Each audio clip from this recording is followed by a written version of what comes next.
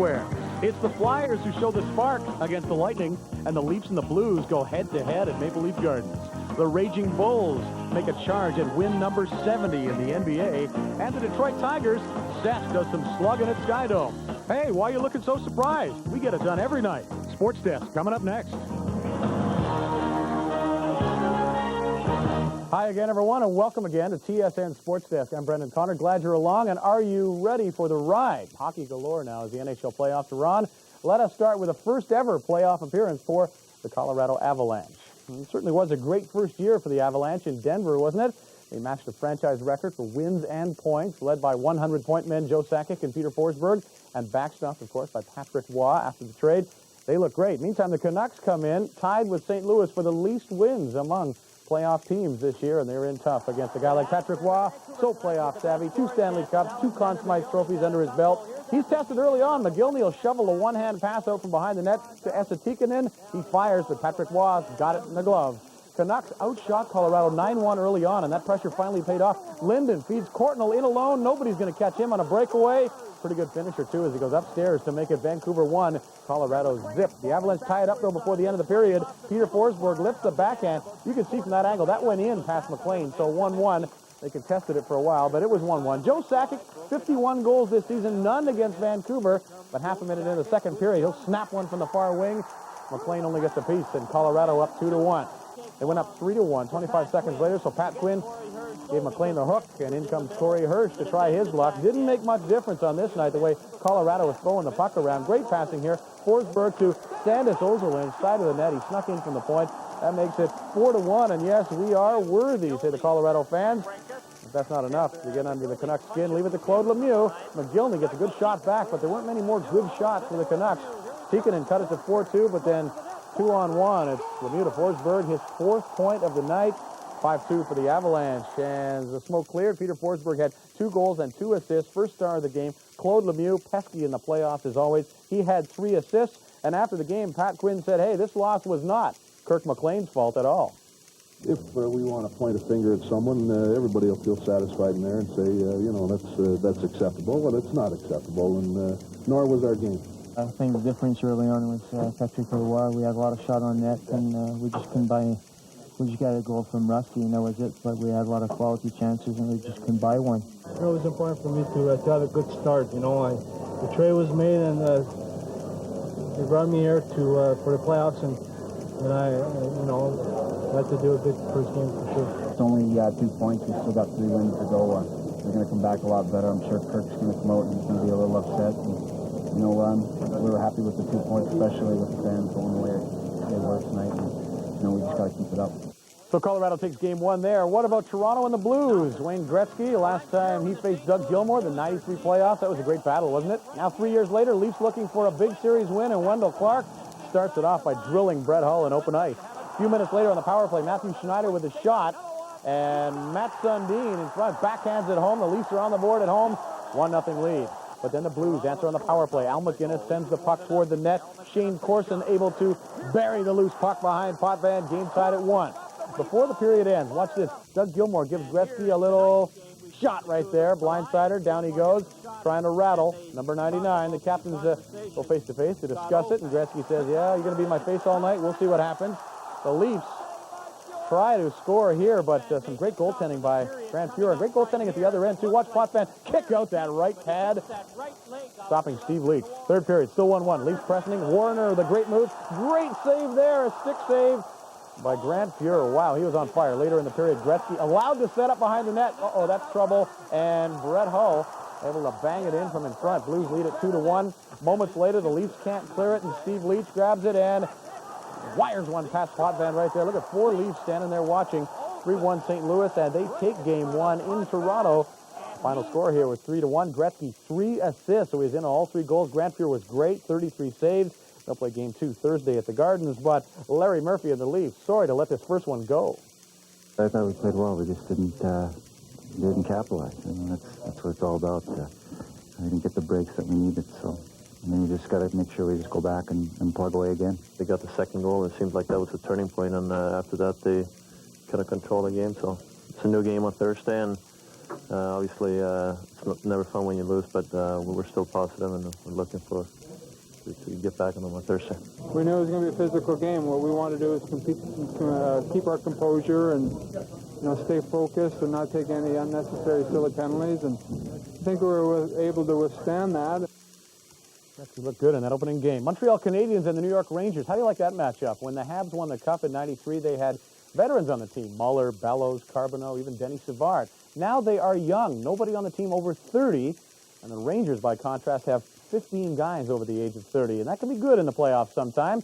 But the key is Mark Messier. Would he play? He said he would play. And to no one's surprise, the Moose delivered. He was out there in the warm-up. And guess who's in on the first Ranger goal? Messier back to Bruce Driver. Shot is stopped. Adam Graves buries the rebound. Give the assist to Mark Messier. 1-0 Rangers. The Rangers keep the pressure on. Mark Messier actually sent in alone on the breakaway, but stoned right there by Jocelyn Thibault. The Canadians come back down. Saku Koivu taking the drop pass and blasting one past Richter. What a rocket that was. Ties the game up at 1-1. With the period over, some fisticuffs. Stefan Quintel says, "Ulfi, get off my back," and nails Samuelson right in the beak. It's clear that Messier laboring in this one. Coming in from his wrong wing where he's so deadly, didn't get much mustard on that shot and skates along looking like he's in a little pain. Lackluster second period till late. Benoit Brunet breaks in, stopped though by Richter, and after that big stop, the Rangers come back the other way. Bad line change from Montreal, bad pass. Adam Graves in alone. Stoned again by Jocelyn Thibault. It remains tied after 40 minutes. Teams come out skating in the third. Rangers will strike. Robitaille throws it in front. Thibault trying to cover up, but not quick enough. Nicholas Sundstrom stuffed it in. 2-1 Rangers. Less than a minute later, though, Danfus muscles his way past Mark Messier. And Danfus will break in and become part of the play. Gets the pass, makes a good move, and look at him roof this backhand on Richter, tying it 2. Rangers get a chance late. Kovalev has Jocelyn Thibault beaten, but off the crossbar. So they go to overtime, and Benoit Brunet will carry over, drop for Danfus, and look at that snapper to the top corner. It's the overtime winner. 5 minutes in, top shelf, beautiful goal. Habs win the game 3-2 and take a 1-0 series lead at MSG. And Danfus with a couple of goals of beauty. But Jocelyn Thibault, a big part of the story, with 43 saves against the Rangers. We wanted to win one of the 2 first games here in New York, and I think everybody's happy that we won the first one. But now, we know that if we want to keep going, it's going to be his close game like that till the end, because the Rangers play real good. Well, the overtime goal, Benoit Brunet made a great play. He waited for me to come across, and he took both defensemen with him, and there was 3 guys in front of Richter, and I just tried to shoot right between them all, and it went top shelf, and it was a good shot and a good play by Benoit. Last game of the evening, Lightning and the Flyers. Lightning making their first appearance in the postseason. Darren Pupa, second in the NHL with a .914 save percentage. Playoffs a new story, though. Less than a minute in, Philadelphia's John LeClair stop, and Hawerchuk bangs in the rebound. 1-0 Flyers. Later in the same frame, Eric Desjardins blast, Joel Otto redirect. Another power play marker, 2-0 for the Philly Flyers. 31 seconds later, Trent Klatt. That one Pupa should have had. Weak shot, 3-0 Philadelphia. Terry Crisp will be trying to pump up his troops after that bad start. The fans rummeting into the Lightning bench boss. He was once a Flyer, of course. Any great moments for him at the Spectrum. How about this moment for Sean Bird drilling Carl Dykhouse right there. Lightning press in the second. Point shot goes off Ron Hextall's stick. Stick goes flying. Puck stays out. And the Flyers really kick it into high gear. John LeClair, what a great season. Great scorer in alone. Buries it, 4-0 Flyers. Shortly thereafter, Pupa gets the hook, and Jeff Reese will take over. Eric Lindros, though, seeing this as an opportunity to get on the score sheet. And with a man advantage, Peter Svoboda to Falloon to Lindros. What a great tic-tac-toe play. 5-0 Philadelphia. Still in the second. Rod Brindamore to John Druce to Falloon. Back of the net, 6-0 Flyers. Wow, were they strong on this night, and their owner, Ed Snyder, all smiles up in the box. Philadelphia wins comfortably by a score of 7-3. They kind of let up in the late going, allowing Tampa Bay 3 goals. But Lindros, LeClair, and Hawerchuk, with Renberg out of the lineup, combining for 7 points, and the Flyers look just great. We're very fortunate. We worked hard. Don't get me wrong, we wanted to have a good start, and I think we did. And maybe relaxed a little bit after that 6-0 start. But yeah, it's surprising in playoffs to get a lead like that. But like I said, I think we worked very hard to get that.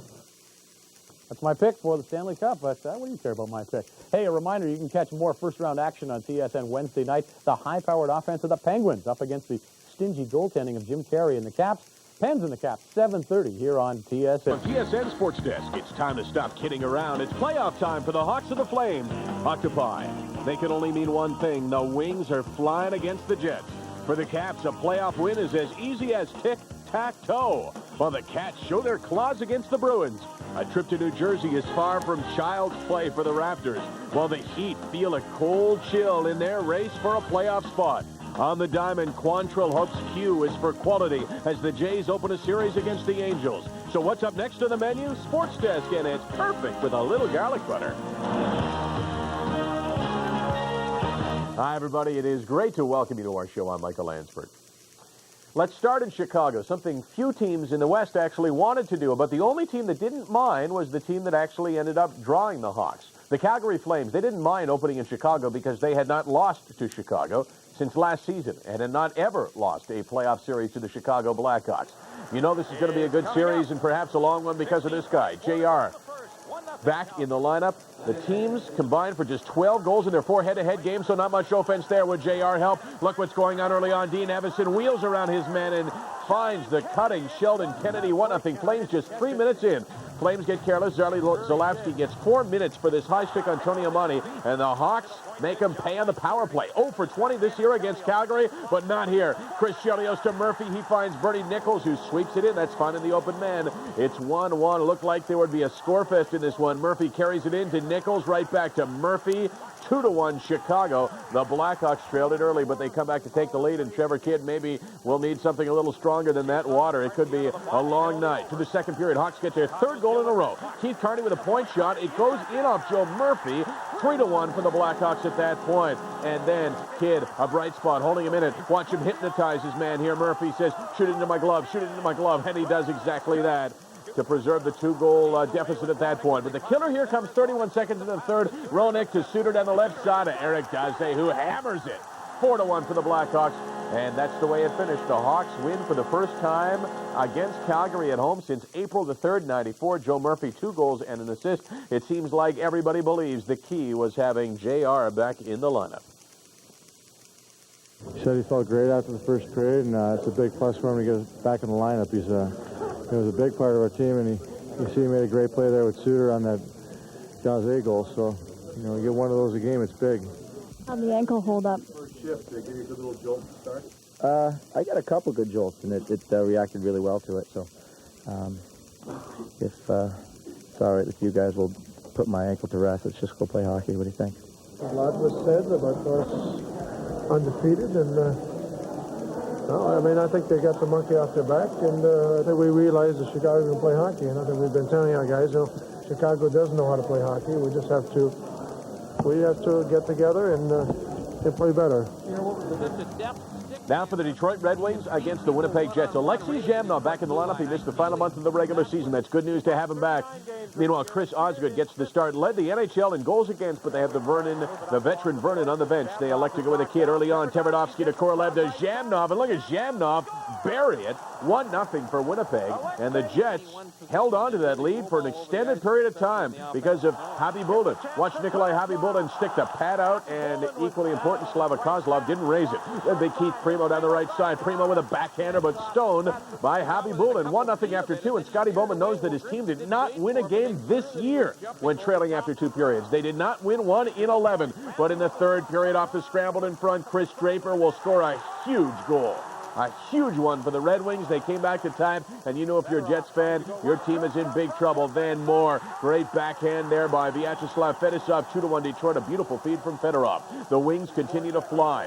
Steve Yzerman to Mike Ramsey. Ramsey loses control, but then gets to the Greg Johnson, who scores 3-1 Detroit at that point. And Red Wing fans know only one way to celebrate, and that is with a little octopi all dressed up with a ribbon because it's the playoffs. Then watch the shot by Coffey. Top shelf, what a blast by Paul Coffey. That made it a 4-1 game, and the Wings ended up winning it 4-1. Detroit over Winnipeg. Red Wings, the first time this season that they have won when trailing after 2 periods. They are now 1-8-3. The Jets, though, just 14 shots on goal, including 3 in the 3rd period. Detroit can smother you. Primo, though, says the Jets look pretty good through 2 periods. Although they played real physical and real strong and real well for the first 2 periods, we felt that we played just as hard. And, we had a few chances. We just didn't score, and fortunately we were able to do it in the 3rd. We need to just play 60 minutes, not just 40. And like before 3rd period, we talked like in the dressing room, we need to concentrate on the discipline. 3rd period, just we have a few mistakes, and I think these mistakes in every game, and we'll see what's happening. When you do get an opportunity to go, you have to go. You can't sit back on your heels, and that's why it's so important to forecheck well and get in there and try to create some havoc. And you know, it's easier said than done. I mean, this is one of the better teams defensively in the National Hockey League, without a doubt. Even though they can score goals with the best of them because they play so well as a unit, and you're not going to get many chances. And when you do, you're going to have to cash in. Can a goaltender win a series for you? The answer, of course, is yes, but it doesn't happen very often. The Washington Capitals were hoping this would be one of those rare times. Caps were hoping Jim Carey could stare down the awesome guns of the Pittsburgh Penguins and give the Caps' few guns a chance to do some damage. And they did some damage, but not the way you would expect. This was an unusual game. There's Mario looking for ring number 3, maybe to take a run at it. Let's find out. Jaromir Jagr grabs down the puck, gets it to Nedved. Nedved buries it. Nedved, a key acquisition for the Penguins this year, continues to roll. It's 1-0 for the Penguins. And 11 seconds later, Carey gives it up to Nedved, who says, I'll take the gift. 2-0 Penguins. It looks like the route is on. Jim Schoenfeld, though, calls his team over, tries to calm them down and says, play our game, and we can keep it close. And they do here. Peter Bondra with the puck goes far side on Barrasso. 2-1. Pittsburgh led it at that point. But the Pens keep on rolling in the second period, up 3-1. Lemieux feeds Brad Lauer behind the net to Thomas Sandstrom. 4-1 Penguins. I'm watching this game and thinking it's over. And that's the end of Jim Carey's night. Olaf Kolzig comes in, carried to the showers. And if Jim Carey's not going to win it for the Caps, can they win a hockey game? It was another move that proved to be correct. Down 4-2. They keep on pressing to pull within 1 in the final minute of the second period. Juneau to Krieger. 4-3 after 2. Caps come out in the third period and play sound hockey. Andrew Brunette centers to Sergei Gonchar. Fires it past Barrasso. It is tied at 4. Do you believe this? They trailed it 4-1 later on in the period. Puck loose in front of Tom Barrasso, and Krieger will go top shelf right there.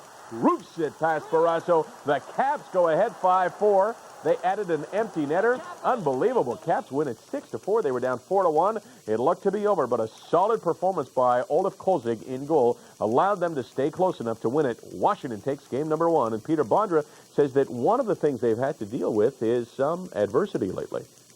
We have a lot of injuries. Last month started everybody get out. I mean, a lot of guys get out, and we show like in the end of the season, like we can play hard, we can win the games, and a lot of guys like Andrew Brunette or Stefan Ustor, they step up and show like they're fighting for that spot for next year, even for this year for playoffs, and they're working hard, and that's why we won.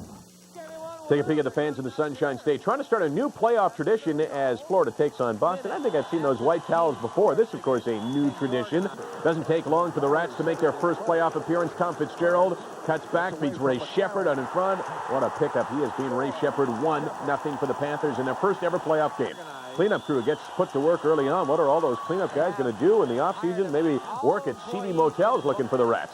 Panthers clearly pumped up for their first ever playoff game. Huff picks up the loose puck, backhands it past Ranford. Florida scored 3 goals in a $117. The Bruins take a timeout and try to calm down their team as well. They played better after that. Ray Bork's point shot is stopped. Rick Tocchet spins and then banks it. A real cheapie off the skate of Van Beesbrook. Somehow it goes in 3-1 for Florida. And people in Florida run out of Rats. They'll go with the lobster. The butter sauce a little bit messy, but lobster looks pretty good. Bruins cut into it 3-2, but Florida doesn't cave in. Stu Barnes to Ray Shepard, second of the night, 5-2. At one point, Panthers get their 3-goal lead back. Then Van Beesbrook starts to shine. Watch the save right there on Rick Tocchet as he stacked him.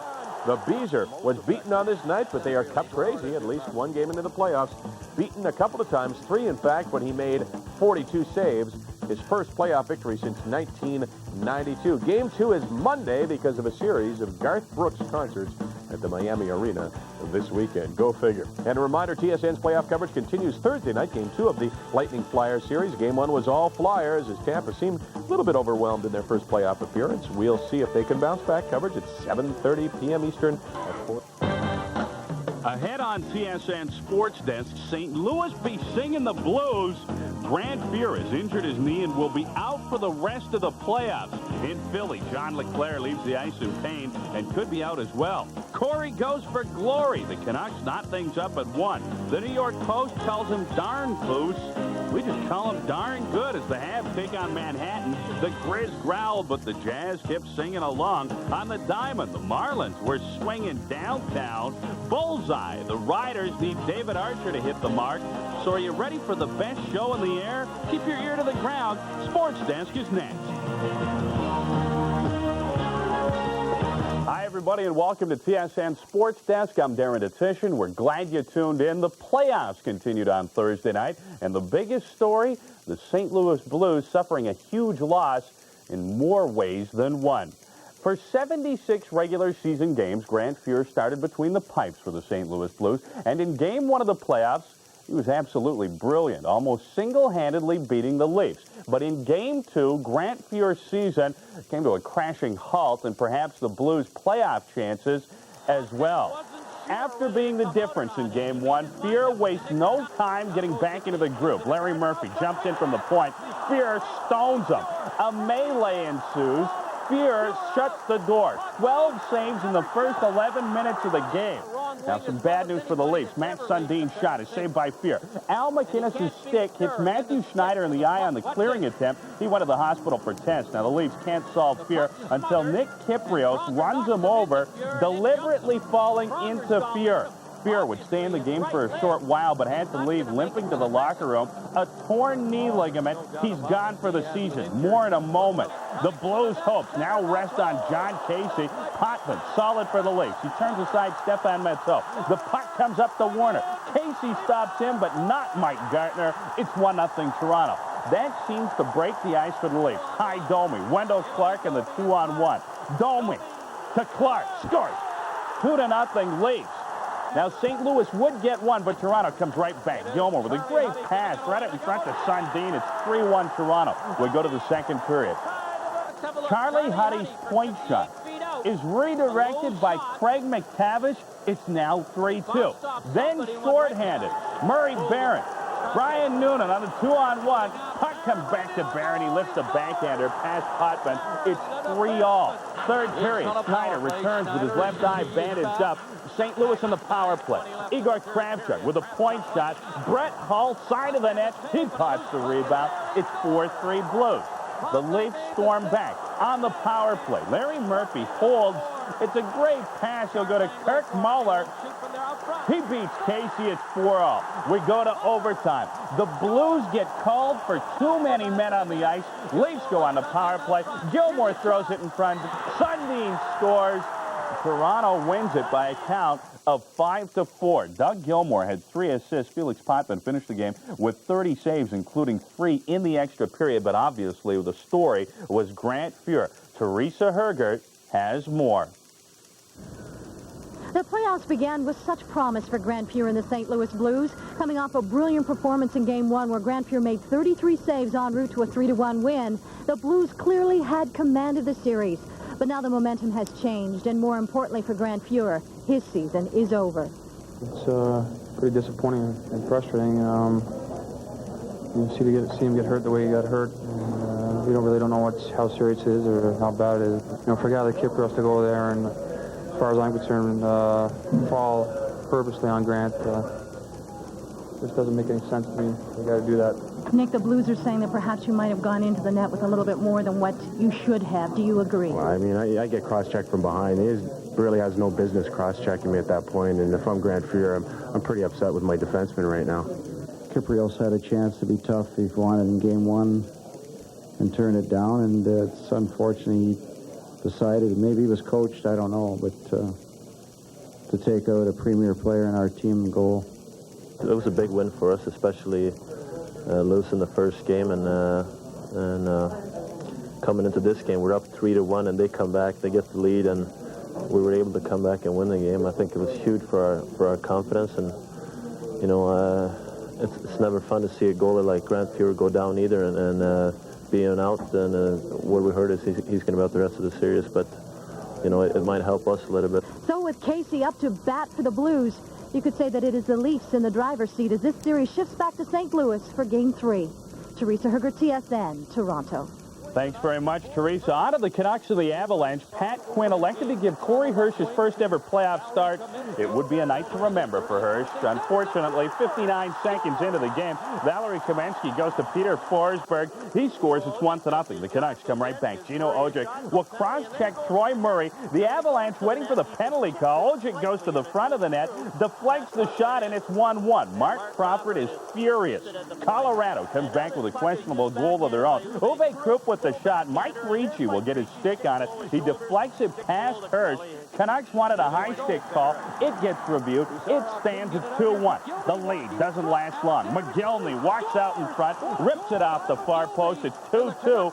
We're just 6 minutes into the game. At the halfway mark of the first, Avalanche in the power play. Scott Young loses the puck right to Sandis Ozolnich.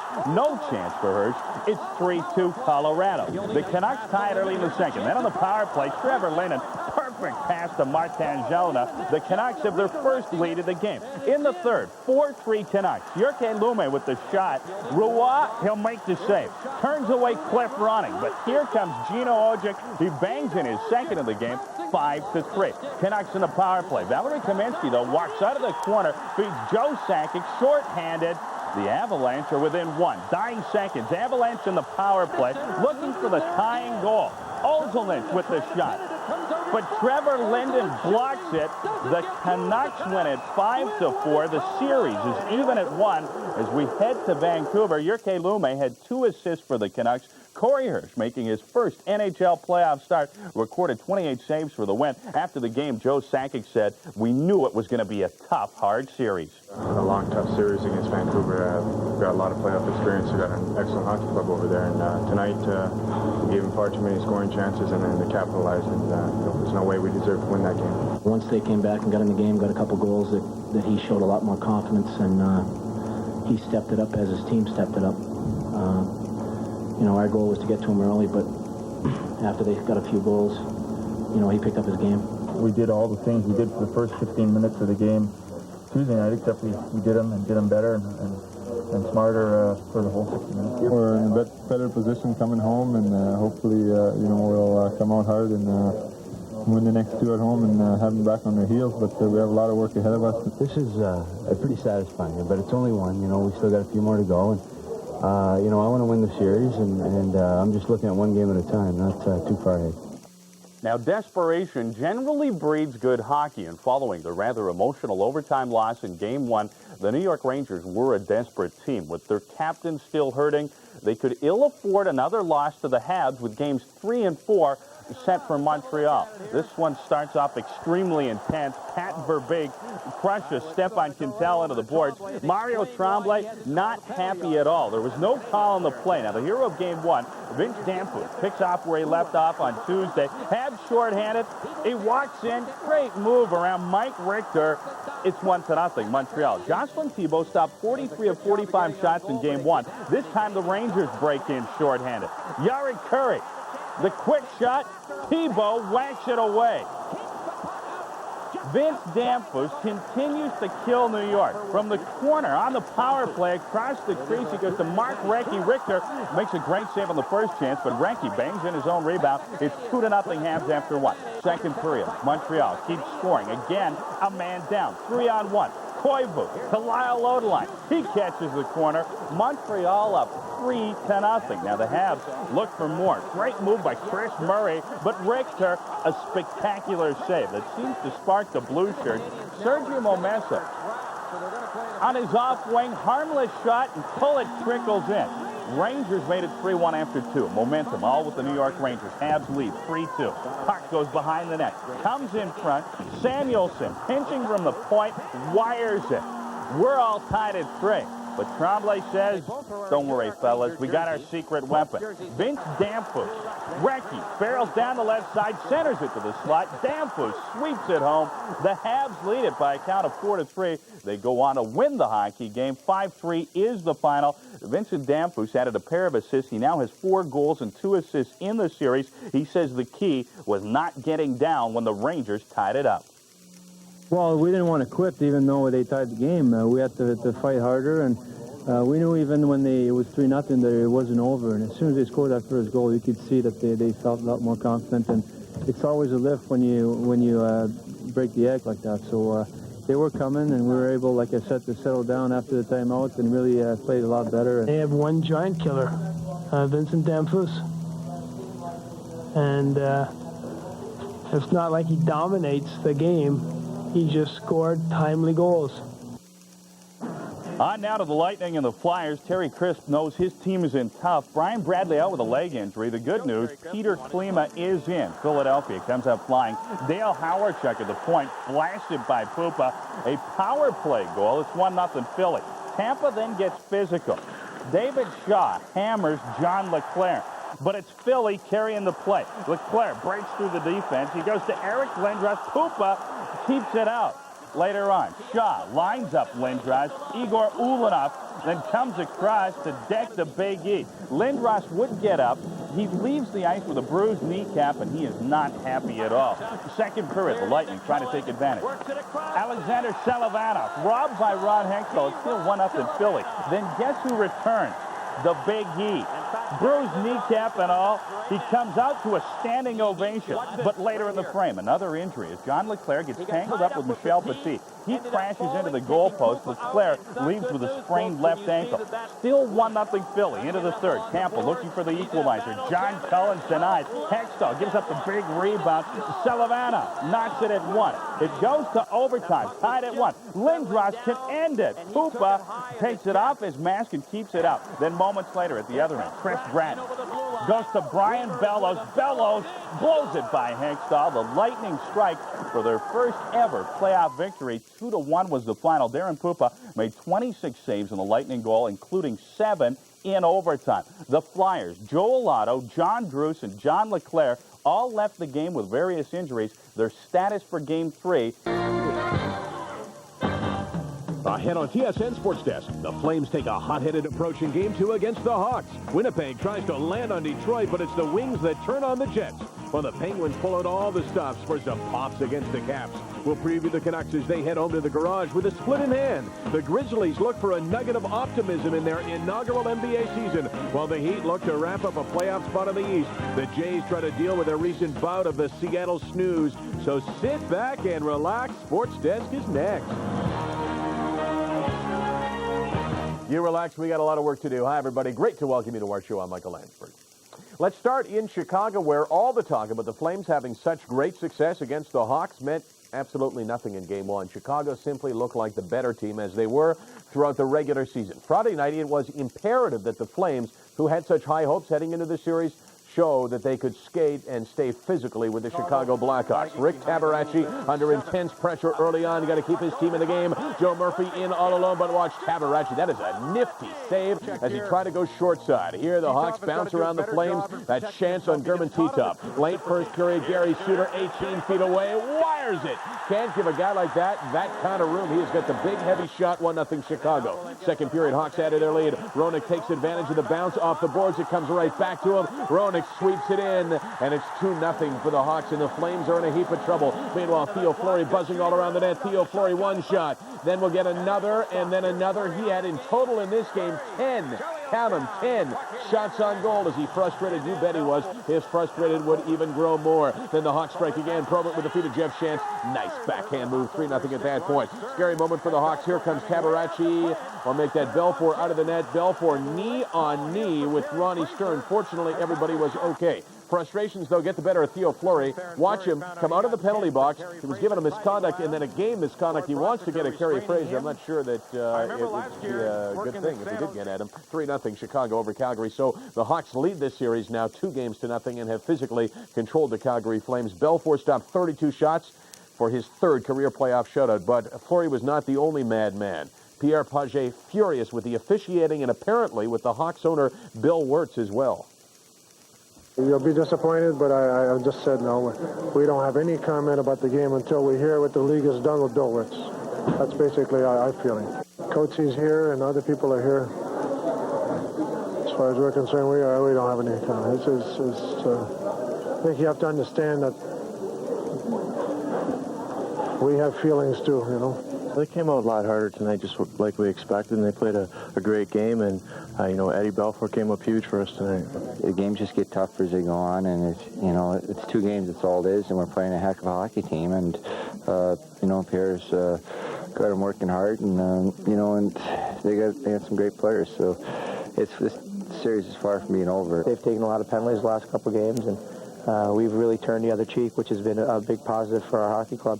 Our tough guys and our physical guys are are playing physical, but when the dumb stuff starts mixing up, and they turn around and they skate away.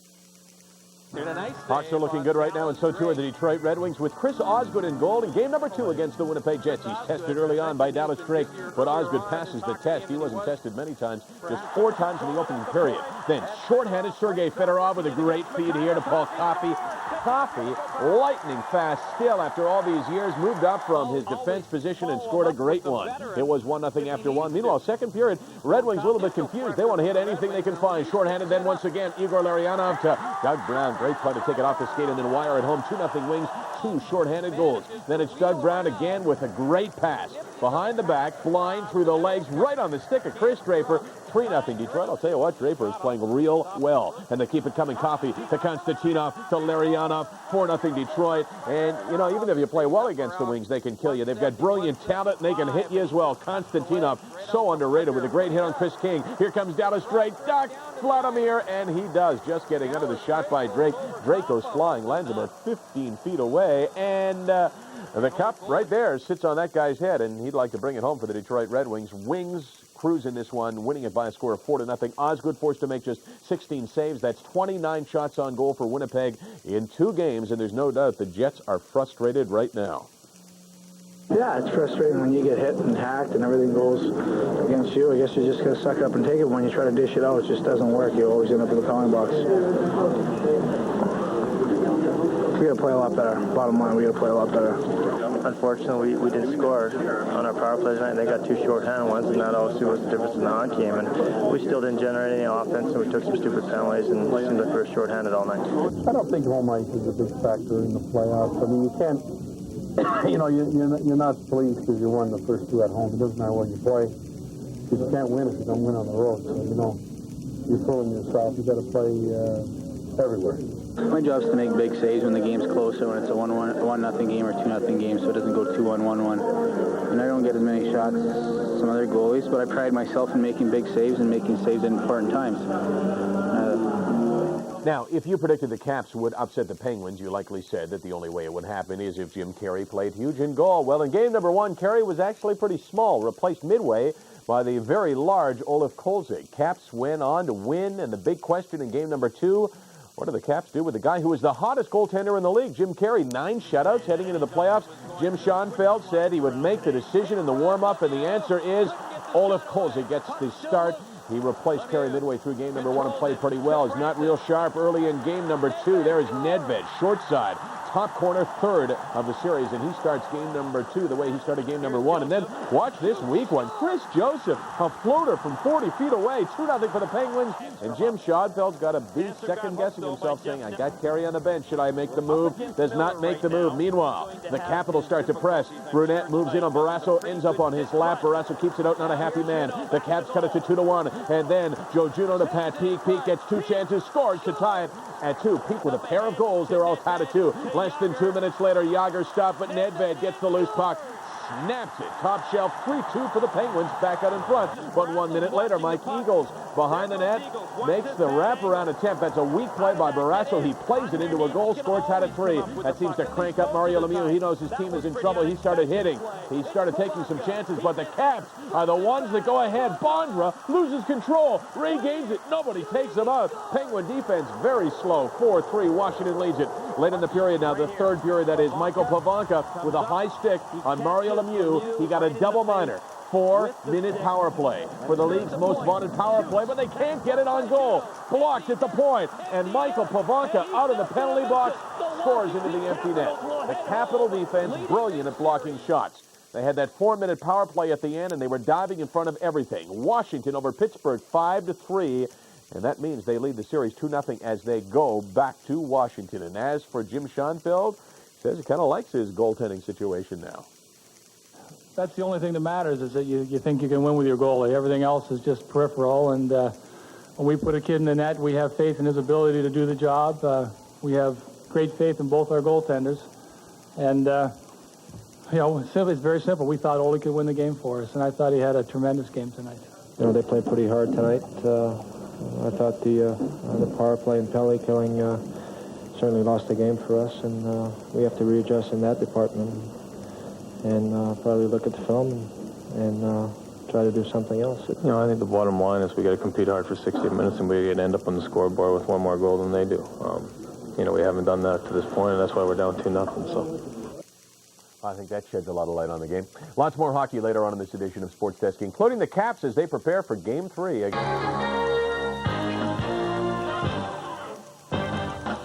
Ahead on TSN Sports Desk, GM plays host to its first playoff game.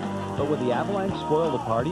We'll preview Sunday's action, including the war of words between the Leafs and the Blues, and the battle between the Flames and the NHL's league office. We've got the Jays as they try to make it 2 in a row in Seattle, while the Expos give Pirates pitching some grand problems. 8 is Biaka Batuka's lucky number at the NFL draft. And Steve Nash tries to impress his future employers at an NBA minicamp. It's a bird, it's a plane. Now it's Sports Desk, and it's next. Hi, everyone, and welcome to TSN Sports Desk. I'm Gino Retta. GM Place was the only building hosting an NHL playoff game on Saturday night. Esa Tikanen's job in Vancouver's series against Colorado has been clearly defined. Shadow Peter Forsberg and make his life absolutely miserable. Well, it worked out pretty well in the first 2 games of this series, but Game 3 was pretty much out of his control. It's tough to shadow a guy when your team is playing much of the game shorthanded. Corey Hirsch got the start after a solid performance to even the series in Game number 2, and he's tested early and often in Game 3. Peter Forsberg, the wraparound, no! And then look at that, Esa Tikkanen just nails Forsberg. That's what you say, shadowing the guy, but here are those penalties. First holding, then slashing, and Pat Quinn knows this means trouble for his club. So, down 2 men, Sanders Ozilnish with the point shot. It gets deflected by Jyrki Lumme right to Peter Forsberg, buries it. 4th goal of the playoffs, 1-0 Colorado. Some fans will follow their team no matter where they go. To second period action, Colorado once again on the power play. Ozilnish to Valerie Kaminsky. It goes off a couple of skates, including Trevor Linden's, into his own net. Just a terrible break for the Canucks, 2-0 Avalanche. Later in the period, again with the man advantage, Kaminsky with a nice pass to Claude Lemieux alone in the slot. He snaps it in, 3-0 Colorado, all 3 power play goals. The Canuck fans bring out the terrible towels. They will not surrender. They cheer on their team on the power play. Lume tees one up. Patrick Roy the save. He stops Trevor Linden as well on the doorstep. Colorado just too tough in this game. Joey Sakic circles the net, feeds Scott Young. He pops in his first of the playoffs. That makes it 4-0 Avalanche. 3 of those goals on the power play. The Canucks contemplate their effort as they fall 4-0 to Colorado. Patrick Roy stopped 28 shots for his 6th career NHL playoff shutout. Our David Pratt was at GM Place and gathered these reactions after the game. We were sharp tonight. We controlled the game, and we did lots of good things, and that's the way we have to play. They played well. It's a good hockey club, and they responded and bounced back from a loss the other night, and not to be unexpected. You know, they're a talented hockey club. We got 2 goals lead, and I think they had to take a couple of chances, and we scored on a couple of chances. We're obviously a team that wants to win, just like they want to win, and I thought they played a very good game in Game 2 and outplayed us. And you know, we have our pride, and we wanted to come in here and win games, and this is one of them. And you know, the guys were pumped, and guys were focused tonight, and I think it's the best game we've played out of those 3 games. They pretty much stole our game plan tonight, and they worked it, you know, to perfection. Whereas we didn't, you know, we didn't jump back at them, and give them credit. They played well. They played very well. But we're going to have to be ready for Monday. Specialty teams are turning out to be the difference in this series. In Game 3, the Avalanche scored 3 power play goals. The Canucks came up empty-handed. The Canucks will have to do better on Monday night if they have any hopes of evening up this series. David Pratt, TSN, Vancouver. From famine to feast, from 1 game on Saturday night to 5 on Sunday, including 4 afternoon matchups. The Flames and the Hawks hit the ice for Game 3 Sunday afternoon. Pierre Pagé still a little bit upset about what he calls unfair treatment from the league office. So upset, he actually issued a gag order to his team after Saturday night's loss. All is not well just yet, but at least they are talking once again. I just think there's a cloud over the National Hockey League right now. I didn't say anything about the officiating, and we can't control that part. The part we can control is we get fined for saying things, for doing things, and we just like everybody treated the same, whether you're an owner, a GM, a coach, or anybody else. You know, maybe it'll work. Maybe it'll get the guys, you know, maybe on their game. Maybe it'll take away a little of the heat, the situation. So be it that we're down 2-0. Who knows? It'll probably be yet to be seen whether this works or whether it backfires. Yes, the Jets are down 2-0 to the heavily favored Detroit Red Wings, but considering this could very well be their final 2 games in Winnipeg, expect them to bounce back with a solid effort on Sunday afternoon. The Blues and Leafs are tied at a game each. Grant Fuhr is gone, and Nick Beverly and Mike Keenan have...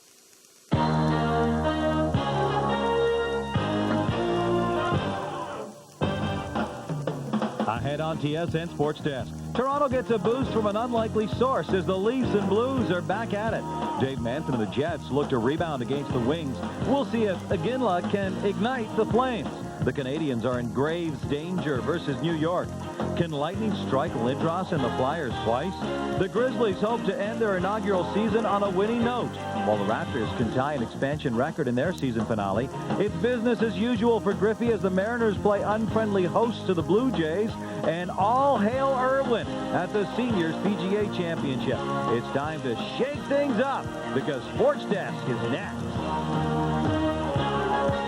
And welcome to TSN Sports Desk. I'm Gino Retta. It is nice to have you along with us. Well, like a good magician, Mike Keenan would love to divert the Leafs' attention while his Blues attempt to pull a victory out of the hat in game number 3. Accusations of a deliberate intent to injure Grant Fuhr by Nick Kypreos. Scathing comments for the Leafs coaching staff and cries for a league suspension. Well, Nick Kypreos was indeed suspended for game number 3. And while Kypreos was getting that news, Grant Fuhr was putting a knee brace on and took to the ice at the Kiel Center in St. Louis for a game day skate, injured knee and all. He says he intends to skate a few more times with full equipment on before deciding whether or not he'll return to these playoffs. But for game number 3, John Casey indeed in between the pipes. Could the Leafs wade through the distractions and focus on the immediate task at hand? He is tested early on. Matt Sundin along the boards, feeds out in front to Wendell Clark. Clark's shot stopped by Casey. But the Leafs keep the pressure on. Later on the power play, Kurt Muller in front, scores. His first goal of these playoffs, and it's 1-0 Toronto. Then early in the second period, Doug Gilmour takes out a couple of men, gets the puck to Mark Kolesar, who's only playing because of the Kypreos suspension. Kolesar makes it 2-0 for the Leafs with his first career playoff goal. Then Brian Noonan, a weak one from the faceoff circle, beats Felix Pavin. St. Louis trails 2-1. And that gives Pavin a seat on the bench for at least one shift. Well, Beverly had a chat with him. He returns to see Matthew Snyder drop a pass for Larry Murphy, who leaves it for Peter Zezel. Zezel upstairs. Blues tie the game of 2. It stayed that way until the third. Then Gretzky feeds Hull all alone in front. But Felix Pavin comes up with a spectacular stop. Sends this game into overtime. Shane Corson centers. Glenn Anderson redirects it. His first game of these playoffs, and he gets the game winner in OT. 3-2 the final score. The winning goal was Glenn Anderson's 5th career playoff overtime goal. That is just one shy of Rocket Richard's record of 6 in overtime. Teresa Herger was at the game. She gathered some post-game thoughts, including John Casey, who says trying to prove himself is nothing new to him. I guess I've always had something to prove. Every year it seems it's a battle for me as far as proving it to everybody and to myself. So, I have lots to prove. There's a lot at stake at this point in time, and I think a lot of winners really come to the forefront. I think when I was lining up against Wendell Clark there, I was going, oh no, it's gonna be one of us. He's been doing his whole career. I mean, you look at Andy, with Edmonton, and even with New York when I was with him, it seems every time he scores it's a game-winning goal, and it's nice to have a guy like that on the team. I believe in these players. They've done it before so many times, and they'll do it again. They'll give you everything they have, and that's all you can ask for. And they're a group of players that have had so many different experiences that maybe that's the reason why this injury to Grant didn't throw him off. We have nothing to hang our heads about. I thought the game turned out very much like I certainly thought it would be, which is a hard-fought, up-and-down kind of affair, although we weren't down their end nearly as much as I would have liked. At the beginning of this playoff series, many felt that the St. Louis Blues might be a little long in the tooth to make a good run out of it.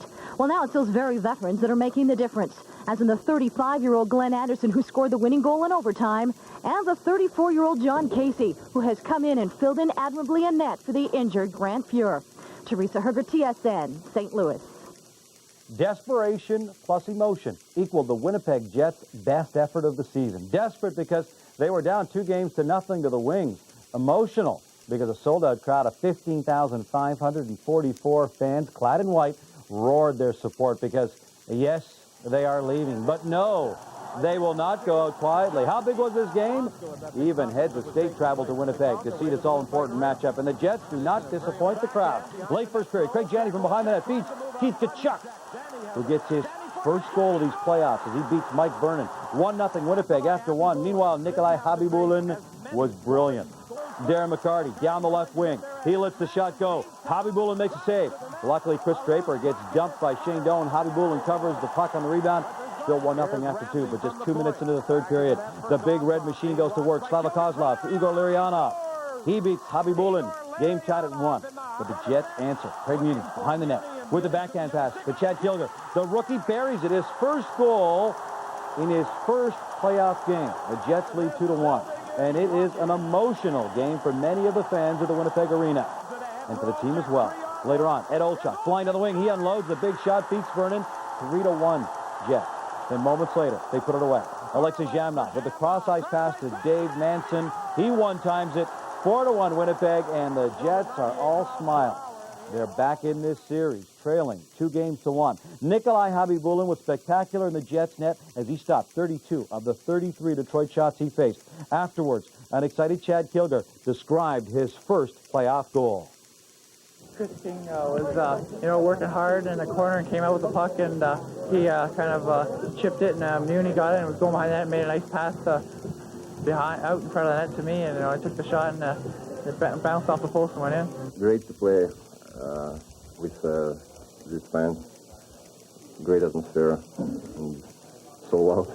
We got one, and it's a building stone, but we have to make sure that we come out and play our next game because, they're going to be coming on a lot harder, and, we have to make sure that we're ready to match it. It's playoff hockey now, and the intensity is going to be high. We 1-1 on the road going into the third period and thinking we were in a pretty good situation. And, they just played a good defensive shell. We just couldn't put the puck past Javi, and they got a few breaks and capitalized on them. Jerome McGinley's Kamloops Blazers were eliminated Saturday. Sunday, he was in a Calgary Flames uniform for Game 3 against the Hawks. This is what he saw. Eric Weinrich feeds out front to James Black, who gives Chicago a 1-0 lead. Calgary tries to muster an attack. Theo Fleury takes the initial shot. McGinley is robbed by Ed Belfour. Then with Chicago up 2-0 late in the first, Sandy McCarty elbows Chris Chelios, then follows that up with a couple of shots to the face. Chelios was fine, a little upset, but fine. But McCarty receives a double minor, and on the first power play, Tony Amonte converts as he roofs it over Trevor Kidd. 4-0 Hawks. Then on the second man advantage, Bernie Nichols slides it over to Weinrich. He wires it. 5-0 Chicago. Kidd gets yanked. In comes Rick Tabarachi. Calgary finally scored after 149 minutes of drought. Then McGinley tries for another. Fleury is there to pot the rebound. 5-2 Hawks. Lanny McDonald on hand. Hopes Calgary can keep things going. And they do. Steve Chason, the blast. Big rebound for Corey Stillman. He beats Ed Belfour 5-4 Chicago. But the Hawks stay focused. And rookie Eric Daze takes the lead pass, zips it past Tabarachi. Chicago goes on to win it by a final score of 7-5. Chicago's Craig Hartsburg was happy after the game, but he's a little frustrated that the team let Calgary back into this game after a big 5-0 lead. We stopped doing the things we were doing early in the hockey game, and Calgary kept coming at us, and we stopped checking people, and they gave up too much open ice, and they capitalized on some chances. But they give Calgary a lot of credit. They never quit once, and they just kept battling the whole 60 minutes. I'm just happy we won. I mean, it's nice to get a few points in a game, but it's also nice when they help the team win. Give them credit. We had them back on their heels, but they were able to get the next goal and the next goal, and so give them credit too. I don't want to repeat the cliches. I got them all at the house. I got them all in my book, and to repeat it is just you got to beat the odds. That's all. That's, to me, is a simple thing right now. You got to beat the odds and win the next game. Elsewhere, Montreal was up 2-0 against the Rangers, with the next 2 games scheduled for Montreal. Now, at first glance, the Rangers look to be in big trouble. but look more closely. Look at the determination in Mark Messier's eyes. He guaranteed victory and delivered when the Rangers were in trouble against the Devils 2 years ago. No guarantees yet, but despite sore ribs, Messier certainly did deliver in Game 3. Early first period, Messier steals the puck in his own end. Off to the races on Jocelyn Thibault. Pulls it to his backhand. Go show. But he's not so happy. Why? Because of this. Watch the right side of the screen.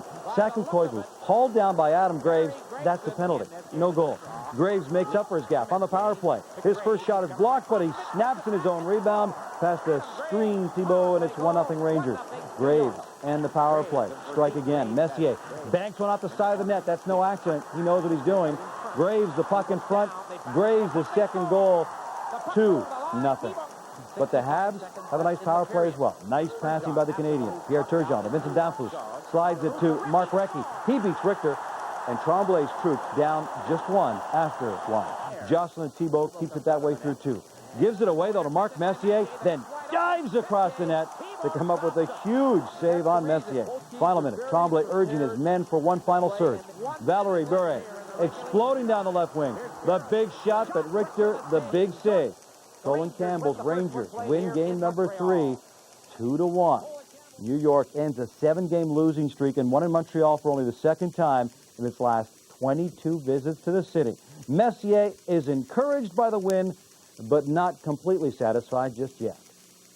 For us, obviously coming in here today with the win, climbing back into the series is good. But like I say, we still feel we can do more and play better and in all areas, and I think that's the encouraging thing for everybody in here. I think the game plan was to eliminate rush chances, odd man rushes, because as you know, they have a lot of speed, they have a lot of skill, and if you're going to give them 3-on-2s and 2-on-1s and 3-on-1s all night, they're going to put the puck in the net. Tonight, compared to the last game, was obviously the power play. They scored 2 goals, and we scored 1. That was the end of it for the game. Messier played 100 times better than he did in game 1 and 2, and he raised the game and raised their team, and they took it to us. Onto the Thunderdome, Flyers and Panthers. Sean Burt nails Eric Lindros. Hate it when that happens. The Lightning strike first. Peter Klima parked in front, snaps one far side, beating Hextall. Klima's pumped, and it's 1-0 Tampa. Joel Otto was hurt in game number 2, but he's playing on his off wing. Finds a gap between Jeff Reese's pads. A weak goal, but the Flyers will take it. It's all tied at 1. This game having a huge impact. Alexander Sullivanov and Trent Platt come together. 2-1 Philly early in the second. Look at the Flyers breakout. Dale Howard-Chuck up to Michael Renberg to Pat Falloon. He beats Jeff Reese. Flyers up 3-1, but Tampa refuses to go away. The nice steal here by Rob Zamner. He goes to the net, feeding Hextall. Lightning get to within a goal, 3-2. On yet another Philly turnover. The loose puck sits for Zamner. The zing, the ping, off the crossbar and in. It's 3-all. Lindros, a force in front of the net. Fights off his man, gets his stick on the low shot by Dale Howard-Chuck, tips it in, 4-3 Flyers. Tampa Bay pressing with just over a minute left. Brian Bellows with some great effort in front, slides the backhand past Hextall. We're going to overtime, tied at 4. Tampa owned overtime in game 2. They do it again here. Great play by Zamner to go around the sliding Flyer. His shot just sits in the crease. Alexander Sullivanov jams it home. Lightning strikes twice in overtime. Tampa leads the series. Are you ready for this? 2-1 over the Philadelphia Flyers. An NHL playoff record, 25,945 fans on hand to see it.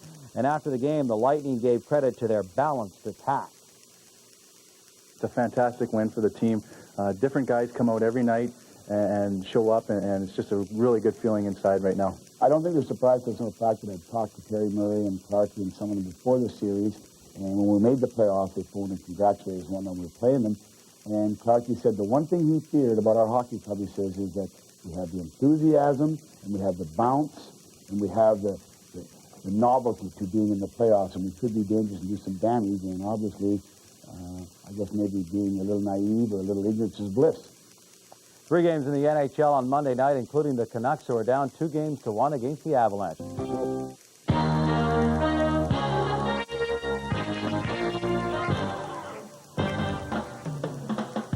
Ahead on TSN Sports Desk, the Canucks hope happy days are here again in Vancouver. The Magnificent One looking to help the Pens to a Game 3 win. The Bruins looking for some bounces against the Panthers. We'll preview all of Tuesday night's action, including a key game in Calgary. In basketball, Brendan Malone goes by way of the dinosaur. Canadian content in baseball is at a premium with both the Expos and Jays putting Canadians on the hill. Boys, boys, boys, that's no way to act on our plays of the week. Now, that's more like it. Always in fashion. TSN Sports Desk is coming up next. And we have got a great show. Hi, everybody. Welcome to our show. I'm Michael Lansford. All season long, the Vancouver Canucks have been able to say, tomorrow we will be better. Well, Monday night, not even the most optimistic Canuck could rely on that. Canucks trailed the Avalanche 2-1, and did anyone believe if they fell behind 3-1 they would survive? And did anyone believe this guy wasn't going to come up big? Patrick Waugh, huge in the playoffs over the years. First period, check this out. Esther Tikkanen with a shot, great save, and then the rebound. He slides across acrobatically, taking one away from Russ Courtnall. Moments later, the Avalanche are pressing, reaching with the initial shot, but Mike Keane somehow spots the rebound and scores to make it 1-0 Colorado, his first of the series. But the Canucks answer back. Alexander McGillney flying, setting up his line mates to Esa Tikkanen, who wires one. Patrick Waugh gets a piece, but not enough, and it's tied at 1.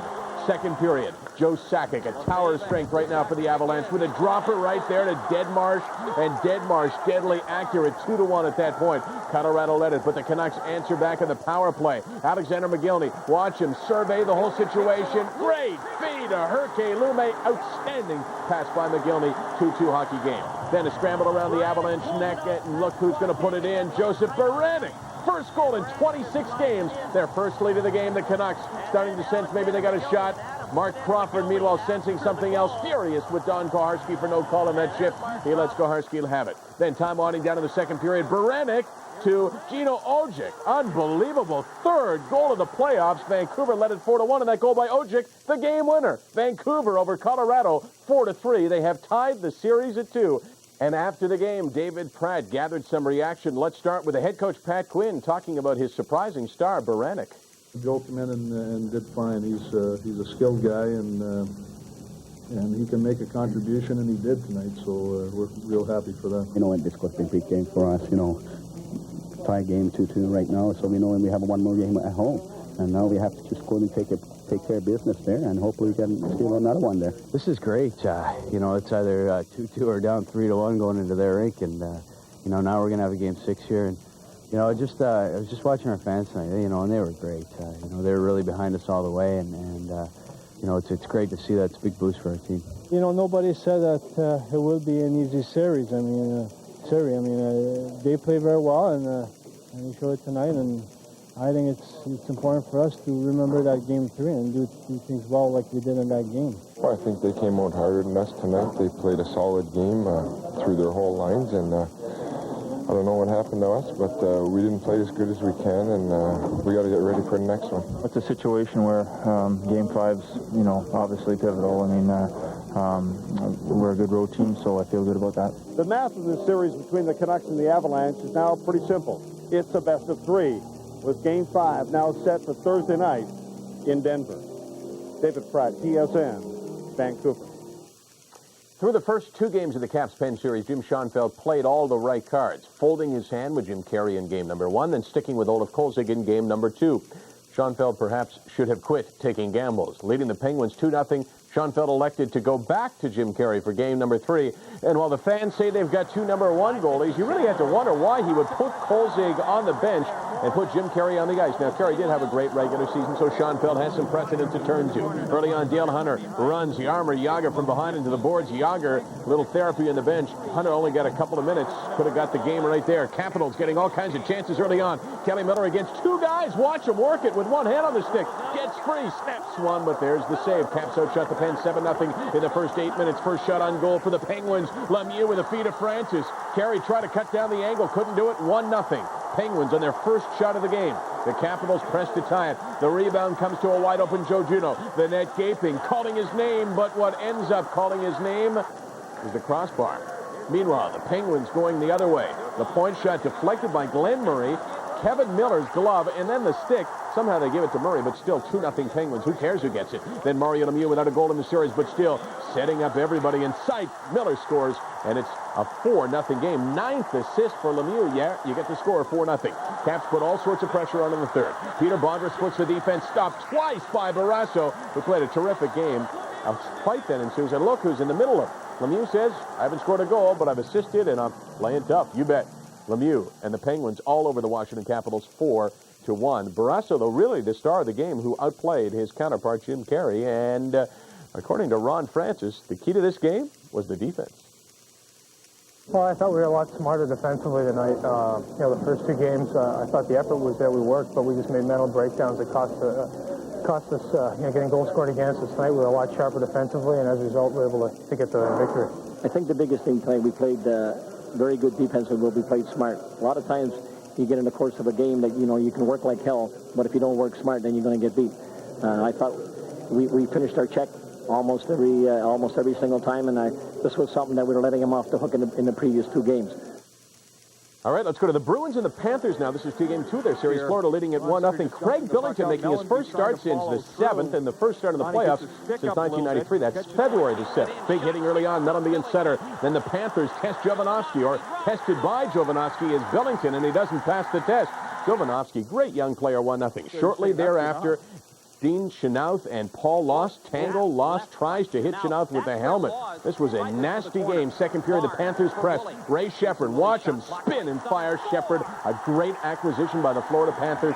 2-0 at that point. The Towels out in full force. They are into hockey in Southern Florida. Meanwhile, Billington tries to regroup. Later on, his mates respond to the power play. Ray Bourque finishes with a big blast. No chance for John Van Beesbrook, and they're back in the game at 2-1. The Bees are tracking some support in South Florida, but still they're down by 1. 42 seconds later, the puck comes to David Lowry, and watch him put it over the shoulder of Billington. Right there, not much chance. Defensive lapse once again. 3-1 for the Panthers. They would go up 4-1. Then Adam Oates on the 2-on-1 with a great feed to Steve Hines. Oates, one of the best at making that play. 4-2 Florida after 40. Third period, the Panthers get the backbreaker. Jason Woolley will center it. It never gets to his teammate. It goes off Chenoweth's ankle and in. 5-2 for Florida. And Steve Casper, watch him shake the head. Hold the shot, hold the shot, hold the shot. Where's the shake of the head? Give me a shake. There it is. And with good reason. His team was really beaten soundly by the Florida Panthers, who now lead the series 2-0. Ray Shepard with the goal that you saw and 3 assists. So Shepard playing key hockey for the Panthers, who are in good shape right now. And so are we, because we got a great show still to come. Later on in the show, Brendan Malone and the Raptors part ways. And Joe Carter leads a power surge for the Jays against the Mariners.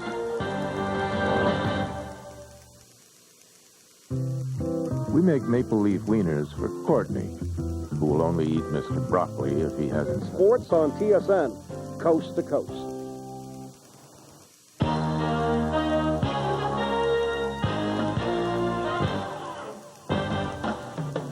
Coming up on TSN Sports Desk, the Calgary Flames seek the heat and try to stay alive against Chicago. Well, the Winnipeg Jets hope their comeback act on the wings plays big in the Great White Way. The Maple Leafs in St. Louis for what might be the rebirth of the Blues, while the Rangers take advantage of the home ice disadvantage in Montreal. The return of John LeClair seems to spark the Flyers against Tampa Bay, while things get a little unmanageable when the Expos and Cardinals get up close and personal. Grizzlies go into hibernation after their first year in the NBA. Sports Desk coming up next. And hey, kids, flossing is good. Any kind of flossing. And hi again, and welcome again to TSN Sports Desk, everybody. I'm Brendan Connor. Glad you're along, and let's get busy right away because there were 5 games to cover in the NHL from Tuesday night. Starting with the Calgary Flames, they said all the brave things on Tuesday, but you know what? Really, they had to be seeing a golf course in their immediate future. The Flames, who had not lost to Chicago all season, had been soundly beaten 3 times in this first-round playoff series, and they were facing elimination at home Tuesday night.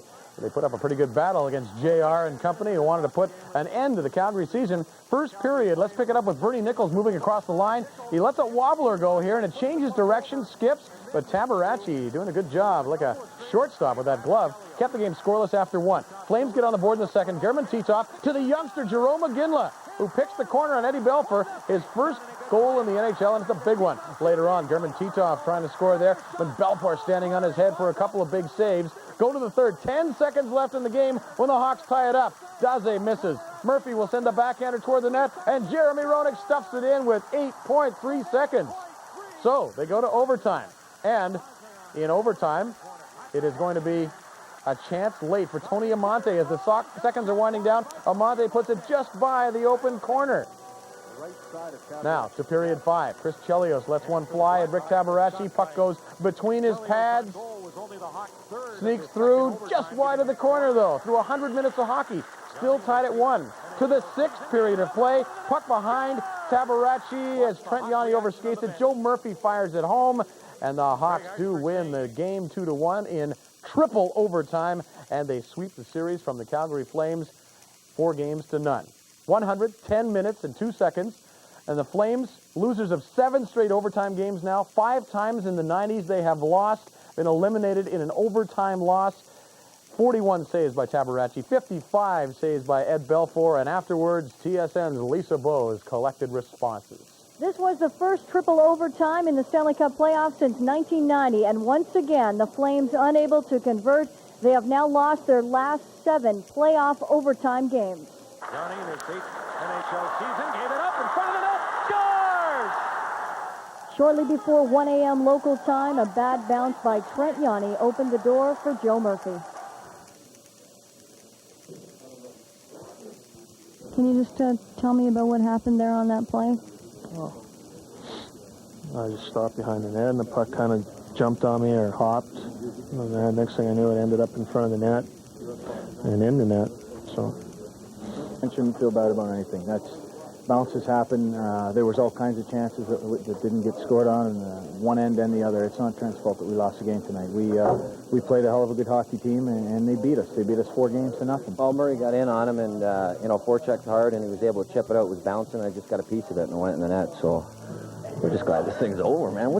Tell me what time it is. It's getting to be a little bit frustrating, that's for sure. But it's not like we haven't had any great chances, you know. It's just, I don't know. Somebody's got a voodoo doll out there at home and in their basement or something. I don't know what it is. So for the Hawks, a well-deserved break is next. Some time to rest before meeting their second-round opponent. As for the Flames, a familiar and heart-wrenching end to their season, their 4th straight first-round exit. Lisa Bowes, TSN Calgary. All right, let's take a look at the Jets and the Wings in Winnipeg. Fans on their feet, another white out there, hoping the Jets can knot the series at 2, but a minute and a half into the game, Sergei Fedorov battling Teppo Numminen, and eventually Konstantinov comes in and rips the first one home, 1-0 Wings. Later, looking for more, Larionov in alone on Habibulin. Habibulin with a great save there and a better save on the rebound against Cincinnati. Still 1-0. He stopped 12 in the first period. Jets tie it up. Kachuk across the crease. Greg Janney, second swipe at it is good. And it's 1-1, and the fans in Winnipeg love it. Could the Jets win 2 in a row at home? Well, a couple minutes later, Paul Coffey takes a shot from the point. Rebound to Larionov. He sweeps it in for his 3rd of the series. 2-1 for the Wings. Nice goal coming up by the Wings, too. Sergei Fedorov carrying over. Muni falls down, so Fedorov will send in Kozlov. He goes to the backhand, stuffs it home. Fedorov with 4 assists in the game, and the Jets fans worried that this might be the last game they see in this building. Dave Manson, unhappy with the cameraman, too. Jets may have played their last game there. We'll see. 6-1, the Wings final. Is it the end of an era in Winnipeg, or could they win one at JLA and come back? They are down 3-1 in the series now. We'll see what happens. Fedorov, as we mentioned, 4 helpers. Lidstrom's had up 3 goals. Mike Vernon, 19 saves. And Chris King and the Jets hope there will be another game in Winnipeg. We don't want our last game to be in Detroit. You know, we win this game here tonight, and we really feel we're going to win the series, but we got some work done or cut out for us. They only lost 3 times in that building all year. Once was to us, there's no reason we can't do it again. It's an awesome team defense. I mean, they just swarm the puck, and they don't give you much room for error. And anytime you make an error or a mistake, they're going back the other way. And I thought the big 5 there, the Russian guys there, without naming them all, I thought they picked up and had a real strong game and kind of carried them. And Nicky kept us in the game, and he played unbelievable again. And I don't care if there were 6 goals, he played outstanding. All right, what about the Toronto Maple Leafs? They needed to snap out of some sleepwalking doldrums Tuesday if they hope to even up their series with the Blues in St. Louis. A lot of talk Tuesday that forward Matt Sundin is the sleepiest of all out there. He's a proven NHL talent, but not scoring like the Leafs need him to in the postseason. Would he step up in Game 4? Well, early on, he's behind the net, has trouble with the puck, and also has trouble eluding Charlie Huddy, who's not exactly a big bruising defenseman. Still in the first, the Leafs on the power play. Mike Gartner whacked in the face by Huddy. No call. Blues get possession and go the other way, and they score. They make it 1-0. Pronger's shot deflected in by Corson right there. Bad break for the Leafs. They wanted the penalty. More bad breaks for Toronto. Doug Gilmour will get the puck to Wendell Clark, who busts toward the net here and knocks the puck in on John Casey while being pulled down The Leafs think they've tied it, but Andy Van Hellemond says he blew the whistle for the penalty. Why he was blowing the whistle, I don't know, but listen to this. The whistle blew after the puck went in the net. Whoa. You saw it. You be the judge, but Van Hellemond missed it on that one. Leafs denied a goal. 45 seconds into the second. Blues add to their lead. Gretzky to Brett Hull. His one-timer stopped. Nobody stops Corson as he chugs in and smacks the rebound home. 2-0 Blues. Then with 6 seconds left in the second, St. Louis will get another. Hull steals the puck. Busts around Larry Murphy and wait, and waits until Potvin is down and out. Puts it upstairs. Great goal by Hull. 3-0 Blues. Potvin played well, but started the third period on the bench. The Blues right away in the third go to work on his replacement, Donnie Beaupre. It's Matteau out to Noonan, and he wires one top corner. As Donnie Beaupre goes down, the puck goes up. 4-0 St. Louis. They won it by a score of 5-1, and they now lead the series 3-1. Gretzky, 3 more assists, giving him 8 for the series. John Casey, 41 saves and an assist. And afterwards, all the Maple Leafs could talk about was the refereeing. Well, I think it's pretty obvious that I've been thoroughly outcoached by Mike Keenan in the National Hockey League. I've kept my counsel very, very well. I've gone as a supervisor, and I watched 3 guys get hit from behind tonight into the boards. I watched a slash on Murphy by God himself. I watch all kinds of things going on out there that have no right happening. But I'll tell you what, this hockey team is not going to die. We're coming back to St. Louis Saturday night. I guarantee it. Dougie Gilmore gets tripped right in front of the net. You know, we have a chance to score. You know, Andy's watching the play. He's looking right at it. I mean, check the tapes. And he just turns away. You know, and that happens all the time. And like I said, I mean, I don't know what it is. Maybe, you know, we should go back to the rule where you can't have a general manager as a coach behind the bench because obviously he carries a little bit too much weight. Bottom line, guys, again, it's simple. We got our backs against the wall. We all got to come together and work as best we can. It's disappointing tonight, but there's no point burying our heads now. We still got a game left at home where we can regroup and maybe bring some momentum back here. Well, the Leafs are in trouble there, I think. Meanwhile, what an odd series the Rangers and the Habs are staging, isn't it? 2 wins by Montreal in New York, where the Rangers were so strong at times this year. Then the Rangers, who almost never win in Montreal in postseason play, head in there and win Game 3. Messier feeling better and playing better in that one. Meantime, Habs sniper Pierre Turgeon continues to struggle, and in Game 4, the Habs wanted Turgeon to get into the series. Well, he was definitely into the game early on. Habs on the power play. Mark Recchi in the corner, top of your screen, will slide the puck across. Turgeon is there, hacking away at it, but Bukaboom knocks him down and keeps him from scoring. Rangers, well, Messier continues to lead the charge. New York on the power play here. The Mets will tee it up and blow one toward the net. It is tipped in by Robitaille, quite obviously, but Messier gets credit. 1-0 Rangers. Canadians respond, though. 4-on-4, Lyle Odeline to his defense partner, David Wilkie. Watch this for a wrist shot. Zing! Top corner. Beautiful. 1-1 game on the goal by Wilkie. Second period, though, the Rangers turn it up again. Delayed penalty call. Kovalev with a shot. They get lucky here. It bounces off a skate and goes in. Shane Churla gets credit. Rangers have the lead, 2-1. Late in the second, Ranger power play. Bruce Driver. Had a good series so far. Shot from the point. Tebow with a save. Little rebound, just enough for Adam Graves to get a stick on it. Adam Graves bangs it in, 3-1 Rangers. And the Rangers aren't finished there. Odeline out to block Driver's shot. Puck trickles to Graves. Nice bounce again from New York. His 5th of the playoffs. 4-1 New York after 2. Third period, Habs pressing. Turgeon out to Recchi. 1-2 whacks at it. Then Turgeon has a whack at it. Then Danfus has a whack at it. Look at Richter flopping around and making all those saves. Mario Tremblay's club not getting it done. They closed it to 4-3, but that was as close as they got. Driver, 3 assists for the Rangers. Richter with 28 saves was the real story, and even the Montreal Canadiens would tell you that. He was unbelievable tonight. He made some great saves. He's been there before. He's won a Stanley Cup before. He knows, he's going to be there, and we have to find a way to beat him. And we got 3 by him, and I tell you, he made some tremendous saves tonight. We just got to keep plugging away and keep pushing at him, and hopefully, the balloon will burst. We came at him pretty good in the third. We got a couple goals, but that one power play chance, I think we had a lot of chance there, and he played outstanding. And hopefully we're gonna have to try crack him when we go back to New York. Every game's important, but when you're down by 2, there's really less and less room for error. And we responded well and had a good game, but we knew they were going to come out a little stronger tonight, so we had to be better ourselves. And I think we were. So I'm glad we won. I'm happy that I could help the team out. Montreal 0 for 6 in the power play in that game. Here's the next Montreal Canadian, John LeClair, back in the Flyers lineup with a sore ankle. Game 4 against the Lightning with the Flyers trailing, and LeClair helps out early. Takes a pass from Lindros and zips one by Jeff Reese right there. Philly draws first blood. It's 1-0. Flyers using their size as well. Joel Otto, a hard guy to move, and he just moves in from the side of the net there and takes a pass from Podine, dumps it in. 2-0 Flyers. Second period. Watch this face-off. Rod Brindamore not happy with the positioning, and maybe he was right because Brian Bradley won the draw, got it back to Klima, stepped up and wired one. Past Hextall. They get Tampa Bay on the board. They're down 2-1, but they're on the board. Jeff Reese keeping the bolts in it at times. Big E muscles it out to LeClair. LeClair in close. Point blank, though. Reese stops it. Now watch the right side of your screen here. Howard Chuck with a good check on Aaron Gavey. Then that forces a turnover eventually, and look who's in position to redirect here. Howard Chuck. A great acquisition by the Flyers. We keep saying it, but he's been doing the job. Flyers up 3-1. Philadelphia puts the game on ice in the third. LeClair busting down the wing, and a rocket to the top corner. What a goal.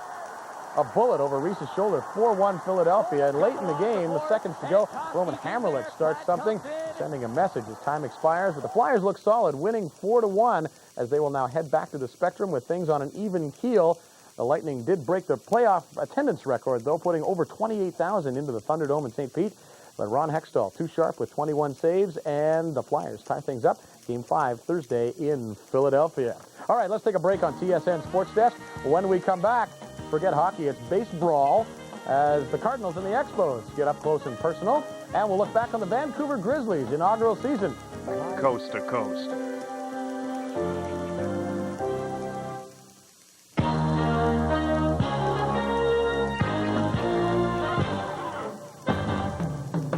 Ahead on TSN Sports Desk, even Mario gets into the playoff spirit as the Pens and Caps clash. Forget about the killer bees. What about the bees killer? B is in the Beezer. The World Hockey Championship may not be germane, but it's sure German after a huge upset win over Team Canada. The Expos hope Hank can yank one out of the fire against the Reds. The Blue Jays come out swinging as they host the A's at Skydome. Robo-kicker may be automated, but he's not motivated to play another CFL season. So pile in, everybody. Sports Desk is next. Hi, everybody. Great to welcome you to our show. I'm Michael Landsberg. We start in Washington where the Capitals and the Penguins played a key Game 4. Penguins were calling this one a must-win. Caps were calling it the next best thing. The last thing they wanted to do was surrender back the momentum to the explosive Penguins. And the big question in Washington all day leading up to this one was Carey or Kolzig, and the answer is Kolzig. Brilliant in game number 2. They turned back to him, and that was exactly the right call. Early on, Nedved snaps his shot. Kolzig beats him, but boy, would those tables be turned later on. Jim Carey on the bench. I bet you his butt will leave a mark. He was there long enough to be sure. Capitals have yet to score the opening goal of the series until now. Rebound squirts to Michael Pavanka, who puts it upstairs. 1-0 Washington. Ken Reggett starts the second for the Penguins. Tom Barrasso leaves with back spasms. They didn't miss him. Reggett played a great game. Key play of the second, though. Penguins shorthanded. Look at the effort by Lemieux, but there is Kolzig once again, stones him, and back the other way they come. Joe Juneau. Joe Juneau, who can set up the best. Joe Juneau with a great feed. That's him, left side of the screen. Juneau with a feed in the slot. Bondra hammers it short side. 2-0 for the Capitals. The Penguins needed to get fired up, and they do. The breakout shorthanded. Ron Francis to Jaromir Jagr. And Jaromir Jagr will snap it far side. 1-goal game. Check this out. Mario and Todd Krieger takes the shot. Then Mario with the chop right there to the back of the legs. Krieger and Lemieux go at it, and they called Lemieux for being the instigator. Mirarelli throws him out. Gutsy, but was it the right call? Penguins are furious with this one. The Penguins kill off the man advantage. Then on a power play of their own, look at the zinger by Peter Nedved. And remember that phrase, zinger by Nedved. 2-2. We go into overtime. Kolzig shines in the extra frame as well. Extra frames make that. Peter Nedved breaks in all alone, but look at the position of Kolzig. Unbelievable. Stretches to make the save. Then Joe Juneau trying to jam it in. Watch, he manages to get it past Kenny Reggett. It flips by him, but there is Chris Tamer. Now watch the left-handed Kramer. He takes the net off its moorings. They call it a penalty shot. First time in overtime history there's been a penalty shot in the playoffs. Here comes Joe Juneau, but watch the puck. It bounces. No chance really for Juneau. An easy save for Reggett. We go into the 4th overtime period. Power play. Time winding down. Zubov with a shot is blocked. It goes back to Nedved. Watch. He fakes it once, and then a zinger by Nedved in the 4th overtime. Finally, Nedved puts them to bed. 139 minutes and 15 seconds of hockey. Peter Nedved is the star, and you know what? You like to see it. It was a great overtime goal, and you can't blame the goalie on the other end because that was an incredible shot with the screen. Phew. 3-2. Pittsburgh over the Washington Capitals, so the series is now tied at 2 shots on goal. The difference? 1 shot. 65-64, Pittsburgh over Washington. So, in terms of overtime, you're wondering how long was it? It is now the 3rd longest overtime period in history, 79 minutes and 15 seconds. The 4th overtime period, Peter Nedved wins it for the Pittsburgh Penguins. Starting with Wednesday's Game 3, the Panthers and the Bruins are going to be very busy. 4 games in the next 5 nights. Fatigue could become a problem, but that's only if the Bruins come back and make a series out of it. History says they won't. The Bruins have lost 27 straight series when they've lost the first 2 games. So Bill Ranford's return between the pipes, likely the only good news, the only bright spot for the Boston Bruins as they headed into game number 3. Ranford still troubled by his right ankle, but the Bruins need him to be sharp. He is in the net. The Panthers go right after him. 30 seconds in, Jody Hull from the slot. His shot goes off the stick of Kyle McLaren into the top corner. 1-0 for the Panthers. The Panthers keep on coming on the power play. Scott Mellenby to Jason Woolley to Roberts Vela. Back to Mellenby. Low shot beats Ranford. Panthers continue to roll. It's 2-0. Things don't get any better for Ranford. Mike Huff works his way in. The backhander, watch where it goes. It looks like he's probably trying to pass it off the stick of Chenault through the pads. 3-0 Panthers, and it is a deadly, quiet Fleet Center. The beating continues on Ranford. The beating continues, and this time it's a physical beating. Lowry gets taken to the boards by Chenault, and he hits Ransford. Fortunately, both guys are okay. Second period now. The Bruins apply the pressure. Adam Oates to Sandy Moger. Van Beesbrook to save. Ellick can't pocket the rebound. Frustration. Chenault tries to fire up the troops. He drops him with Mellenby and gives Chenault the decision. They finally get to life. Late in the second period, down 4-0. Moger with a shot. It trickles through. McEachern bangs it in 4-1 after 2. Late in the third period, now the Fleet Center crowd starts to thin out, but the Bruins do keep on coming. Just over a minute to play. Gruden with a point shot. The Beezer will make the save right there. The rebound goes to Rick Tocchet there to poke it in, but the celebrations won't be that great because, well, that perhaps tells part of the story for the way the Bruins have played. 4-2 now, Florida over Boston, winning this game and taking a commanding 3-0 lead in the series. Van Beesbrook very sharp when he had to be, making 40 saves. The Bruins have outshot the Panthers 126-84 in the series, but right now the Panthers are in total control. Well, they were a pretty focused group going in because we knew it was going to be a tough game, and they played pretty solid and sound all the way. And again, Johnny came up with key saves at key times and timely goals from a lot of grinders, and that was a real plus for us. In playoff time, I think that's what it comes down to. You know, your main goal is shutting down the other team's top lines, and they're doing the same to us. So, you know, when that happens, you know we have to try to produce, and when you get chances, you just have to capitalize. The focus hasn't, you know, my focus hasn't definitely been just on my game. I just been trying to cover up the pucks, trying to help the defense out if I have to, but you know, you just don't want to go out there and make a mental error. And right now, a lot of it's mental, and how you approach a game is very significant. Contrary to what you may have thought after listening to Mike Keenan, Grant Fuhr did survive his collision with Nick Kyprios. And as a bonus, not only is he still walking, but he's still skating as well, using a specially designed brace on his right knee. Grant Fuhr strapped on the pads on Wednesday morning for practice, but he says it will be a couple of days before he knows if... You're watching the Sports Network, Coast to Coast.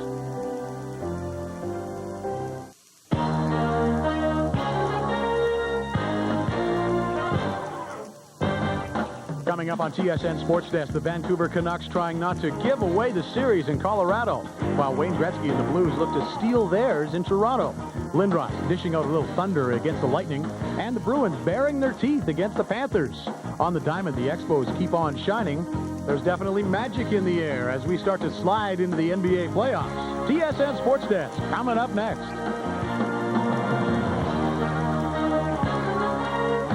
Hi again, everyone, and welcome again to TSN Sports Desk. I'm Brendan Connor, and glad you're along. Busy NHL playoffs again Thursday. 4 games to tell you about, and let's get it started with the Colorado-Vancouver game. And, you know, some people felt that this was a mismatch, and it would be over quickly. Well, the Avalanche with the great firepower, Joe Sakic, Forsberg, the great home ice record in Denver, the legend, Patrick Roy in net.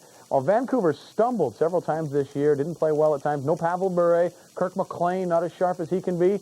But here it is, back in Denver Thursday, tied at 2 games apiece. And Patrick Waugh does have a shutout in this series. Looked in vintage form early on. Cliff Running set up in front by Jim Sandlack. But Waugh will get the blocker on it, calmly steer it away. The Avalanche were buzzing. Corey Hirsch, meanwhile, they were a bit off the mark. Unless they were aiming for the water bottle up there. Doesn't take them long to find their range, though. Joe Sakic keeps the puck in and then snaps one from his off leg. 1-0 Colorado on the power play. Joe Sakic's a great hockey player. Much like the series, though, the Canucks stay with Colorado. Joseph Baranek blocked there by Lecition, gets it back and beats Patrick Waugh on the second one, 1-1 tie. Avalanche took a 2-1 lead in the second. Then Troy Murray high sticks Russ Courtnall, 5 in a game, and it cost the Avalanche. McGillney will be setting up Trevor Linden in the slot. Quick release. Bang, bang, it's in. Bang, bang, we're tied at 2. Still on the power play. Courtnall to Ronning to Trevor Linden. And side of the net, he bangs it in as they left him alone. 3-2 the Canucks lead. Avalanche tied it at 3 in the third. But then Patrick Waugh coughs it up right here. Courtnall gets it in front to Linden again. One shot, misses. Second one, good. Linden's got the hat trick. The Canucks have a 4-3 lead. But the Avalanche later with a 2-man advantage. Sandis Ojelin to Joe Sakic. Once again, off his back foot. Buries it. Colorado ties it at 4 and sends it to OT. And in OT, Mark Crawford knows the Avalanche have the momentum necessary. And sure enough, less than a minute into overtime, great saves in front by Corey Hirsch. Got the blocking pad up in the air. But look at Joe Sakic from the bad angle here. Takes the drop from Ozelin. Bad angle, but he snaps it home. There's your game winner. Joe Sakic's got the hat trick, and the Avalanche bench erupts, and they get a 5-4 win. They take a 3-2 series lead. Joe Sakic with a hat trick, Linden with a hat trick. Sakic now with 6 goals in the series, and he is definitely the man for Colorado. All we talked about in between third period and overtime was getting the puck on net. Never know what happens. We saw that last night with Pittsburgh, and just had the puck. There was traffic in front and shot it. I should have played that puck and get it out of the zone, and then it went bounce right down the stick of the guy in the slot, and he scored, put it 4-3. But we bounced back again, and Joey was unbelievable tonight. He's been the story of that game. It was a tough loss, no question about it, but like I said, we got to regroup and stay positive, work hard, and tonight could have went either way. We're not out of this thing yet. We force, if we win on Saturday, we force a Game 7 where anything can happen. With this overtime win, the Avalanche now lead the series 3-2. But more importantly, they are now just 1 victory away from winning their first playoff series in 9 long years. Game 6 goes Saturday night in Vancouver. David Pratt, TSN, Denver. Well, after a Game 4 loss in St. Louis, Toronto coach Nick Beverley guaranteed a win in Game 5 back in Toronto and said his team would return to St. Louis for a Game 6. Those are brave words, but Beverley knew he needed to do something to light a fire under his team. It would be terrible for the franchise if they were to bow out in the first round at home on Thursday against St. Louis. And the Leafs find themselves down 2-0 early, and they know time is ticking away on the season. They need to respond. Trailing 2-1. Doug Gilmour tries to center, deflects off Chris Pronger's stick, and trickles in past Casey. Leafs tied at 2 on a fluky one. Casey felt he should have had that. Said, maybe if I had a better stick. Can you get me a better one? The new wood doesn't help, though. Ty Domi to Todd Warner. One shot save. Warner hacking away at it, so finally he stuffs it in as he gets knocked down. Toronto scores 3 goals in 4 minutes, and they take a 1-goal lead. But the Blues come back in the second. Glenn Anderson's shot here, redirected just enough by Peter Zezel, and he gets by Felix Potvin, 3-3 tie. Stayed like that till late in the second. Off the draw, Gagne will be stopped here. Mike Gartner, though, tucks the backhand in, his second of the game. Toronto back in front, 4-3. The Leafs had all sorts of chances to put this away in the third. Wendell Clark sets up Doug Gilmour in front. But a good save there by Casey as he just stayed with Gilmour. Toronto carried the 1-goal lead into the final minute. Bad clearing attempt by Schneider there. Al McInnes will make him pay. Look at the clock. 13 seconds left as he rips that one by Potvin. And they sent it into overtime. As the puck went in, both Pronger and Sundin collided. Sundin did not return. He has a tender knee that will be re-examined on Friday. Pronger did return with a cut on his face. In the extra frame, Wendell Clark with a shot. Gilmour rebound, slides it across the crease, and Gartner there again. That was a power play marker. And his third of the game. Mike Gartner is the savior for Toronto in this one as he gets the win for the Maple Leafs. 5-4, and they do stay alive, and they will go back to St. Louis. Gartner has 3 career playoff hat tricks, and he probably thinks that this is about the biggest. We stuck to our game plan. Even when we were down 2-0, we stuck to what we wanted to do, and it worked for us. We got the puck in deep. We took the body more often than we have during the first part of the series, and that's what we want to do. That's what we have to do. You're not going to win games on the road by giving up 2-goal leads. They played with a lot more intensity when we did at opportune times, and as a result, they won the hockey game. Well, we came out and did the things we wanted to do at the beginning. When you get a 2-0 lead in a crucial game, you got to, bear down and get the next one. And we didn't do that. Before we knew it, we were in a dogfight. And, against a team like that, it's tough to give them life. And we gave them a little bit of life, and they took advantage of it. Guarantee that the fans should be getting their tickets for Monday night here in Toronto. Leafs coach Nick Beverly guaranteed the win, and his players went out and made it happen. But it's going to take more than one big effort to take this series. The big test will come Saturday night in Game 6, when the Leafs will have to go into the Kiel Center and beat the Blues. And winning at the Kiel Center is something that the Leafs have not been able to do so far in this playoff series. Teresa Herger, TSN, Toronto. All right, thanks, Teresa. Tampa Bay Lightning had goalie Darren Pupa back from back spasms as they went to Philly Thursday for Game 5 of their series with the Flyers. Now, Pupa, one of the keys to Tampa Bay's good play. The other was supposed to be the Lightning power play performance. 4th best power play in the NHL, but 3 for 22 in this series after the 4 games so far. And this guy, Eric Lindros, has been worked over by the Lightning in this series. And on this night, he would do some working over as well. The Big E comes out throwing his weight around, drilling Ulanov right there. Then he drills Petit, but gets the stick up a little, and the elbow too, and Petit, as a result, has a broken nose, courtesy of number 88. He has to go off for some repairs. He'd be back, though, looking for revenge. Darren Pupa, as we mentioned, back in goal. He missed 2 games, and on this series, facing a 2-man disadvantage, McCall Renberg will steal the puck, looks to pass to Lindros, and then decides to shoot and snaps it home. I think Pupa was thinking pass. 1-0 Flyers. Ron Hextall at the other end, keeping the Lightning at bay. Sullivanov playing so well in this series. Stoned by Hextall right there. Still 1-0 Flyers. Lindros still crunching people. Sean Burr, hello. Hit by the Philly freight train right there. Flyers look to add another goal. Turnover in the Lightning zone. Falloon gets it ahead to Sean Podine. Good jets on this guy. Sells the backhand, flips the forehand in. Stick side on Pupa. Maybe moved across too quick. 2-0 Flyers. Petit is back. Looking for payback. Look at him hook Eric Lindros to the ground. No harm done, but watch Lindros with the stick here. A little whack to the ankles of Petit on the way back up. Eric taking more abuse here, too. Aaron Gavey drills him and also gets the stick up. This one getting a little chippy as Lindros feels a sting in the nose. Flyers doing more productive things with their stick. Look at the good stick work here. Stick handling by Pat Falloon, side of the net. What a pretty deep that was. 3-0 Philadelphia. The Lightning say, well, if we're not going to win this game, we're going to nail Lindros some more. Rudy Pochek lines him up and hammers him from behind. 2 for charging. Discipline there by Pochek. You're not going to hurt Lindros. Too big, too tough. Eric Desjardins later on that power play over to Leclerc, who snaps one home from the slot. Philly's 3rd power play goal. Lindros takes a real beating. So does Tampa, though. The Flyers drill them 4-1 to take a 3-2 series lead. And John Leclerc and Pat Falloon scoring big goals there. We're going to have Game 6 for you in this series Saturday. Pre-game show starting at 7 p.m. Eastern Time, 4 Pacific. After this game, Eric Lindros spoke with TSN's Rod Smith. First of all, congratulations again, Eric. Just tell me about setting the tone in the first period with those checks. Well, we had opportunities for themselves on some of the checks, and I've been taking my fair share of them, and it's opportunities there to give it. It's definitely going to happen. I don't think it was any coincidence. Ulanov and Petit and Burr. I mean, you've been taking a lot from them all along, and there's been a lot of talk about, you keeping your composure and not, fighting back and taking penalties like that. These were the opportunities when they presented themselves. Yeah, they were there, and everything always seems to even up over the course of the series, and tonight was my chance to fill the hole. But and we got great goaltending. I thought we played pretty well on our own end. It was a bit of a sloppy game, but nonetheless, there was a lot of spirit and a lot of excitement, and we had to kill. I've never had to kill 9 minutes in a row of penalties, so it was an exciting night.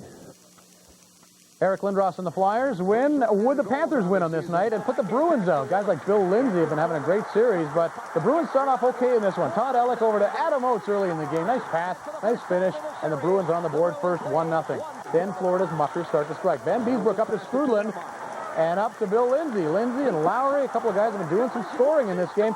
Scores, Lindsay, assist to Van Beesbrook, tied at 1. But the Bruins answer back. Dave Reed knocks it out to Roloff, who kind of fans on the shot. Didn't get the wood he wanted, and that fooled the Beezer. 2-1 Boston. And the fans in Boston don't throw the rats, they throw these foam things, whatever they are. 42 seconds later, Ellick in, stopped by Van Beesbrook. Ellick back out to the trailer. Tocchet, one shot, stop, second shot, scores. Rick Tocchet on the second try makes it 3-1 for Boston. Same period. The Bees get another. Ted Donato will dump it in front to young Cam Stewart, the collegiate star, standing in the crease, shovels it in. The Bruins lead 4-1. Doug McLean, the Panthers coach, thought Stewart was in the crease, and he let Andy Van Hellemond know about it. Later, McLean would get hot again and get tossed. In the third, the Panthers put Fitzpatrick in instead of Van Beesbrook, try to spark the team. Florida added a goal, but on this night, all Bruins. Look at Adam Oates root that one. Second goal of the night. The Boston Bruins win it by a score of 6-2, and they'll go on to fight it out again another day as Tocchet gets the best of Mr. Jovanovski right there. And there you see the final, 6-2, so the Bruins stay alive, and we will have Game 6 Saturday. Pre-game show, 12:30 Eastern, 9:30 a.m. Pacific. And Adam Oates after the game, glad his team is still alive. 3 games, they played very well. They've jumped out in front of us all 3 games, and fortunately we got the first one tonight. We came out tonight with the same feeling. We got to win one game, and we know it's a cliche. You got to take them one at a time, but we got a game Saturday afternoon. Anything can happen. We steal one there, and then we come back home, and we get to play Sunday, so you don't have too much time to think about it, which is good, and we'll just see what happens. We got to just keep playing hard. That's all we can do. We came out right from the onset. We're going to play hard, see what happens. We talked about it this morning. We dug ourselves a hole, but all we can do is just come out and play the first period, and we did it. We played strong, and it just kind of rolled with it. Still to come on TSN Sports Desk, Jay's trying to figure out how to get Juan another win. And the Indians. Hi, I'm Mark Bunting. Join me for the Bottom Line on Sports in Eastern Ontario, right here on TSN, coast to coast.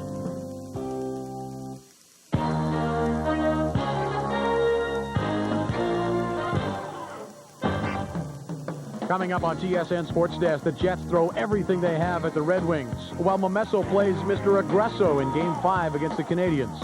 Nedved, the catalyst again as the Caps and the Pens go back at it. Will Quinn stick with Corey Hirsch? Our David Pratt asks all the right questions in his preview. Peyton looks to lower the sonic boom against Sacramento. Joe Carter swinging the hot bat as the Jays take on the Tribe. Duffy, no duffer at the PGA event in Greensboro. So hey, you guys, break it up. Don't you know TSN Sports Desk is coming up?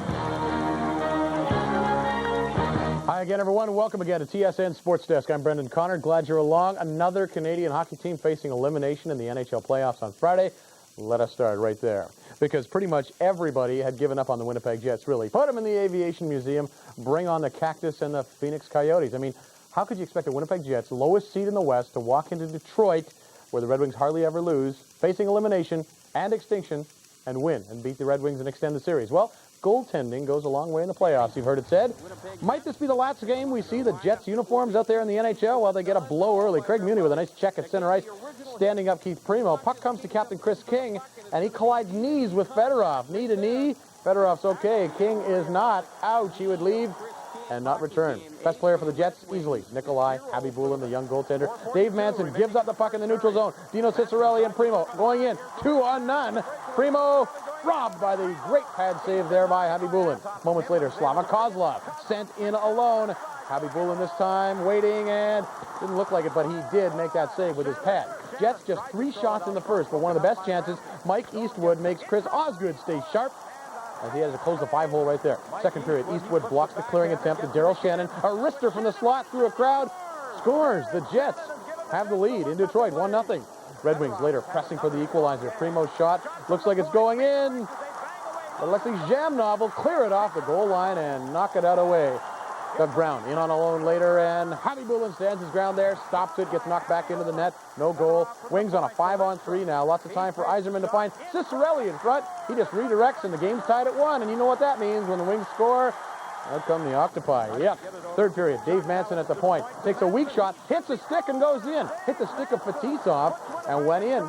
2-1 Jets. Now time winding down. Extra attacker on for the Red Wings, but Zhamnov clears it down the ice and right into the heart of the net and right into the heart of the Red Wings. And the Jets win it 3-1. They live to battle another day. Game 6 will go Sunday in Winnipeg. You bet there'll be a whiteout there. Habibulin was great. A club playoff record, 51 saves. Let's get more from TSN Scott Taylor. We know we won the game because of Nick. That's the bottom line. He came up and did the job, and that's what Nicky gets paid for. A 51 or 52 saves that Nicky made, probably. He played great. He played great. That's what you need. You need big league goaltending. I don't think maybe he needs that many shots, but he played great.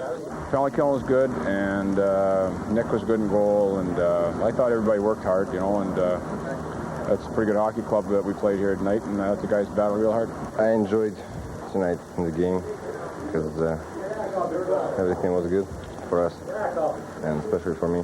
They play like that on the road. They seem like they wait for their best chances all the time. They just try to hang around in games and hang around. They did that tonight, and Ty Bloom played great, and they end up getting a break in the third, where it hits our stick and goes in their own net. So, I mean, that's hockey. It happens. I mean, we're not down. We're not frustrated at all. We had great opportunities, quality opportunities in front. We've had some of them just hit them, some hit some posts, and it just didn't go in. We've got to get better. We've got to get the goals. The Detroit Red Wings had 8 power plays to the Jets 4. They had 52 shots to the Jets 19, and they had 19,983 fans in their corner. And yet somehow, thanks to Nikolai Habibulin's spectacular goaltending performance and a tireless penalty-killing unit, the Winnipeg Jets have sent this series back to the peg for Game 6. Scott Taylor, TSN, Detroit. Wings have had twice as many shots as the Jets in that series. Wow. Well, after looking razor sharp in New York, the Montreal Canadiens returned home to fall flat on their faces a couple of games at the Molson Center. Series now tied at 2-2. Shifting to New York Friday night, where Mario Tremblay somehow trying to ignite the Montreal power play. It's been dead in the water, frankly. Even Tremblay finds it hard to stomach the 2-for-21 record on the power play. Things not good for Montreal early in Game 5. They're on the power play, but the Rangers score. Yari Curry with a couple of shots and a shorthanded goal, and the Rangers lead it 1-0 early. Rangers were out shooting the Habs badly in the second, and Momesso making sure they were out hitting Montreal too as he drills Brisbois first, and then we'll follow Momesso across the ice, and he will drill David Wilkie as well. Montreal seems to wake up though midway through the period. Wilkie just out of the box, gets a breakaway. Turgeon hustling to join him. Shot saved by Richter. Turgeon can't control the rebound to stuff it in the wide open net. Habs keep up the pressure, but Turgeon caught for holding Bukaboom's stick here. Penalty on the play. Power play carries over to the next period, and 13 seconds in, Verbeek to Leach, and look at this shot. Upstairs, top corner on Thibault. First of the series for Leach. Rangers lead 2-0. A couple of minutes later, watch Alexei Kovalev fight off Brisbois and slip it short side. He really wrapped it around there. I think Thibault was expecting something far side. 3-0 New York. Habs come back though. Richter is down. David Wilkie behind the net. Out to Koivu. Koivu chips it in, and Montreal cuts the lead to 3-1. Then Turgeon will throw it in front to another rookie, Roy Fitzpatrick, and his first NHL goal, regular season or playoffs, has the Ranger lead cut to 1. 3-2. 3 minutes to go. Mario calls a timeout. Calls Jocelyn Thibault to the bench for the extra attacker. Habs, all kinds of pressure, all kinds of chances. Bouncing puck. Can't get it to go, and the Rangers eventually clear the zone and kill off the clock, and Montreal wins this one by a score of 3-2, and they lead the series 3-2. Richter now has 30 playoff wins. That's a new Ranger record. The Habs power play, nada. Again, 2-for-25 in the series, and Vince Damphousse afterwards said, special teams make the difference. They scored shorthander and a power play goal, and again, there was a story tonight, and we have a problem getting our power play going, and we got to find a way to score some goals, and it changed the game. At the beginning of the third period, when Brian Leach scored in the power play, it really gave them a big lift. And tonight, I had I had a lot of shots, but I mean, I think I did a pretty good job. I mean, when you want to have a successful team, everybody's got to do their job. I thought I did mine the best I could tonight, but unfortunately, we couldn't win the game. It takes all the pieces in order to win, and I think that we're really starting to play well as a team right now, and I think that always is important, and guys are, I guess, getting their responsibilities and knowing exactly what their responsibilities are when they're on the ice, and they're responding, and because of it, we're playing pretty solid hockey for 60 minutes right now. So the Rangers have the lead there. What about the Caps and the Penguins? Back at it again. Jim Schoenfeld probably saying to Fraser, can you throw Mario Lemieux out again? That really helped us last time for a while. Well, Mario got into it with Krieger the other night, and he gets into it with him again here, but this time turning the other cheek. Olaf Kolzak may be worried about facing an angry Mario Lemieux. Why not? Mario Lemieux breaks in early. Kolzak said, I'm not going to let him shoot on me. I'm going to come out and poke check it. Well, then Nedved zips it at the net. Jim Johnson makes a save. Mario buries the rebound, though. 1-0 Pittsburgh. His first goal in the playoffs. Tons of assists, but first goal. Meantime, Kenny Reggett holding the Caps at bay again. You'll see a good save coming up on Sergei Gonchar, who jumps on the loose puck in the slot. Reggett moves with him, though, and smothers it. Caps injury woes continue. This is not for the squeamish. Don't watch if you don't like it. Yow. Pat Peake awkwardly into the boards. Broken heel. Season over Pens later add to their lead. Nedved looking to pass the puck, goes around the net, spots a wide open Francois Leroux, not one of the Pens' big snipers. He gets a goal and lets you know about it too. Pens lead 2-0. Pittsburgh gets a lucky break later. Smolinski sent in all alone. He will lose control. Puck goes through the legs of Kolzig, and then Smolinski banks it in off him. And watch him do a little trash talking on the way by. Yikes. 3-0 Pittsburgh. Pens continue to use Oleg Kolzig as a 9-iron pinball cushion. Banks that one in off the goaltender. They get a little feisty later on, and that's Kolzig skating the length of the ice to take on Francois Leroux. Kolzig's a big guy, 6'3", he can handle himself, especially when the other guy's pinned. Then Schoenfeld and Brian Trottier and Eddie Johnson get into it over the glass. Schoenfeld gets tossed out for that and starts to get pelted by the Pittsburgh fans as he walks to the dressing room. He stops and says, "Hey, any of you want to come down and try me? Or you just want to throw stuff from up there?" The Pens will be coming again in game number 6. They lead the series now 3-2 with that win. 4-1 at home. Jaromir Jagr, a goal and 2 assists. Reggett had his shutout streak snapped at 146 minutes plus. Pat Peake suffered that broken right heel ouch, but Reggett was once again the story. He said he was nervous out there, but that's okay. That's just the right type of nervousness. Each of the last 2 games have been very uptight, and just things are going well, getting the lucky breaks, the good bounces. One time tonight I was kind of run over. It wasn't interference. I was just in the wrong spot, and the guy shot it, hit the back of my leg, and went out. And sometimes you get lucky, and I was fortunate tonight. So the Pens have the lead there. Now let's go overseas. Canada's entry at the World Hockey Championship in Vienna needed a player of all time, but I don't see how anybody can split their time and interest and be as good as where they were going crazy, not only for the Panthers, but for this goal by Bill Lindsay. And it trickles right through Billy Ranford's legs. The Panthers win their first playoff series, eliminating the Bruins yesterday to advance. The Flyers and the Lightning. Eric Lindros, he wasn't going to sleep until he finished off the Lightning. He did that just there. The Flyers win the series 4-2. The Maple Leafs and the Blues tied 1 apiece in the third. Steve Leach scores the game winner. The Blues win 2-1. They also win the series with the Leafs 4-2. And also tied third period, the Avalanche get the winner from Joey Sakic. They win their series with Vancouver 4-2. Well, a quick peek at what's ahead as we bring down the curtain for the month. Of a 5-minute power play, but failed to score. Ronnie Hextall makes the kick save on Michel Petit. Tampa Bay had the 4th best power play this season. Bob Corkin scores on a wrist shot from the slot that Pupa should have had. 47 seconds later, there's Dykhouse to Lindros for the score. They pulled Pupa 5 goals on 21 shots. Their season is over, but the Lightning fans give their team appreciation. They lose to the Flyers 4-2, 6-1. Hey, in Florida yesterday, the Panthers were looking to put the Bruins away. First period, Brian Skrudland finds the rebound and puts it home for a 1-0 Florida lead. Second period now, Sean McEachran feeds from the right wing to Joseph Stump. He puts it in. It's 2-all. Second period now, Panthers power play. Jason Woolley feeds Dave Lowry, shoots, gets his deflection, shoots again. Lowry's 3rd goal of the series, 3-2 Panthers. Then Boston Steve Hines feeds Sandy Moger. We're tied at 3. Third period now, Florida's Bill Lindsay. Watch the breakaway. He's falling down, still manages to control the puck and get it past Bill Ranford. It goes in. Winning the series was just as great as scoring the goal. Bork was on the ice tonight, and I got lucky. Jody Hall made a huge block, and I just got around Bork and got Ranford between the legs. What can I say? It's one of those things. It was a great team effort tonight. I'm just glad to see it hit the net. It was an unbelievable feeling, and the guys finished it off. It was... So the Flyers and the Panthers both advance, and it looks like both will be meeting up in the next round. The Flyers being the top seed, the Panthers being the 4th seed. Well, last year, when he took over as coach and general manager, Mike Keenan promised the city of St. Louis that he'd take them to the hockey's promised land and raise the cup sometime in the middle of June. Well, the Blues have taken their first step, moving into the Western semis for the first time in 3 years. And yesterday in Toronto, against Toronto, Matt Sundin suffered an apparent knee injury in the last game. He returned, though. Intensity level picks up in the second. Adam Creighton smothers Todd Werner on the Blues bench. That's a hit that he will long remember after the season. Then it's Chris Pronger. Leaving his feet, levels Ty Domi. There's the score right there. Beating John Casey was Wendell Clark, 1-0 Leafs. Jeff Courtnall rounding the net, gets the puck towards Al McInnes. He blasted past Felix Potvin. We are tied at 1. In the Toronto zone, Steve Leach intercepts the puck, turns around, fires one past Potvin. 5 minutes and 57 seconds from eliminating the Toronto Leafs. It was 2-1. Brett Hull gets the congratulations.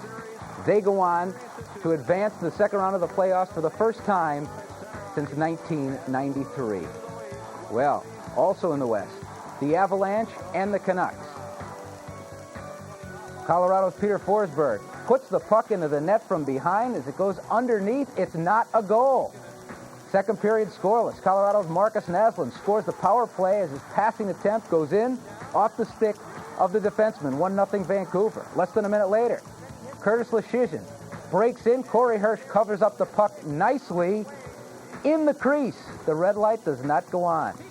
They went to the replay. As you could see, Canucks Corey Hirsch couldn't stop it there. That was the goal. Canucks on the power play. Asa Tikkanen tries to get it in, There's Claude Lemieux. He's trying to stuff it in.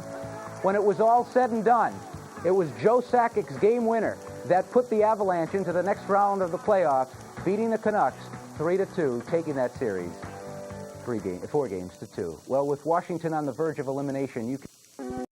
From the fairways of Strathmore, Alberta, you're watching the Sports Network, coast to coast.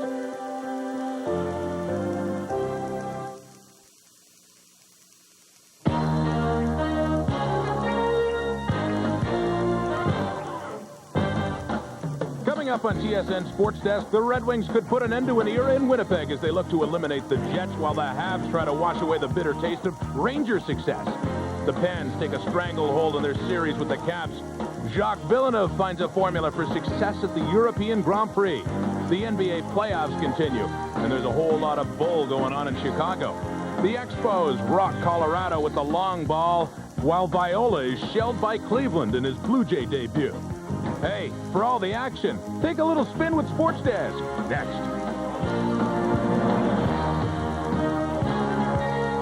Welcome to Sports Desk. I'm Rod Smith. Only 2 Canadian teams remained in the NHL playoff Sunday, both facing elimination.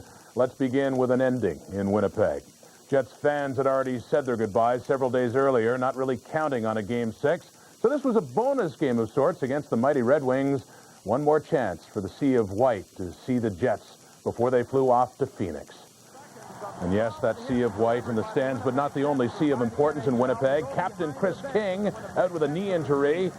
There's an old familiar captain. Keith Tkachuk dons the C one more time. Jets fans, a little something to cheer about early. Craig Muni just lowers the boom on Kirk Maltby. Clean hip check. Despite the white sea in the stands, a sea of red there. Putting Detroit on the board first. That is Slava Kozlov and his old friend Habibulin. 1-0 Wings. Kozlov, a little good work in the first again. Battling with Dave Manson. Finds the open spot.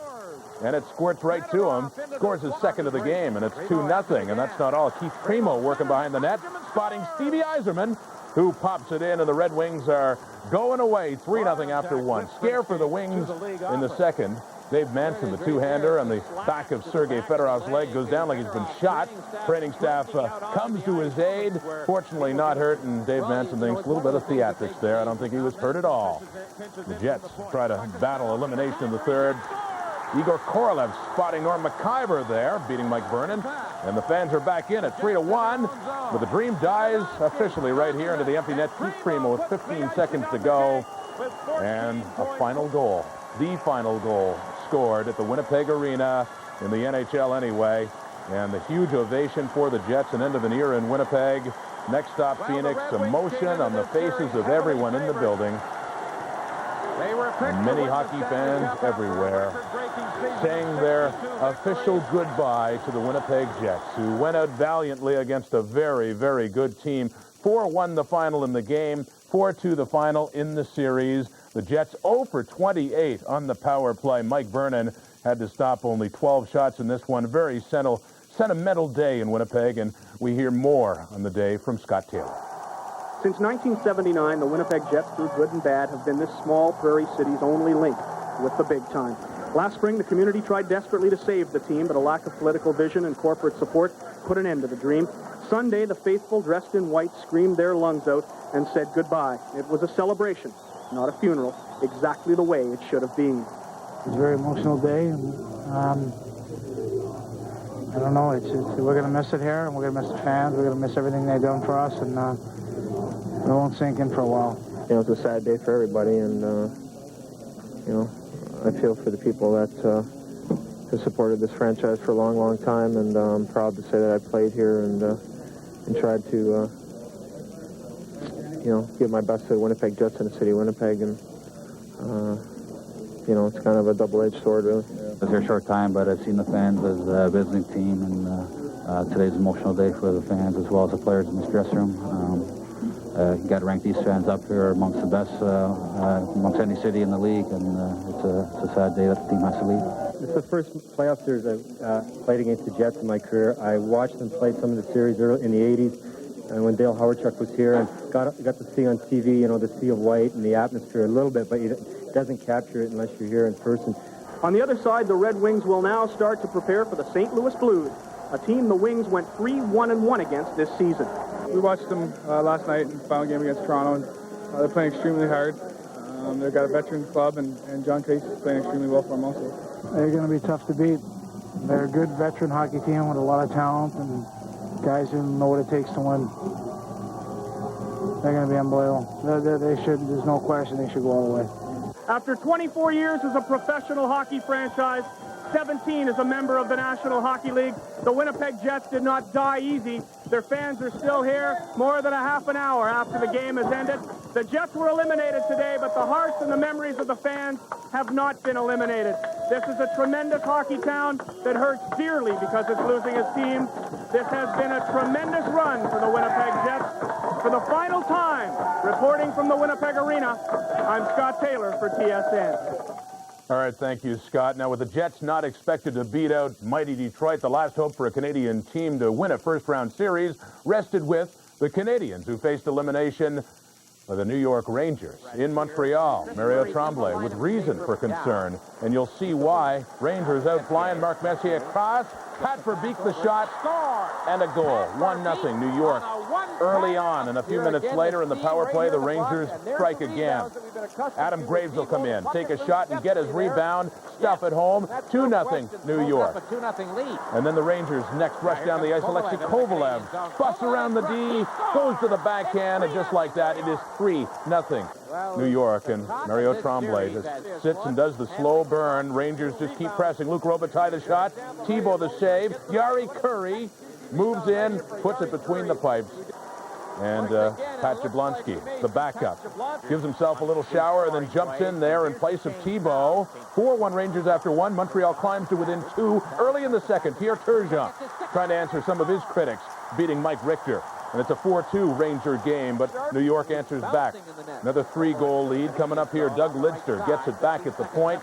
This shot will go off the butt of Patrice Brisebois by Jablonski. 5-2 Rangers. To the third now, the Habs pressing to get back into it. Turgeon, snapshot, save Richter, but Brisebois is there and puts it on by. The Rangers, however, do not let them get any closer than that. New York moving on to the second round of the playoffs for the third straight year, and they do it with a 5-3 win, taking the series 4-2. So it's the first time since 1974 that no Canadian teams will take part in the second round of the playoffs, and it is also the first time in Rangers franchise history they lost their first 2 games at home in a best-of-7 and came back to win it. Well, the Canadians do have something to look forward to, however. More on that from Michael Whalen. The Canadians may have lost to the Rangers, but they can take some measure of satisfaction in the way that their rookie players performed in this series. Particularly impressive was center Saku Koivu, who heard the Montreal fans chanting his name in game number 6 for his gritty effort throughout the playoffs. Felt good, but right after the game we lost. Our season is over. That's the only thing what I want to think about now, and it's of course it's positive to think, but it's always the team is winning and the team is losing, and today we lost. And we have a lot of guys that are at their first season or second season and first experience in the playoffs, and we have a very good core of young players, and a lot of them you'll see next year. Another player who's a definite keeper and who left an impression on both the Rangers and Montreal management was defenseman David Wilkie. Not only did Wilkie hold his own in 5-on-5 situations, but he showed definite presence on the power play. Wilkie also showed a mean streak when the occasion demanded. Well, Wilkie had an outstanding series. He was pretty dominant out there right from his end and right through on the power play, and I was really impressed on him. And then the rest of the guys I've known just from watching them play the last couple of years, and they didn't do anything differently, and I don't mean that in a bad way. They're all skilled forwards and create a lot of opportunities, and certainly they think they missed Malakoff back there to have another D to jump up and help them out, but they're going to be a dangerous team in years to come. Rory Fitzpatrick had a goal in this series. Valerie Bure showed some jump and determination, to say nothing of other young players on the Canadians like Jocelyn Thibault, Brian Savage, and Turner Stevenson. We got the nucleus here is, I mean, we're the youngest team in the league right now, and there's such a bright side to this team. I mean, I think, you know, the people that were booing at the end of the game got to realize that this team's building for a Stanley Cup. I mean, it was unfortunate it was not this year, but I tell you, it's not far away. We got a lot of guys who are under 25, and you know, with still we've only played, that's our first 6 games in the NHL playoffs, and for myself, it's only about my 9th or 10th. So you know, I think we got a lot here to build on, and you know, hopefully we're gonna have a good year again next year, and you know, when we get back in the playoffs, we'll learn from our mistakes. Back around the trading deadline, the Canadians could have gone out and secured maybe 1 or 2 marginal players to help them in the playoffs. Instead, they stuck with the youth movement, and based on what we saw in this series, there's reason for optimism in the future. Michael Whalen, TSN in Montreal. Okay, Michael, now to the Penguins and the Caps. And Landover, Jim Carey back in the net for Washington. Pittsburgh has his number. Sergei Zubov keeps the puck in, gets it across to Mario. One-timer, 1-0 for the Magnificent One and company. Moments later, the Pens back in the power play. Lemieux, the Yager, using Ron Francis for a screen, and he scores 2 power play goals in just over 6 minutes. And yeah, Carey is gone. In comes Kolzig. 9 regular season shutouts. Can't get it done in the playoffs. So only the goalie comes in, his 2.08 goals against average. He's played the Pens pretty well, and he promptly gets beat.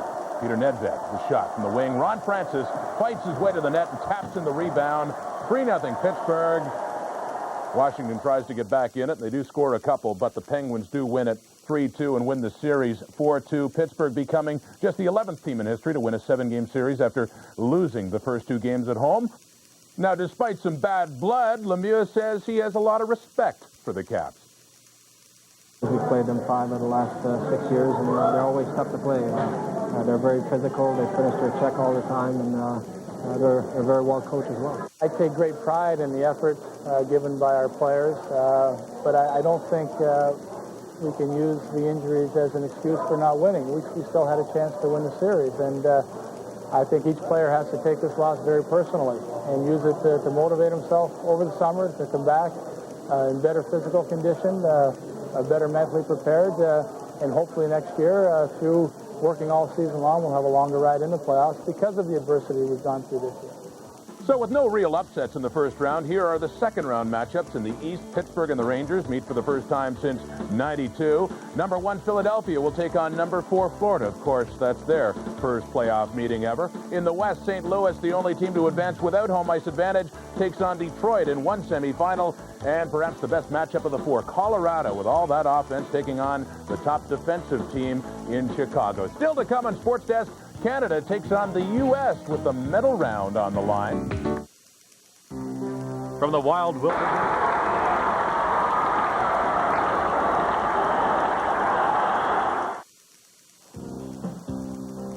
Hi, I'm Ken Chulabeck. Join me for the bottom line in sports in and around Edmonton, coast to coast.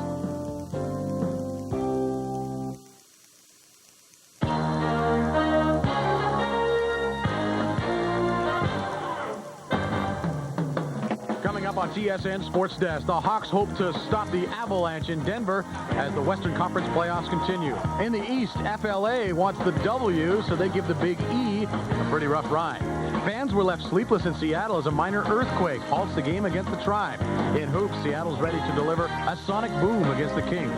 Donko Jones sees the light in the Sunshine State, while Greg Moore hopes to have his cake and eat it too.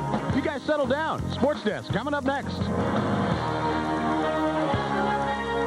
Take that stuff outside. Hi, everybody. Welcome again to TSN Sports Desk. I'm Brendan Connor. Glad you're along for our show. Minor earthquake to tell you about in Seattle. We'll get to that in just a moment. But it was back to hockey Thursday, the NHL playoffs reconvening for the second round on a couple of different fronts. And let us start in the West. Now, Chicago swept the Flames and then enjoyed 9 days off before their second round series, and that gave the Hawks time to try to figure out a way to stop Colorado's Joe Sakic and Peter Forsberg. The Hawks do have the great defensive core with Suter and Chelios back there, but can they run and gun with the young legs of Colorado? Well, it was a very physical contest early on. Stefan Yell taking out tough guy Enrico Ciccone, and then Ciccone retaliates by pitchforking Scott Young on the bench. No call. The physical play must have fired up the Hawks because they're all over the Avalanche. Look at Probert banging around in the crease. Puck comes out, and Ciccone is the trigger man. Chicago takes a 1-0 lead on the goal by Ciccone. Before the period's over, Colorado looking for the equalizer. Mike Ricci dropping the puck for Claude Lemieux. It's rolling. He blows it by Eddie Belfour, but off the goalpost. Second period, Avalanche come out on fire. Valerie Kamensky turns and feeds Lemieux, and he slides it under Eddie Belfour. Third of the playoffs for Claude Lemieux, and we're tied at 1 in Denver. A minute, 15 seconds later, Joe Sakic playing unbelievable hockey, ragging the puck here. All the Hawks are after him. He just walks out into the slot and whips it by Belfour for his 8th of the playoffs. 2-1 Colorado. But under 2 minutes into the third period, Hawks on the power play. Suter flips it to Bernie Nichols. He just grabs it, puts it down across the crease, and Craven there to rip it in.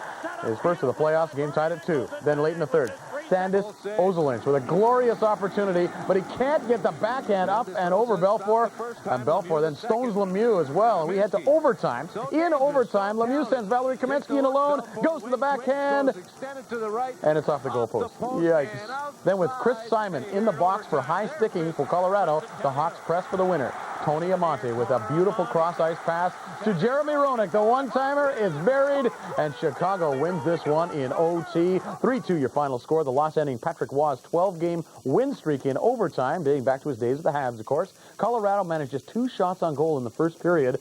Joe Sakic, though, has recorded at least 1 point in all 7 playoff games. JR potted the winner, and he says patience was his virtue on this night. As the game went on, they kind of slowed down, hitting me, and I started to pick up some more juice, and I got some good scoring chances and set the guys up a little bit. And, you know, just patience. You know what it's like in playoff hockey. You have to stay patient and won us a hockey game. I think, you know, we had momentum there in the first period. Then the second period, they scored a goal, and they scored another quick one and gave them momentum. It kind of took the wind out of our sails. But, you know, we battled back. We got that power play goal by Murray. And then basically it was a pretty even game, and Eddie had to make some big saves to keep us in there. But Patrick made a few saves, too, to keep them in there. So Chicago has the lead in that series. What about the other one, though? Not much to choose between the Flyers and the Panthers over the course of the regular season. They met 5 times. Each team won 2 games, and 1 was tied. Eric Lindros, though, held by Florida to 2 goals and 1 assist in those 5 games, and that is the kind of checking the Panthers would need here to stay alive in this series for long. John Van Beesbroek also very good against the Flyers all year. Goals against under 2 in those 5 games. The Flyers start to assert themselves early. That's Corkum drilling Jody Hull. Flyers get the best chance early. Watch Desjardins with a point shot here off the post behind the Beezer. Eric Lindros showing he'll be a physical force in this series. He drills Paul Loss here. Loss hangs on, though, bogging down Lindros from getting back into the play. In the second, the Panthers strike. Bad line change by the Flyers. Stu Barnes and Dave Lowry. 2-on-1. Barnes will keep. Go to the backhand upstairs on Hextall. Nice goal. 1-0 for Florida. The Panthers get the majority. Good chances later. Hextall called upon to make a good save on Garpenloff right there. Puck comes loose after the whistle. Garpenloff tucks it in. Takes a couple of slashes for that. Later, Philly on the power play. Florida gets the good chance, though. Hextall makes a stop, and Bill Lindsay is tripped up before he's able to put that one away. Lindros still playing physical hockey. Runs into Mellenby here. But the Flyers pretty much held in check on this night. Philly still punishing physically. Chris Therrien steps into Lindsay. On the rare occasions the Flyers had a chance, the Beezer was there, stopping Falloon and Brindamore in close. Late in the third, the Panthers get the power play, and they make the Flyers pay. Stu Barnes goes to Dave Lowry behind the defense. He waits and puts it upstairs on Hextall. 2-0 Panthers. And that is how this one would finish, as John Van Beesbroek gets the shutout in the playoffs. His first shutout in playoff hockey since April of 1987. Only had to make 18 saves for his 3rd career playoff shutout. And key here, Eric Lindros, no shots on goal for Philadelphia. Game 2 will go Saturday, also at the Spectrum. After the game, Coach Doug McLean played down the road win, saying, hey, any win is great. I think anytime you win on the road, it's big. And, you know, I mean, the Philadelphia Flyers are a tough team, whether it's in Philadelphia or whether it's in Miami. We know that it's going to be a battle every night. So is it nice to win? Yeah, it's nice to win. But it's going to be a grind no matter where the games are played. We've always been a team that's had to go out every night and work hard for a full 60 minutes. And really, The guys stuck to the game plan well tonight and really didn't try to open it up too much and just try to play the game plan as best we could. And it really takes an effort from 4 lines on our team and from 20 guys, and we've got that tonight, luckily. Yeah, they did a pretty good job tonight. I mean, they won game 1. They outplayed us. They probably deserved to win, but we got to win 4, and we got to bounce back in game 2. It's a series.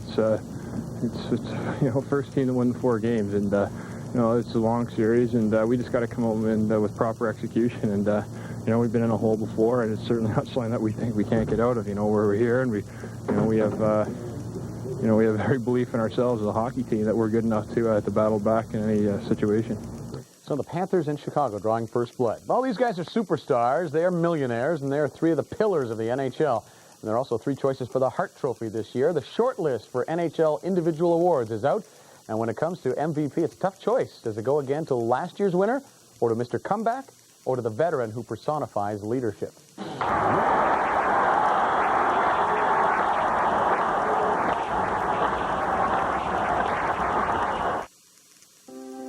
From the fairways of Strathmore, Alberta, you're watching the Sports Network, coast to coast.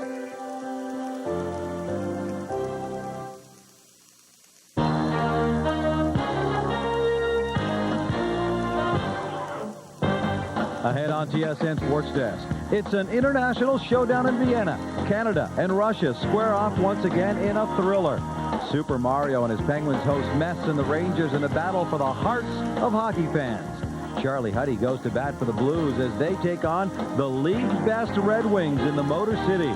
Oh, how the mighty have fallen. LT is arrested on drug charges. The Admiral and the Spurs look to extinguish the Suns in NBA playoff action, and Canadian content on the mound for the Expos in Houston. So relax, settle down. Sports Desk is next. And welcome to TSN Sports Desk, everyone. I'm Gino Retta. It is nice to have you along with us. In a moment, Mario versus Messier, second-round action from the Stanley Cup playoffs. But first, to Vienna and semifinal action from the World Hockey Championship. 9 days ago, Canada was embarrassed 5-1 by Germany. Red faces all around, and a serious fear of missing the medal round entirely. But rather than folding, they forged ahead. First, they knocked off the defending champions from Finland in the quarterfinals. Then Friday, they faced Russia in semifinal action. And what a game this was. First period, Russia already up by a score of 1-0 on the power play. Sergei Brylin redirects the shot past Cujo. Canadians look to be in trouble. They're down 2-0 early in the game. Second period, Canada picks it up a notch. Daryl Sidor throws it in front. Andrei Trefilov can't smother. Jason Daw puts Canada on the scoreboard 2-1. Then they quickly even it up. Steve Duchesne with a shot from the point. His blast goes off a Russian defender past Trefilov. We're all even at 2. Now, on to overtime we go. 10 minutes, sudden death. In the extra period, Canada with the best scoring opportunity. Paul Kariya, the blast. Trefilov with the glove hand save. So we go to a shootout. Here comes the coin toss. Russians win. They elect to shoot last. So, first up, Paul Kariya. And Paul Kariya turned away by Trefilov. The first Russian shooter, Sergei Berezin. Nothing prettier than that. A 5-hole shot through Cujo. Canada down a goal in the shootout. Canada still down 1-0. Only one shooter left. Ray Ferraro has to score. He does. The shootout is all even at 1. That left it up to Cujo. Cujo must make the stop on Viktor Kozlov, or the Russians will advance to the gold medal game. Kozlov in, kicked away. So now we go to sudden death shootout. Tension on the faces of everyone involved. The Russians shoot first this time around. Berezin again, in on Joseph. And it's good. It's now do or die for Canada. Paul Kariya, all the pressure. Kariya scores and keeps Canada's hopes alive. So once again, it was the Russians' turn. Valery Karpov, the shooter. Curtis Joseph with the huge save. Just enough of it to knock it over the net. Now it's all to Yannick Perreault. Scores, they win. Yannick Perreault scores, and they do indeed win. Team Canada celebrates. Down 2-0. They tie it at 2, go to overtime, and then finally to a shootout. Canada advances to the gold medal game. Russia actually outshot Canada 16-7 in the third period of play, but Curtis Joseph was simply brilliant. After the game, Yannick Perreault described his game-winning goal. I wanted to let him make the first move, and I dropped his shoulder down. He went down, and after that, I just tried to go top shelf, and I was pretty happy when I saw the puck went in. Got some great hands, and I really thought he'd have a good chance to score. So I was just hoping he would, and he came through in the clutch. Have you ever been through anything like this before? Not really, not of this magnitude. Obviously, the Stanley Cup playoffs in St. Louis was pretty big, and but this is one of the highlights of my career. That's great. You're the last guy. I guess they put you there. They feel I'm pretty good on breakaways, and I just tried to set and wait for my best move, and God, I couldn't believe it went in. I'm so happy. I'll tell you, it's amazing to be a part of something like that. And Yannick Perreault, hats off to him and Paul Correa, Ray Ferraro, the guys that scored, and Curtis Joseph. I mean, what do you say? He's a wall in there. It's a brutal way to decide a game, but Canadians have been pretty successful at international shootouts. 1992 at Albertville, Canada beat Germany in the quarterfinals. 1994 at Lillehammer, Canada loses to Sweden in the shootout for Olympic gold. Same year, Luc Robitaille's goal was a difference in the gold medal game over Finland at the Worlds. And, of course, Yannick Perreault was the hero, knocking Russia out in the semis at this World Championship. The Czech Republic shut out Team USA in the other semifinals, so it's Canada versus the Czech Republic in Sunday's gold medal game at the World Hockey Championship. You can see the game live right here on TSN, beginning at 9:50 a.m. Eastern, 6:50 a.m. Pacific time. A couple of pretty good Canadian hockey talents forced to miss the Worlds due to previous engagement. Messier and Mario a little busy right now. All they're trying to do is lead their respective teams to the world's most prestigious hockey title. Rangers and Penguins. Game 1, round 2. Lemieux, 2 goals and 8 assists in round 1. Messier, 1 goal and 5 assists in the opening round of the playoffs. And Messier getting a little physical here with Jaromir Jagr. A little shot to the head. Jagr goes to the bench, but he would return. The Rangers keep taking to the Penguins. Luc Robitaille feeds Jari Kurri, but Ken Regan makes the big stop. By the end of the period, Pittsburgh responds. Lemieux with all kinds of moves, rips the low, hard shot, but watch the great save here by Richter. Nice glove hand, scoreless after 1. Second period, the Rangers come on fire. Messier in the slot, rips the shot, it goes off. 1, 2, post. Look at Messier's face. He thinks it came in and out.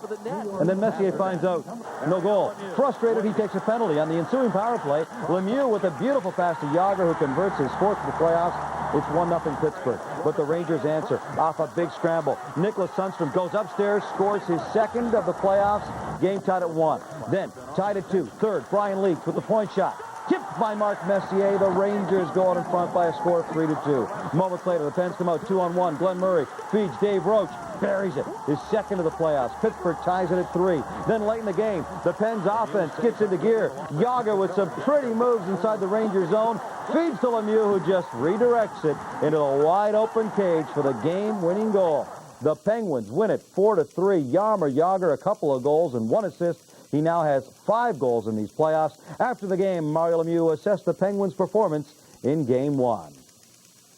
I thought we played pretty well. We made a couple dumb mistakes in our end that cost us a couple goals, but I think we have to get stronger in our end, play better as a team defensively, and if we do that, we know we can go out and score 3, 4, 5 goals a night. Well, I think we're confident that we can play better, and we know what we're up against, and but I think we're really confident. I don't think we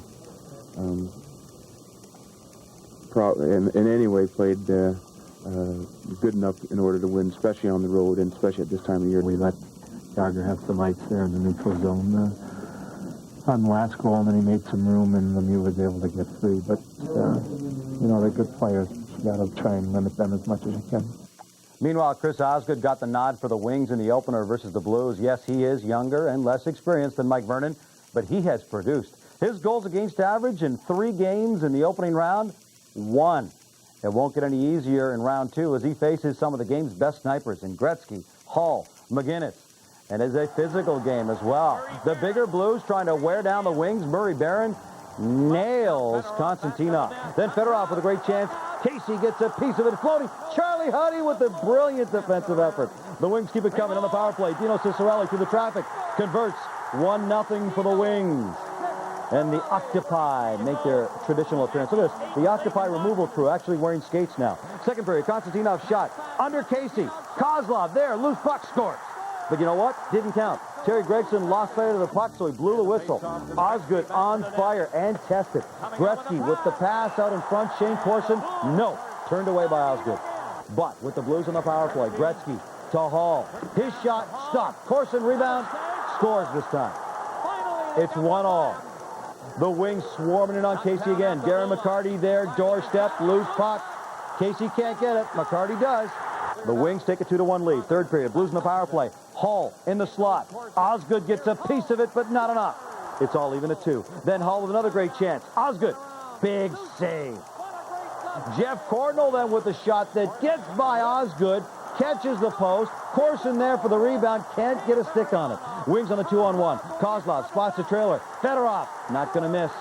3-2 Wings. Under 30 seconds left. Gretzky with a great opportunity, but a brilliant save by Chris Osgood to hang on for the victory as Detroit wins it 3-2. What a game. A bit scrambly for the Red Wings. Paul Coffey had a couple of assists. Scotty Bowman not at all completely satisfied with this victory.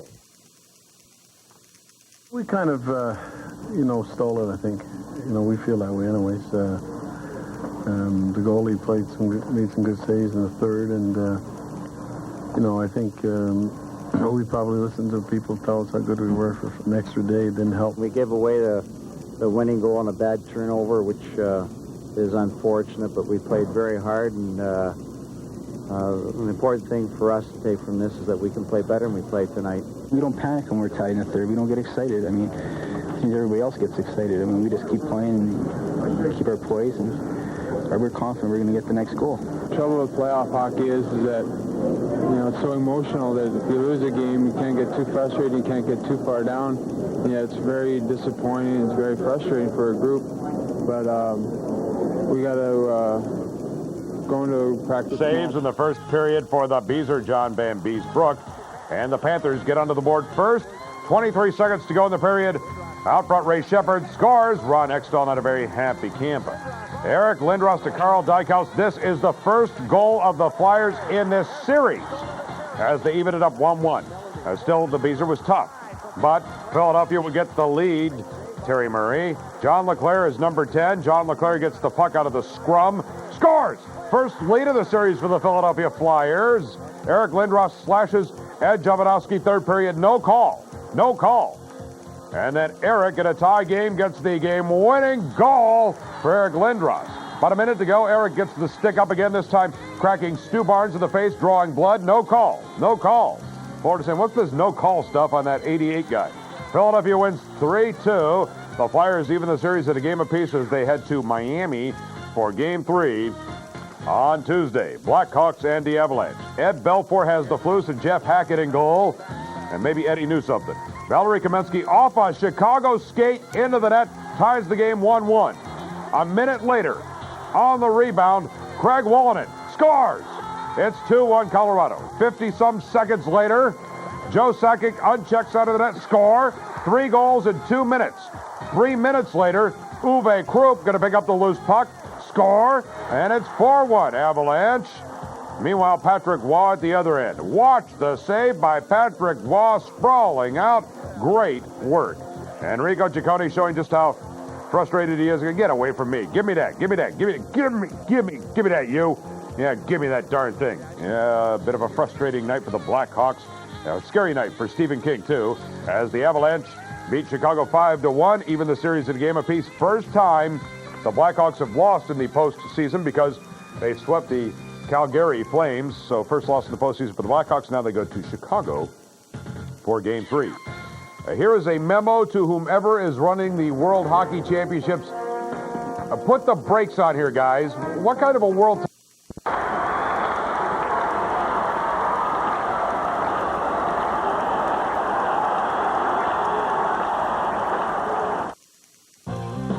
From Melfort, Saskatchewan, home to the Royal Bank Cup Junior Hockey Championship, this is TSN Coast to Coast.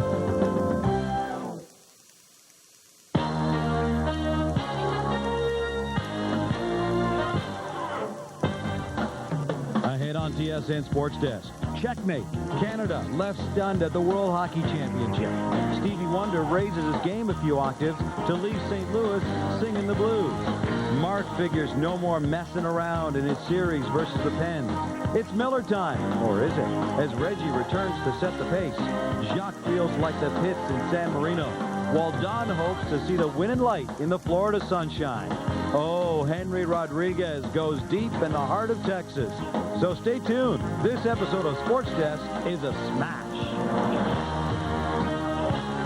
Hi, everyone, and welcome to TSN Sports Desk. I'm Gino Retta. A record performance by Stevie Y and Mario Messier. Part 2 in a moment. But first to Austria. Considering their slow start at the World Hockey Championship, you might think the Canadians would be satisfied in just reaching the gold medal game.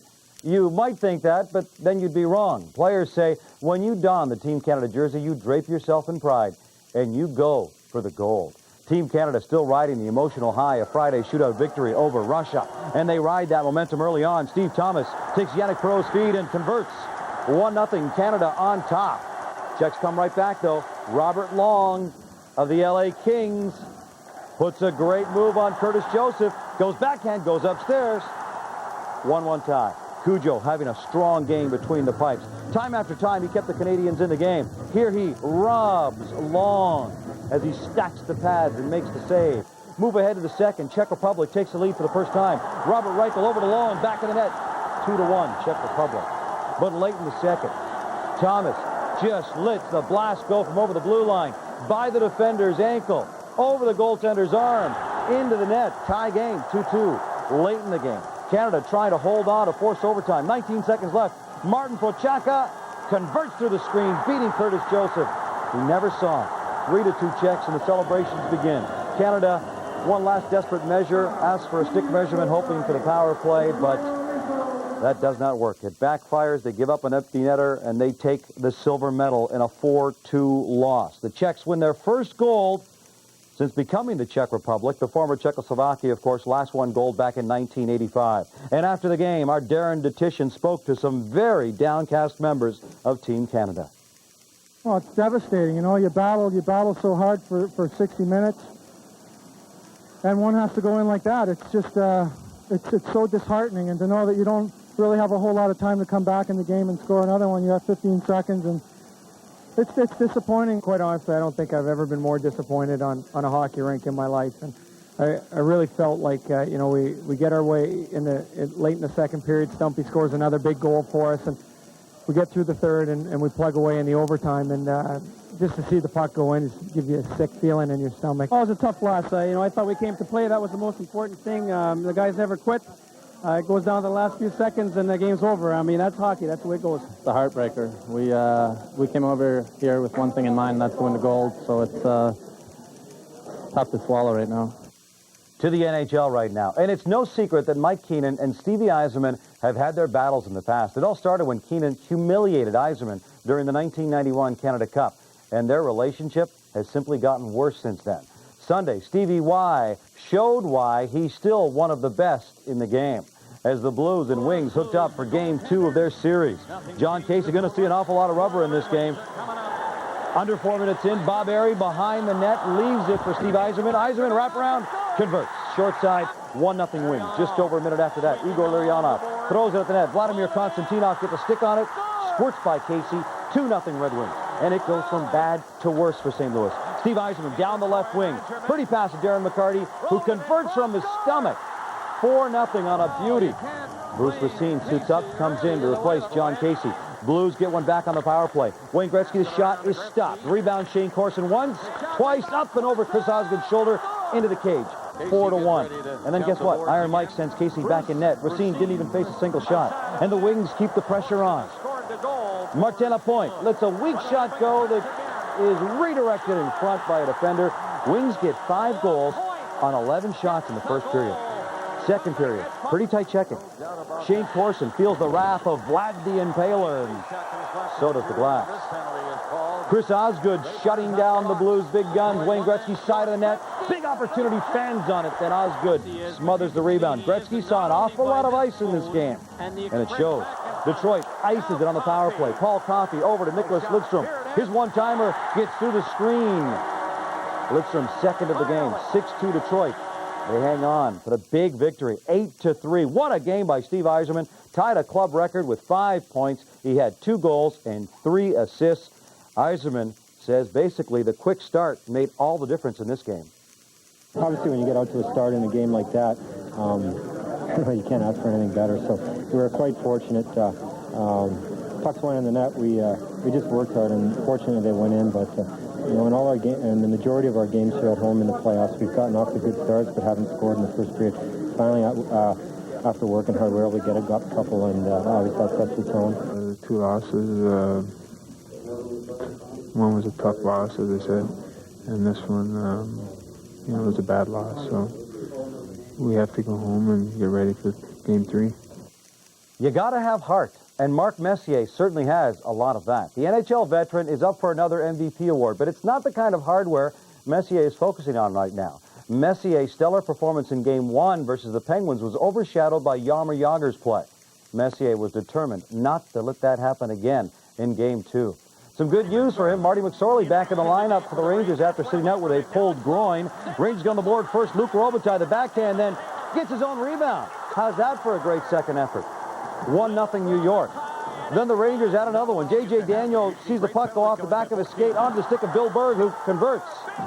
And New York's up 2-0. Second period, Alexei Kovalev flips the puck towards the net. Somehow it gets through Reggett into the net. Rangers up 3-0. So down, the Penguins need Jagr to jack it up. And he gets a big chance in the second. Sent in alone. Mike Richter comes up with the huge stop. Moments later, this is Ron Francis. Off the iron. The Pens finally solved the Rangers goalie on the power play. Lemieux, Sergei Zubov, back to Lemieux into the back of the net. The Pens trail 3-1, but the Rangers widen the gap once again. Jeff Bukaboom lets the shot go. Mark Messier gets the stick on it, just enough to redirect it in. 4-1 Rangers. And then another great play. Makes it 5-1. Luc Robitaille on his knees scoops the puck in front to Pat Verbeek, who converts. Super goal gives New York a 4-goal bulge. But the Pens will not go away. Down 5-2 when Jagr finally gets on the score sheet. Cruising around on the power play, just waiting for the puck, finally gets it. Not once, but twice. The second time it goes in. Pens trail 5-3. But that's as close as they would get as the Rangers even up the series. You know what? The Rangers held the Penguins to just 5 shots in the first period. So why the big game by Luc Robitaille? Well, Robitaille said it was just time to rise to the occasion. This was a big game for us. We knew we had to come out. I knew I had to come out, and we came out big, and we had a good first period. We had some great kills in the first period, and I think that was the key. To beat this hockey club, you're going to have to play, you're going to need everybody on the bench, and, everyone that has to do their job, whether it be, checking or scoring. Everyone has to do it, and everyone has to chip in. And teams that are successful in the playoffs, they get team efforts every single night, and, that's what we're going to have to get to be successful. We just made mistakes at the wrong time and didn't capitalize on the chances when we had them. So, back to square one on Tuesday night. Time for our first break here on Sports Desk. When we come back, it's Miller time. Or is it? Jacques' trip to San Marino is the real pits. And... Oh, yeah. Hey. Baseball is loved by an entire nation. Sure. What a day. Let's get going. Come on. Yes. Hi, I'm Ken Chulabek. Join me for the bottom line in sports in and around Edmonton, coast to coast.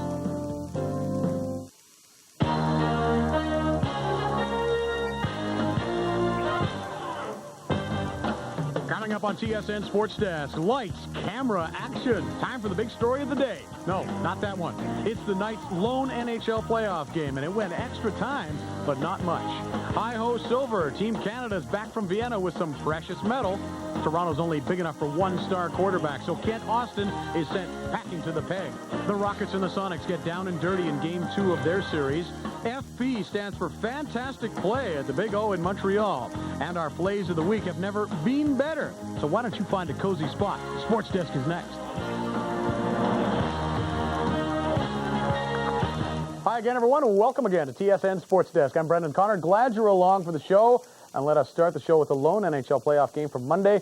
Another trip to OT for the Chicago Blackhawks. And you know the Hawks knocked out the Flames in triple overtime, and they're actually 2-0 this postseason when it came to playing the extra period. So if it goes to OT, no worries for the Hawks. They do worry, though, if Eddie Belfour can't go. They lost Game 2 against Colorado while Belfour was out with food poisoning. Belfour 5-0 in the postseason with a goals against average of 1.52. Chicago gives him a lead to work with. First period on the power play. Daze to Jeremy Roenick. He tips it back for Suter, and he fires one through a crowd and under Patrick Waugh.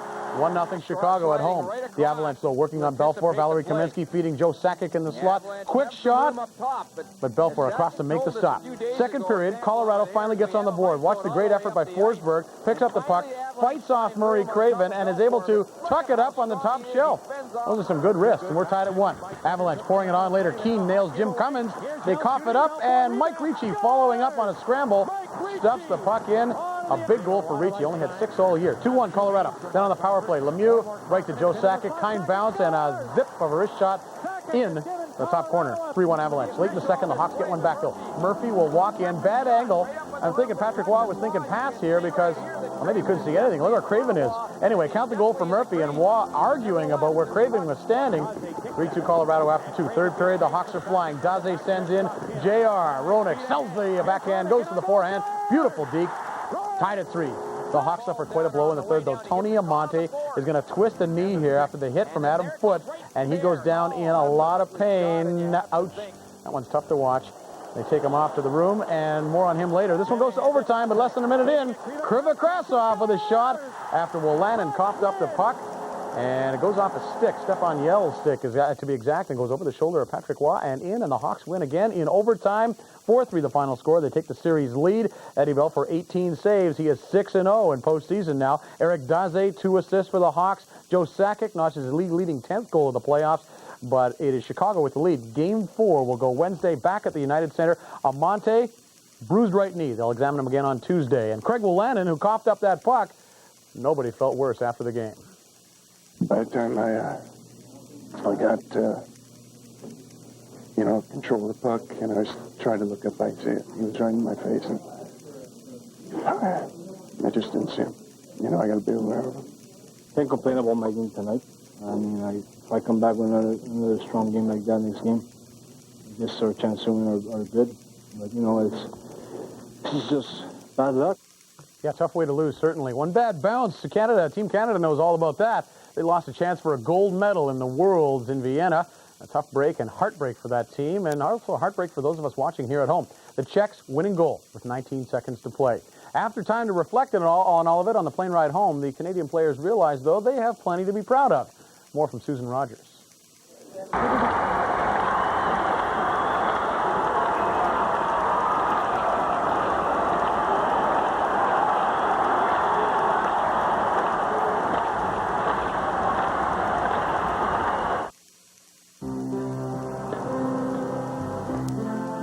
Coast to coast, you're watching TSN.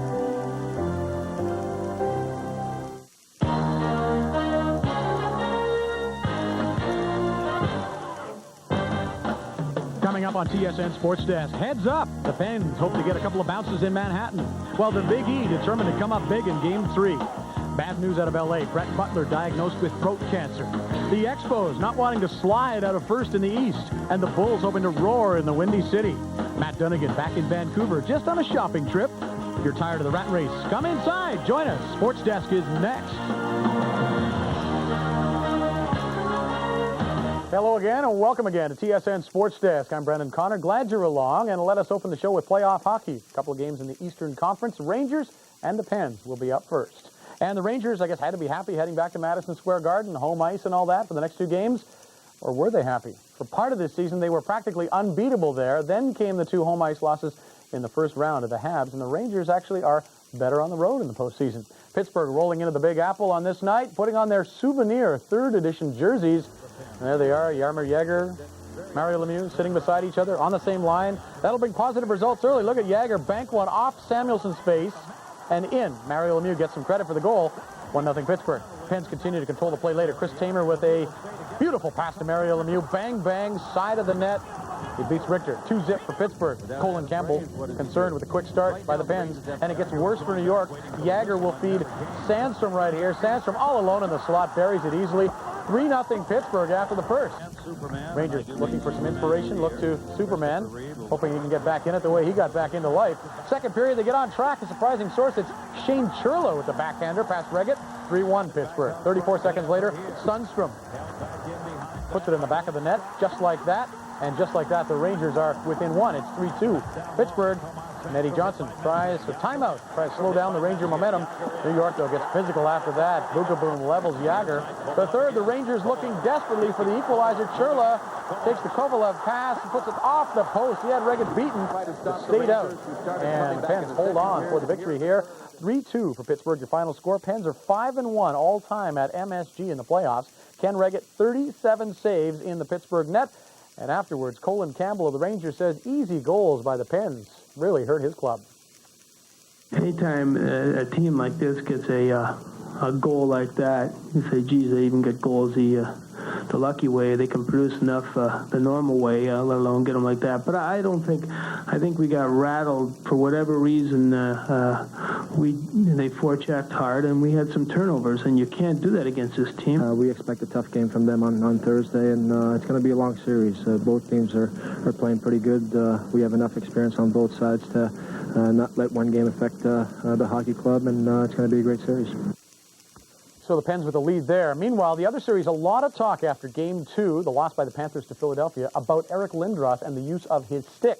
Florida coach Doug McLean saying some of his guys were cut after that game, others were bruised, all thanks to the lumber from number 88. And he also scored the winner in that game, of course. Well, Lindros carrying the lumber into Miami Tuesday night for Game 3 of this hard-fought series. And Doug McLean wondering if Lindros will be laying the lumber on this time as well. Actually, early on, it's the Florida captain, Skrudlin, who gets the stick up on Brindamore. Brindamore is cut, double minor, and it's costly on the power play. Svoboda from the point. Big Joel Otto works it loose for Dan Quinn. Wide open net just before the first penalty expires. So they go back on the power play. Leclerc tries to bring it out behind the net. Beezer poke checks him, but goes right to Lindros, and he goes right to the back of the net. It's 2-0 Flyers on that double minor to Skrudlin. Second period, Florida desperate for a goal. Bad clearing by Corkum. Loss fires it at the net. Hits somebody and goes in. Hextall thinks it was kicked in deliberately by Skrudlin, but it counts. Make it 2-1 as the ice is covered by rats in Miami. Panthers get sloppy later in their own end. Dan Quinn will center for Trent Platt in the slot. Rhett Warner tries for the steal, doesn't work, so Platt's got a free shot on net and puts it between the pipes. 3-1 Flyers on top. As the game ends, look at this. All kinds of chaos breaking out. Podine and Lowry going at it over there. Lindros and Jovanovski here. Hextall, Van Beesbrook. More of Podine and Lowry over the other side. Oh, Game 4 will be interesting, won't it? But Game 3 ends up 3-1 Philadelphia over Florida in Miami. Flyers outshot the Panthers 17-2 in the first period. That sort of tells the story. Dan Quinn, a 2-point night, goal and assist. Afterward, the Flyers talked about the win, but also about the abuse from the fans. They were doing a lot of, the people were throwing, and I don't know if the security was doing their job as well as they should have, but I'm sure the coaches and assistant coaches will be talking to the security people about that right now, because those people in the front row are certainly throwing a lot of stuff at us. All the stuff behind the bench that's going on with fans spitting on us and throwing stuff onto the bench, that should not happen in the NHL. The security should be there behind our bench to make sure that no one is leaning over the glass, which is what was happening. Flyers have the lead there. Next game on Thursday. Well, he is the greatest player the game has ever seen, but he has gone 8 games in the playoffs without a goal. Many feel something is wrong with Wayne Gretzky. Gotta be. Gretzky says he's not hurt. He says it's simple right now. His game just stinks. His coach, meanwhile, says Gretzky is just being smothered out there.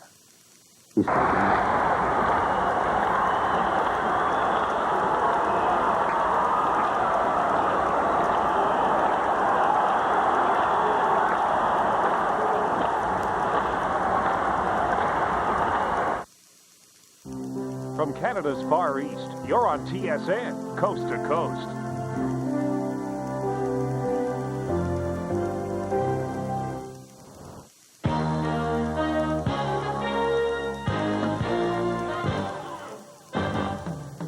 Ahead on TSN Sports Desk, St. Louis makes Detroit feel blue all over as they try to get back in the series. While in the West, the Blackhawks look to take a stranglehold against the Avalanche. There's no place like home for the Expos, while the Jays are in a whole heap of trouble down in the heart of Texas. Penny is pure magic as Orlando battles Atlanta in the NBA. And we'll take a look at the Quebec champion Granby Predators. So you don't have to be a fanatic to tune into Sports Desk. It's coming up next. And here we are. Here we go. Hi, everybody. Great to welcome you to our show. I'm Michael Landsberg. The Chicago Blackhawks had the chance to push Colorado close to the edge on Wednesday night. Game in Chicago, Hawks with a 2-1 series lead. Colorado trying to figure out Eddie Belfour. They had scored just 5 times on him in 2 games. But a blow for the Hawks as Chris Chelios did not dress. Strained a groin muscle in the pregame skate, and he is so very important, particularly in the playoffs. Meanwhile, Mark Crawford has criticized Chris Simon in the playoffs for being too offensive-minded and not coming to the defense of his teammates. Joe Sakic gets drilled by Bob Probert, and look who is there. Chris Simon, not only is he there, but he is laying a beating on Bob Probert. That is very significant. You don't see that very often, very early, especially in this series. Chris Simon really giving it to Proby there. Just 8 total shots. Murray Craven throws his body in front of the shot from Sakic, deflects it wide. Then Sakic snaps one. Boy, he is playing superb hockey right now. Suter with a giveaway, 1-0 for the Avalanche. Suter makes up for the gap here, gets behind the defense, trickles through the pad to Patrick Waugh. The Hawks have tied it at 1, but the Avalanche keep running at the Hawks. Forsberg, full speed, nails Steve Smith. Then watch the great feed of Sandis Olsson right there, but Belfour sticks the glove out. 17 saves for Eddie in the second period. Colorado frustrating the Hawks in the third period. Belfour gives the shot to Mike Ricci right there, gets the roughing penalty. Avalanche take advantage on the power play.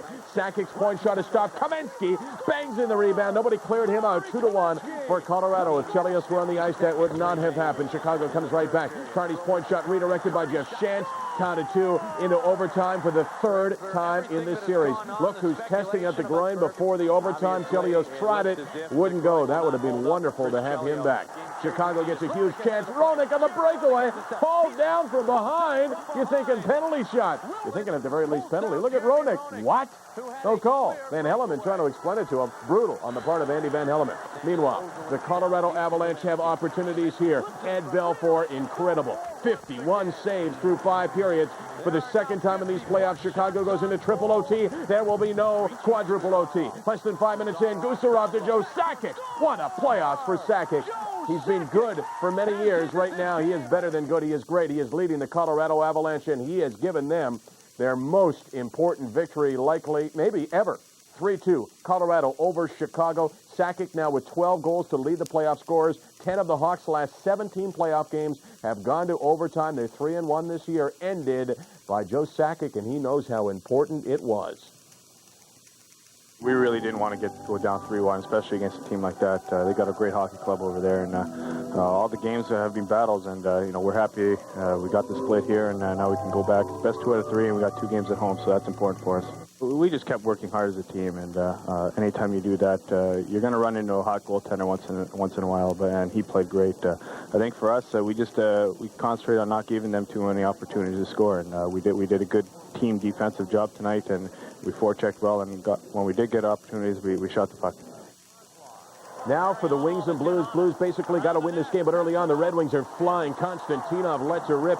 3rd goal of the playoffs. Detroit out in front 1-0. Detroit leading the series 2-0. But the Blues answer back. Brett Hull down the wing, sends it into the slot. Al McGinnis flips it over Mike Vernon, who was simply lying there. He fell down, scored tied at 1. 22 seconds later, Chris Pronger to Adam Creighton, tries to make the backhand forehand move, loses control. Like to Brian Newton, Creighton probably say, I did that on purpose. 2-1 St. Louis. Then Kerry Fraser calls 4 penalties, 3 of them to the Red Wings. On the power play, the St. Louis Blues, Wayne Gretzky to McInnes at the point. His point shot redirected by Shane Corson. Look at Vernon, move to his right. The puck goes left, no chance. 8th goal of the playoffs for Corson, 3-1 for the Blues. The Wings take out their frustration illegally. Fedisov nails Corson from behind. That's a penalty. Then Coffey tries to take Corson's head off. That is a penalty. Look at Corson. Look at Coffey. You're going to love that, imitating Kerry Fraser. Fraser didn't love it too much. Gave him the game. Meanwhile, Gretzky and Hull basically silent in the second period. But here comes Steve Yzerman flying. The captain scores to make it 3-2. Then flips in his second straight. A little bit early for the Octopi. It's tied at 3. Then Stevie Y with a gorgeous move on Casey. Natural hat trick, 7th goal of the playoffs for Yzerman. But more importantly, the Red Wings take a 4-3 lead. Late in the game, Detroit clinging to the 1-goal lead. Tony Twist lets it go, deflected in front. Twist gets credit, 4-4 into OT. Of course, in the extra period, the Wings had the best chance. Keith Primo just robbed by Casey. Casey playing great hockey, gave him a chance to win, and they do. Look at the long shot by Kravchuk. It looked like Vernon saw it all the way, simply beaten by Igor Kravchuk. St. Louis over Detroit 5-4, so they remain in this series. If they went down 3-0, they'd be dead right now. Yzerman with his 3rd career playoff hat trick. Casey, though, 30 saves, including the huge one in OT. And as for Kravchuk, he says he was thrilled to get the OT winner.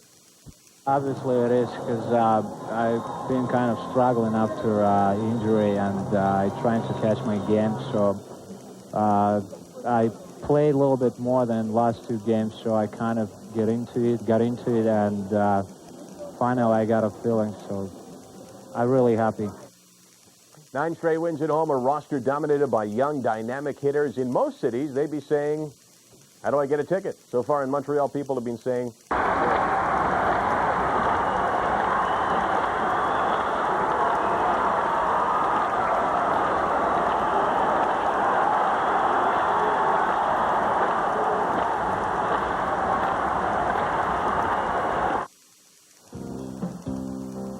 Hi, I'm Ken Chillivack. Join me for the bottom line in sports in and around Edmonton, coast to coast.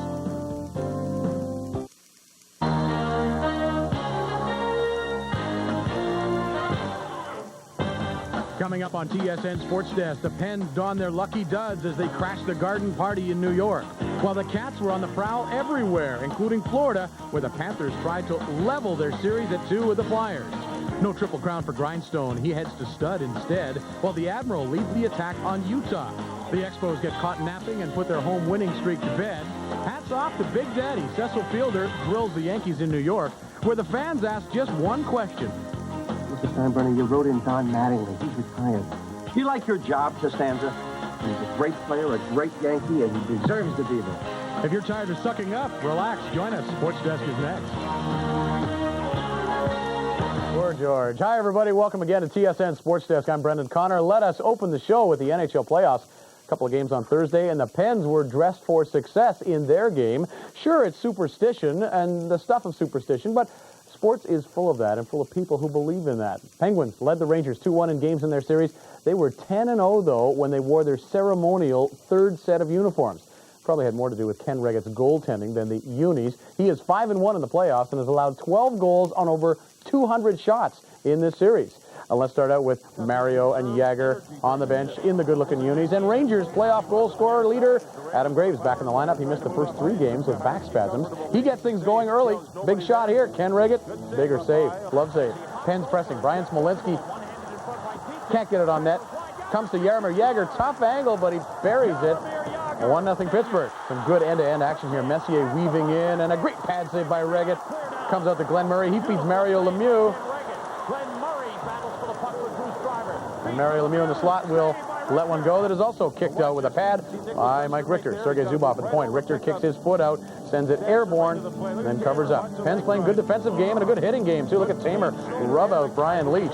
Second period, Peter Nedved, Glenn Murray, breakaway 2-on-1. Look at the wrist shot by Nedved. Remember how he ended that long overtime game with the Capitals? Same thing. Rips it, top corner. 2-0 Pens. Rangers later on the power play. Yari Curry, one-timer. Graves deflects in front. Lead cut to 2-1. Seconds later, the most dangerous combination in hockey. Lemieux, Jagr, 2-on-1. Lemieux keeps, Deeks, and up it goes. I think Richter got a piece of that. Pens on the power play later. Jagr feeds Lemieux in tight. He sends it off the post. Ken Regett keeping his team in the game. Watch this. Nicholas Sundstrom, shot, save Regett, and Regett with a better save right here on the rebound. The backhander by Sundstrom. Rangers think they've tied it up on the point shot here, but the puck goes off the post, and Regett will clear it. How does he clear it? He uses his nose and his face mask. The guy's doing everything to keep that puck out. Deep in the Rangers zone now. Boom. Brutal giveaway. Glenn Murray intercepts, says thank you, goes upstairs on Richter to make the score. 3-1 for the Pens. They added another one, and they win it 4-1. They have not lost a road game in the playoffs. Ken Regett, 40 saves, 6-1 with a goals against average of 1.88 in postseason play. Game 5 will go Saturday in Pittsburgh. And after the game, our Teresa Hergert collected this reaction in both dressing rooms. there's any team that can come back, and it's this team. I mean, you look at their lineup; they have a great lineup. They have a lot of experience, and if anybody thinks they're just going to sit back and mail the game off to us, they're crazy. His style is to flop and be hot, then all of a sudden he goes cold. But he's hot right now, and I don't know if we're making him look hot or he is genuinely good. I want to make sure he's in the zone for one more win. I mean, and then let everything take care of itself. He's playing exceptionally well, and you got to have, we always talk about in the playoffs, the one ingredient that you got to have, no matter what happens, you got to have the goalkeeping. And if you have the goalkeeping, you can build from there. I've said many times that you win cups with great defense, and you need everybody thinking the same way on the ice. And when you're winning, you have to play good defense and think about your own end. So who says the Pittsburgh Penguins can't play defensive hockey? That's been a slam on this team this year, but throughout this series, we've seen the forwards playing defensively when they had to. They weren't getting beat on the odd man rushes, and they got great goaltending from Ken Reggett, who stopped 40 of 41 shots. So now the Pittsburgh Penguins have a chance to put an end to the New York Rangers season as this series shifts to Pittsburgh for Game 5 Saturday night. Teresa Herker, TSN, New York. Thank you, Teresa. In the other series, the time had come for the Florida Panthers scorers to start showing up. Down 2-1 to the Flyers, Scott Mellenby and Rob Niedermeyer had a combined 3 points in the playoffs. Florida got some bad news as well before Game 4 Thursday. Their leading scorer, Ray Shepherd, would sit out with a shoulder injury he suffered in Game 1 of the series, so it was up to guys like Niedermeyer. Played in all 8 playoff games for the Panthers. No goals, 1 assist. But he comes out flying in this one. Just a minute in, Niedermeyer picks off Desjardins' pass, busts around Desjardins, goes between the legs on Hextall, and the Panthers are up 1-0 early. And with the 2 or 3 minutes it takes to clean up the plastic rats in Miami, you think Florida might lose some momentum? If they did, here's one way to get it back. Check out Jovanovski, who drills Eric Lindros. Boy, you don't see 88 knocked down like that very often. Later, Florida 2-man advantage. Niedermeyer picks the short side right into your living room. Off the net cam, second of the game for Rob Niedermeyer. Panthers up 2-0. Flyers later putting all sorts of pressure on in the second, but Van Beesbroek will be tall again, stacking the pads and robbing Sean Podine side of the net. Beezer had 24 shots in the second period. Philly finally gets on the board. Less than 5 minutes left in the second. Mikhail Renberg fights off Rhett Warner and chips it in over Van Beesbroek. So 2-1 Panthers. Flyers on the board. A minute later, Brindamore give and go with Quinn. There's the give, there's the go, and Brindamore scores to tie it up. But with 5 seconds left in the period, the shot by Paul Loss from the point. He's just trying to get it on net before the period goes. And Stu Barnes deflects it in. Florida back in front 3-2. Close game, but Florida hitting everything in sight. They hit Lindros. They hit Brindamore. The Panthers doing just about everything right, but 1 minute left in regulation. Jovanovski tries to pinch there, and that's a mistake because Renberg left alone in front. 2 whacks at it and scores to tie it at 3. And for the first time in their short history, the Panthers are headed for sudden death OT. But it won't last long. 4 minutes in, Jovanovski from the point, redirected in front by Dave Lowry, who's become quite a scorer. Hextall complained that it was kicked in. Schick checked upstairs and said, no, the goal stands. And the Panthers tie up the series. Beesbroek, John Van Beesbroek, great, 43 saves, including 24 in the second period. Lowry, 9 goals in 63 regular season games. He's got 6 in the postseason. 9 playoff games, 6 goals. Game 5 goes Sunday in Philly, and the OT hero, Dave Lowry, says Panthers are enjoying running on emotion right now. When you get out to a 2-0 lead and then they come back and score a couple quick goals towards the end of the second period, you know you have to come back and you have to battle hard. Stewie got a big goal for us at the end of the second, and then they scored with a minute left in the game, and we didn't know what to expect, but we didn't want to go back into Philadelphia trailing 3-1. Okay, so the Panthers tie up that series. As for the series in the West, already suffering from the loss of Tony Amonte, the Chicago Blackhawks got a scare Wednesday when Chris Chelios couldn't play against the Avalanche because of a groin injury. Chelios kept on trying to test out the groin in between periods Wednesday night, but couldn't play. He took treatment on Thursday. They still list him as day-to-day.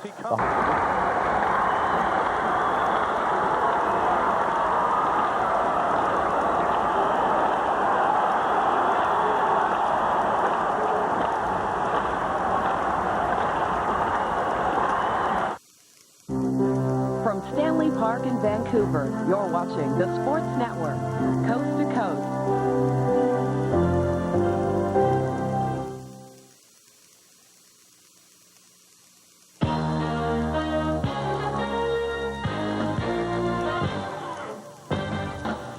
A hit on on TSN Sports Desk. The Wings and Blues butt heads in St. Louis, with Detroit trying to avoid having their feet swept out from underneath them for a second straight game. Henry Rodriguez continues to be so good for the Expos as they do battle with the Astros. Matt Dunnigan finally ends the suspense and digs his claws into a new home. Don't worry, be happy. Canada takes it to Jamaican Olympic qualifying. The Sonics trying to lower the boom on the champion Rockets, while Shaq is soaring higher than the Hawks. So, feeling disheveled at the end of a long week? Relax. TSN Sports Desk is next. Hi, everybody. Great to welcome you to our show. I'm Michael Landsberg. Great one. Past tense for sure. Present tense, well, that's being debated right now. Trailing the Wings 2-1, the St. Louis Blues needed a win in the worst way Friday night, and they absolutely weren't going to get it unless Wayne Gretzky raised his game, and he has done that in the past, to be sure. He has been at his best when the pressure's on. Big pressure on Wayne Gretzky in this game, big hitting in this game. Look at Jeff Courtnall go down low and take out Keith Primo. Total of 10 shots on net only in the teams by the first period. Al McGinnis with the shot, the deflection, and it will just trickle past Chris Osgood. Things get a little ugly in this one after the buzzer in the first watch. Courtnall looking for the referee, and then head bump, and LaPointe goes down. Now, I'm not sure he'd go down any harder if he was shot. St. Louis in the power play. John Casey to Shane Corson to Wayne Gretzky on the breakaway. No goals in the playoffs. Can he break it? You bet he can. Gretzky scores a huge one, beating Osgood 1-0 for the Blues. Moments later, here they come. Gretzky with Hall. Gretzky to Hall, back to Gretzky, back to Hall, but Osgood, incredible toe save. It's still a 1-0 game to the third period. Detroit still looking for their first goal.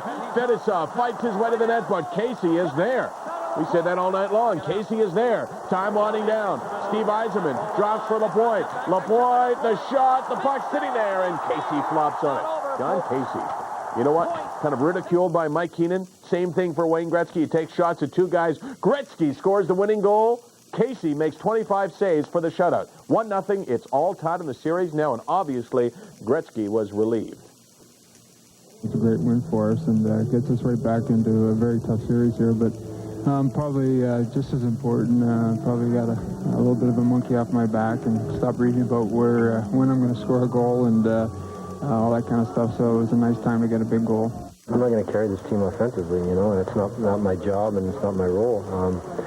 It was a tight checking game. It was a 1-0 game, and we had chances. We just got to play harder and really bear down on the opportunities we get. You know, it doesn't rank up there with a dollar hot dog, but the Montreal Expos made it. Belfour for Chicago, saving 94% of shots sent his way. It's good to see that my family decided to show up for this one. Dave Hanna for Colorado won the faceoff first period. Chris Simon beats Belfour, wrist shot first of the playoffs. Colorado's got the 1-0 lead. In the second, Patrick Waugh. 15 saves, stopped Bob Probert. And when Probert couldn't make this one count, he figured he'd at least go ahead and get on a good right hand every now and then, right? Better keep pacing, Craig, because this one's going to be tough. For Colorado, Valeri Kamensky. Puck, center ice, skates by two Chicago defensemen and scores backhand. His 6th of the postseason and his 3rd of the series. Rock's got a 2-0 lead, 4-on-4. Scott Young crossed the blue line, beats Belfour, the wrister, 2nd of the postseason, 1st of the series. 2 minutes after Jeremy Roenick ruined Waugh's shutout bid, Valeri Kamensky. His 2nd of the game to regain Colorado's 3-goal lead. Waugh made 22 saves to record his 77th career playoff win, but couldn't quite knock down the shutout. Colorado leads the series 3-2. Game 6, Monday in Chicago, and Colorado takes the 4-1 win. More on the hockey and basketball playoffs a little bit later. The numbers are pretty impressive. He retired the last 20 batters that he faced. Also, the first time the Colorado Rockies have been no-hit. Oddly enough, it's the first no-no in the majors since Ramon Martinez no-hit the Florida Marlins back in 1995. It comes down to this. The New York Rangers took the ice on Saturday night with history both against them and on their side, oddly enough. Down 3-1 in their playoff series against Pittsburgh. 1 loss away from oblivion. And in the 70-year history of the Rangers, no team had ever risen from the ashes of that deficit. But 8 current Rangers players and head coach Colin Campbell were part of teams that turned that trick. 5 players who used to be with the Edmonton Oilers. One slice of history would work. One simply would not. And the New York Rangers couldn't afford to let this one slip away. Rangers power play. But they gave it up to Chris Tamer, feats Mario Lemieux. Lemieux scores a goal in his last 7 games. Penn's power play. Lemieux to Yager. Flips it in past Mike Richter, and it's a 2-0 game in the second period. Make it 3-2 Pens. Rangers power play. Yari Curry, the pass to Nicholas Sundstrom. Knocks it home. We're tied at 3. But in the second period, the Penguins already had a 4-3 lead back. And it's up to Jaromir Jagr. No one challenges him. Rister past Richter, 12 seconds to go in the period, and Yager nails the hat trick. The Pens extend their lead with another hat. This time, Mario Lemieux bangs it home. His own rebound. And it's all she wrote for the New York Rangers. Yager and Lemieux become the first teammates to record hat tricks in the same playoff game in 6 years. New York out, second round of the playoffs for the second straight year. Pittsburgh takes the game 7-3. They take the series 4-1. And who else comes up big than Super Mario himself? It wasn't that easy. I thought we played real solid defensively, and once again, Kenny Reggett did the job for us. The key save that he made on Leach would have brought him back, but we went down after that and scored that big goal, and it was a tough game to win. We have a tragic note coming from the crash.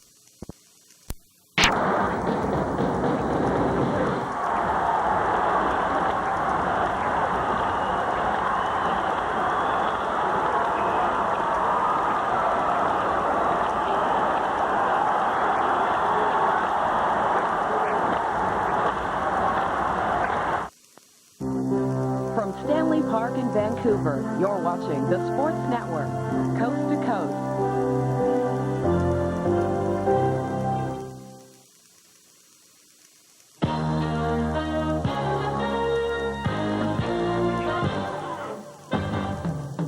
Coming up on TSN Sports Desk, the Blues take flight against the Red Wings, and it's the Great One giving them liftoff, while the Flyers feel the weight of possibly falling behind in their series with the Panthers. Home was sweet for the Petes in their Memorial Cup matchup with Granby.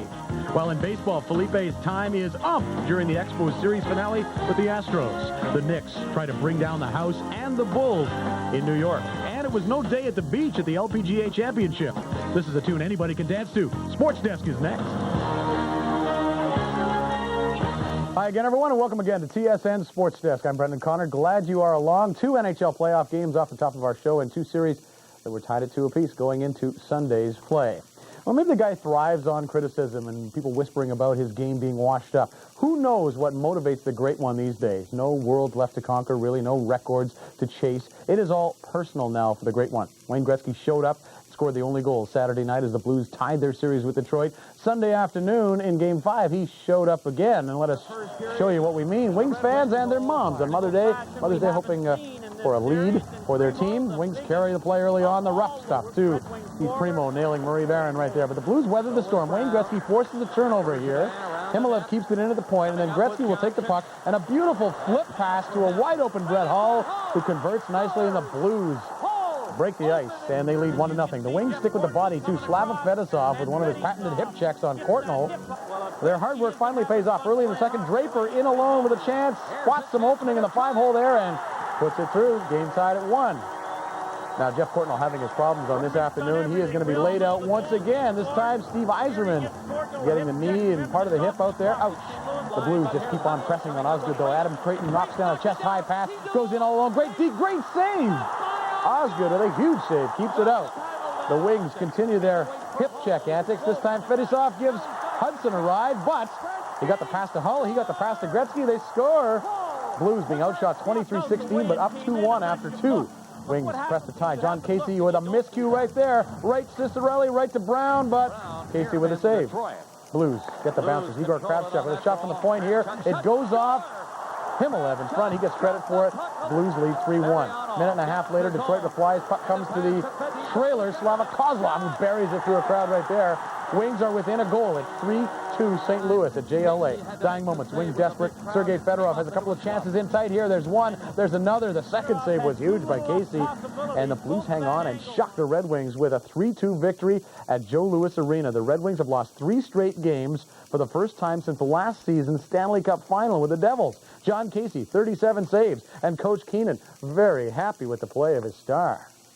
Wayne Gretzky ignited the team again offensively tonight. Brett Hull, the people you rely on and key in on in terms of carrying the team offensively, responded pretty well. I'm really happy and pleased for Wayne. You're a hero or a goat, you know, and it's just a lot of times it's the same old story. You're at the mercy of the bounce of the puck, and I mean they've got a lot of guys that can can put it in. So, I mean, we've been fortunate the last 2 games. They put an awful lot of pressure on us late in the game. We played well in 3 games. We just, puck's not bouncing our way. Things aren't going our way, but we're going to continue to work at it. And like I said, we knew at some point it was going to become real difficult, and we were going to face a situation like this. And now's our opportunity to respond to it. Boy, that is surprising with the Blues having the lead. How about this one? Flyers and Panthers, and this one physical off the start. Brindamore drilling Jovanovski, then lost on the same shift. Ron Hextall getting his 11th straight playoff start for the Flyers. Terrific 2.15 goals against average. This series tied 2-2. Here's a bit of good play by Hextall. Wicked bounce out to Niedermeyer on the shoot-in here, but Hextall gets out there in time to take the open net away from Rob Niedermeyer. What a save.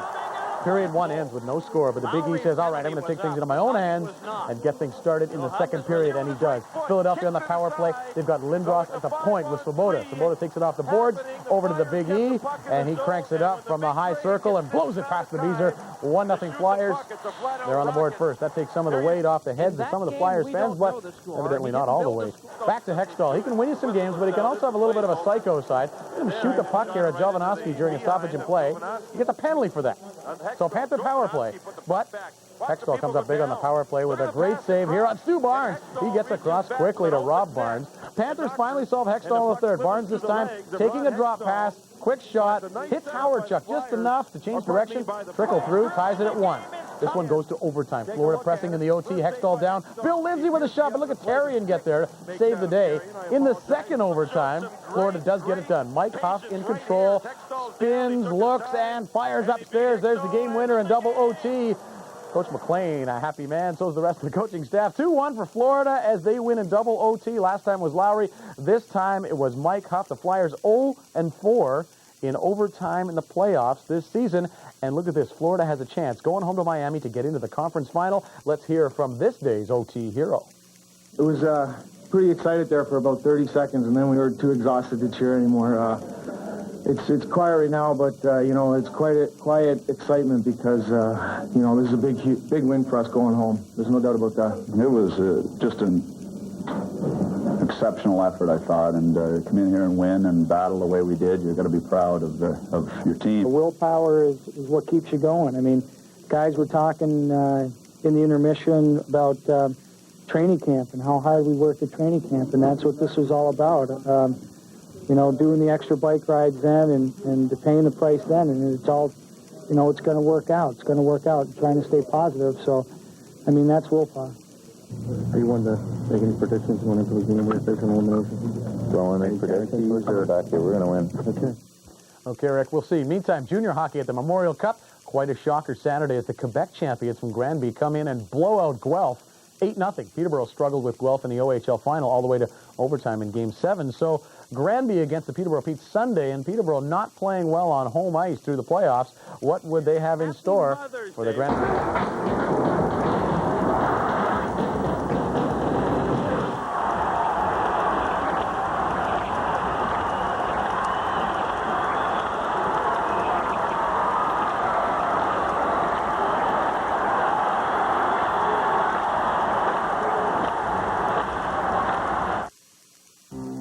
From the wild wilderness of beautiful Labrador, you're watching the Sports Network, coast to coast.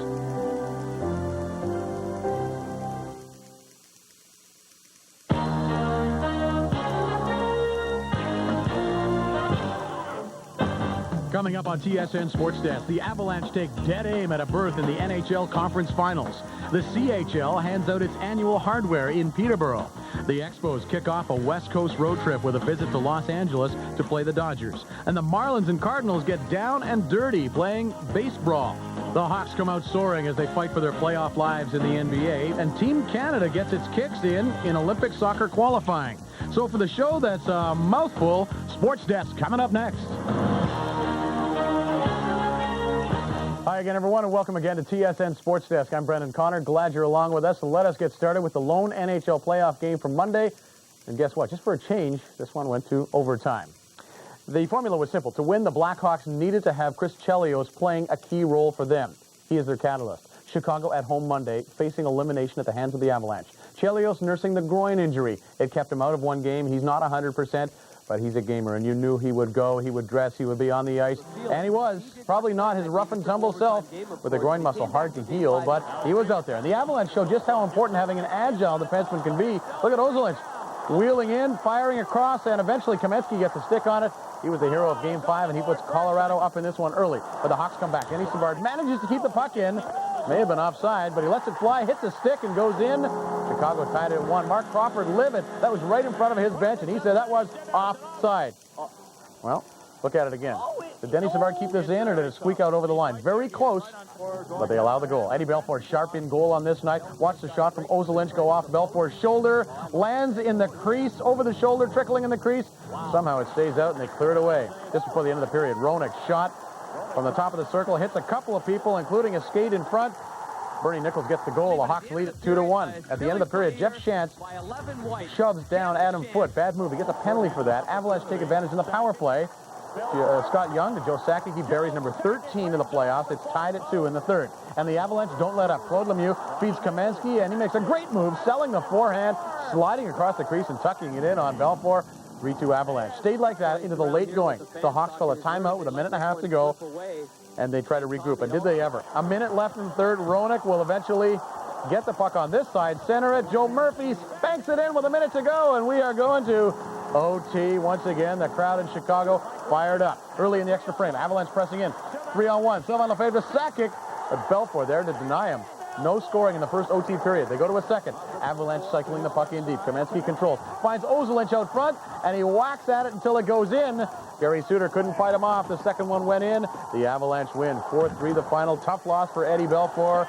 And the two Warriors who had words during this series, JR and Patrick Roy, say their goodbyes and their good lucks. Colorado wins 4-3, puts Chicago out. 4 of the 6 games in the series went to OT, including this one, and the OT hero was Sandis Ozolinsh. Well, I was calling for a puck, and Kamensky had it, and he passed it to me, and I shot it, and I said I'd hit the post again, so I just said, no way, I'm not going to leave the front of the net, and I tried to hit it, and while the puck was in the air, and I missed it. So again, I was frustrated, and well, when it came down, I finally hit it in. First time in the Final Four for that franchise since 1985. All right, switching to junior hockey, a night off Monday as always.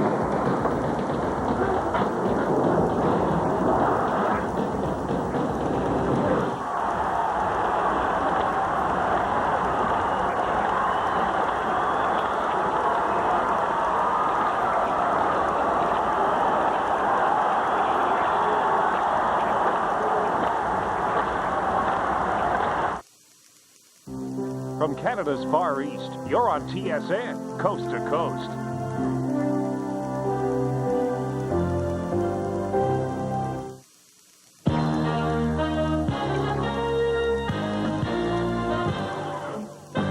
Ahead on TSN Sports Desk, the Flyers have their backs and the rest of their bodies against the wall versus the Panthers.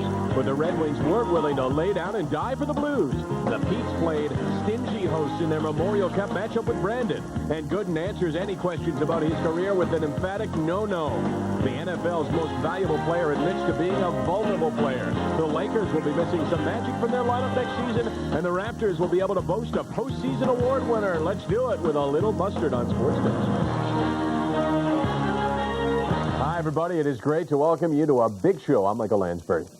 Eric Lindros took a page from Mark Messier's book, promising Flyer fans his team would win Game 6 against the Panthers. Now, remember, Messier did it in the Rangers' run to the Stanley Cup. The problem that Lindros and the Flyers had was that they had clearly lost all momentum against a Panthers team that has played above their heads right from the first game of the season. No secret what Panther fans think. They are pumped up big time in anticipation of an upset. And look at Ed Jovanovski hitting everything inside. If you're Rob DeMeyer, you got to keep your head up with number 55 on the ice. Florida putting lots of pressure on early. Roberts Vela's point shot is stopped. Juicy rebound for Martin Straka. Hextall, though, outstanding save. Flyers get a chance in the power play. Peter Svoboda gives it up. Bill Lindsay says thank you very much. Lindsay scores, blowing it past Hextall. Lindsay makes it 1-0 on a shorty. And yes, before O'Henry bars, there were the Rats. Not as tasty, but crunchier, indeed.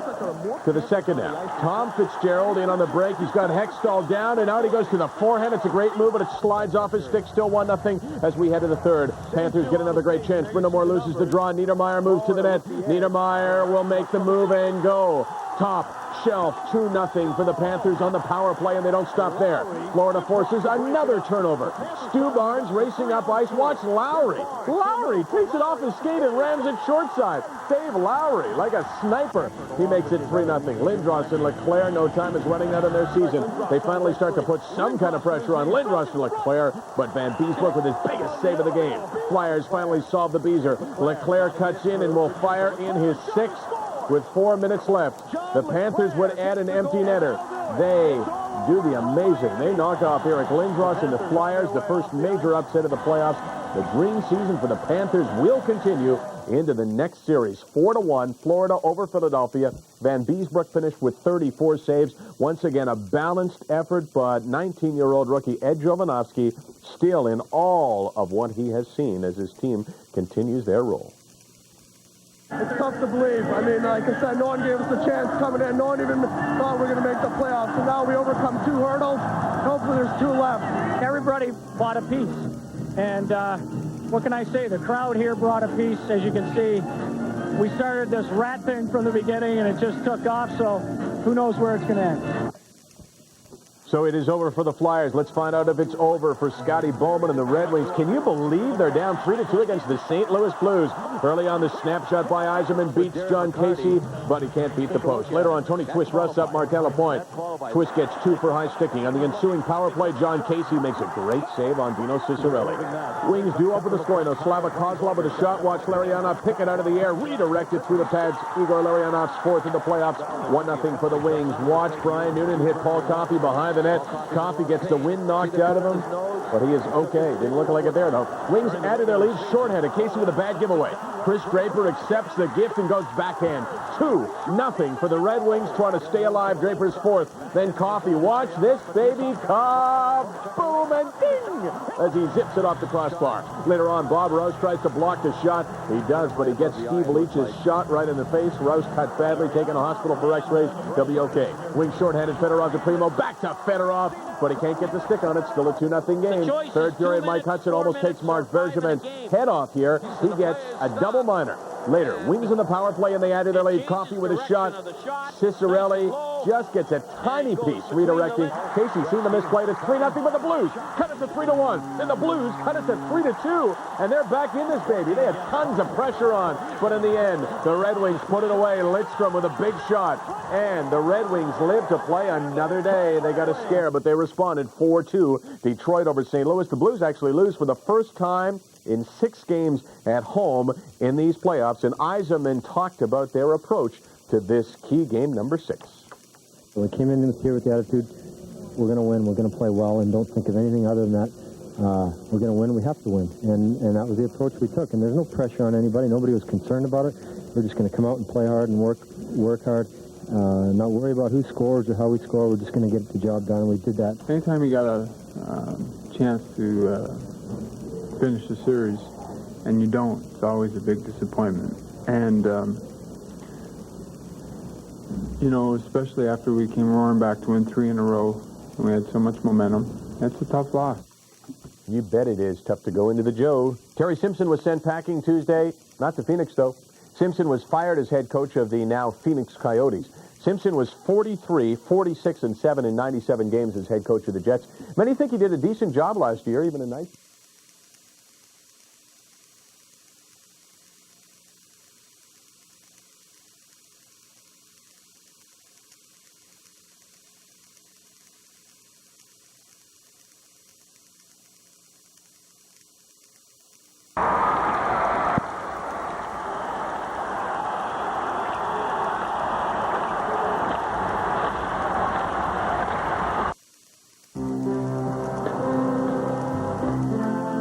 Coast to coast, you're watching TSN.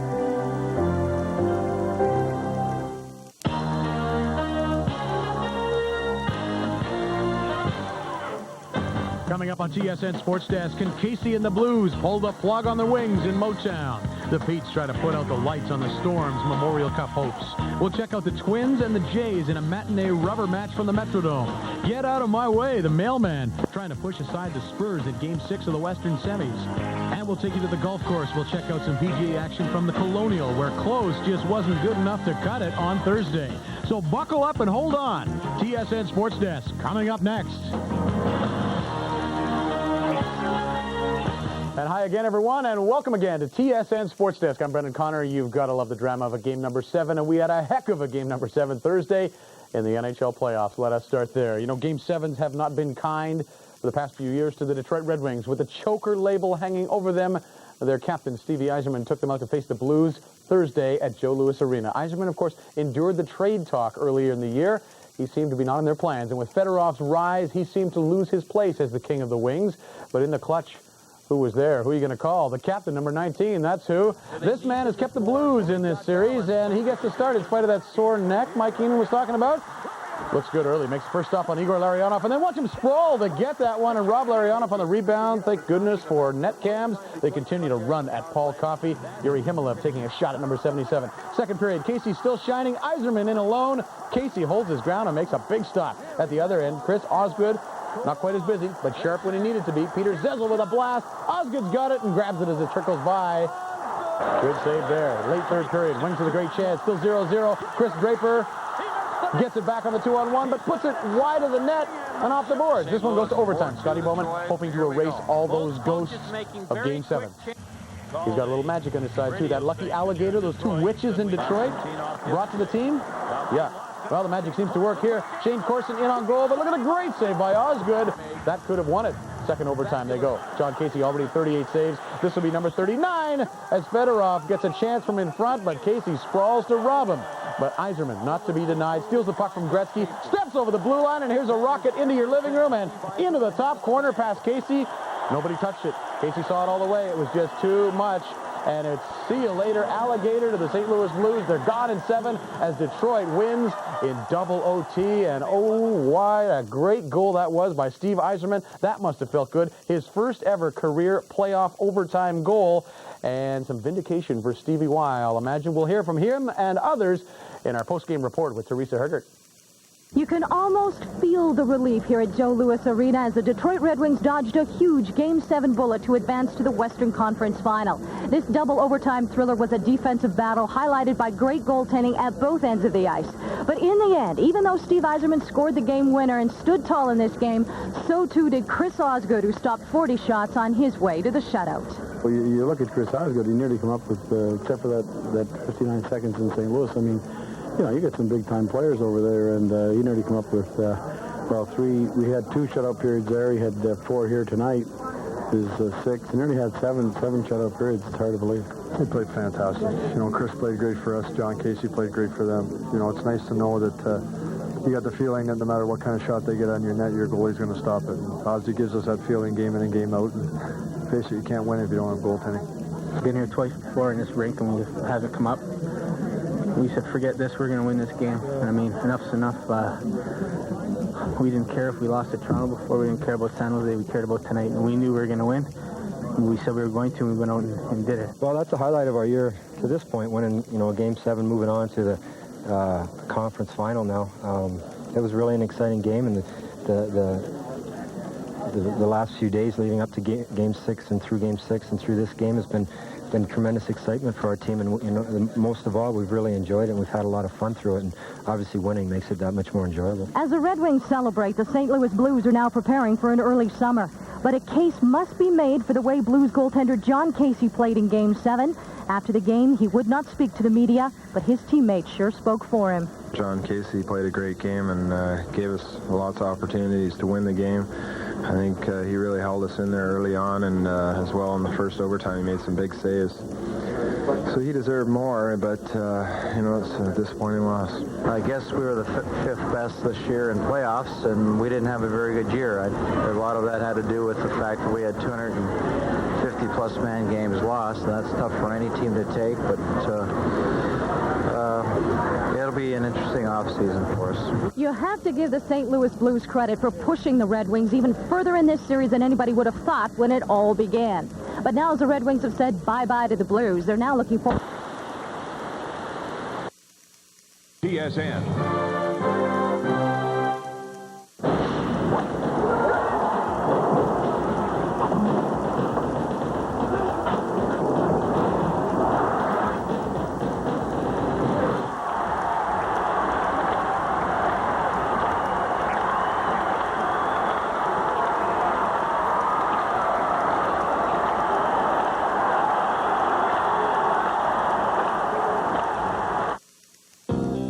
From Ottawa, Ontario, this is TSN, Coast to Coast.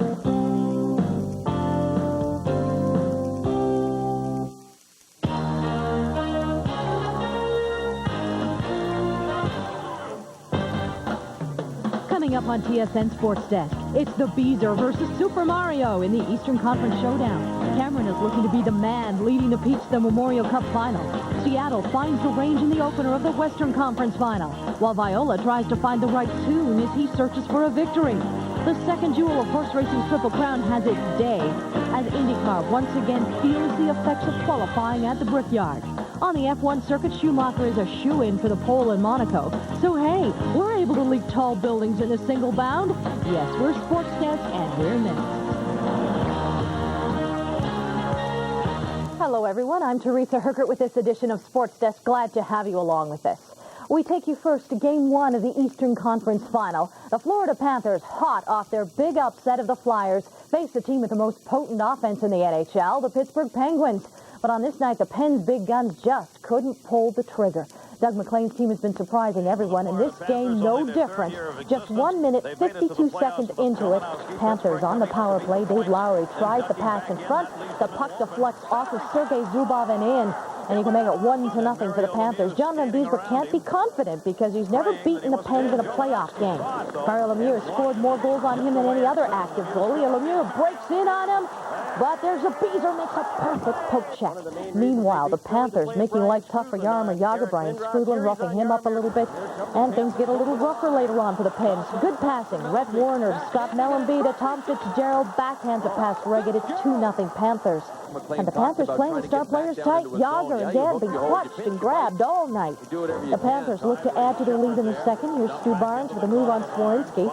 And he has Reggett down, but the Pens goalie makes the stop with a glove. He reaches out and gets it, but the Panthers just keep on coming. Tom Fitzgerald is an innocent-looking shot, but it rises past the shoulder of Reggett and in. 3-0 Panthers. The Panthers are also getting some luck. The Beezers looking the wrong way on the shot, but still makes the glove save on Kevin Miller.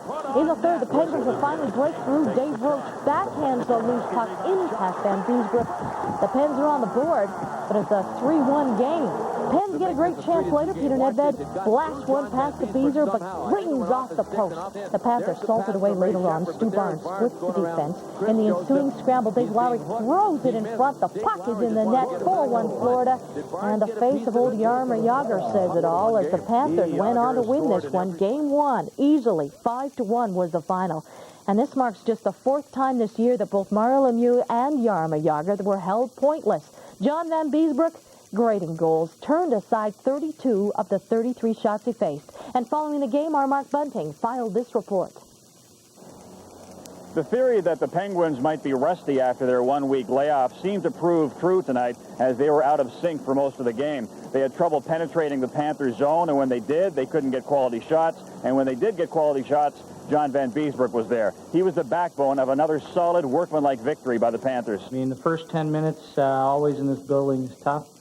But then next thing you know, you got game 1, and you're sitting here at a podium answering questions of what's going to happen next. I mean, I know that we're really not going to change much, but yeah, but we're going to have a good feeling for Monday. He was solid all night. He made some key saves. He was seeing the puck all night, and we knew that he was hot coming in, and he performed very well once again tonight. It was pretty much the same scenario tonight for us, Johnny, with great goaltending, getting out to a lead and playing good checking hockey. And, it's just good. It's probably more than anything, it's probably just good for our team's psyche. It's always tough when you're playing against them because it always seems like it's guys around you when you get the puck. So, but we have to find a way to get it in deep and work on their D and, just come back on Monday and play harder than they do. And if we do that, we should be all right. The Penguins will practice at noon on Sunday here at the Civic Center, and the Panthers will skate sometime after that. At this point in the series, Pittsburgh has a lot to work on, while the Panthers just want to fine-tune. For TSN Sports Desk, I'm Mark Bunting in Pittsburgh. Thanks, Mark. Call it playing over their heads, riding a wave of emotion, home ice advantage, whatever. But call the Peterborough Petes determined. Saturday they took...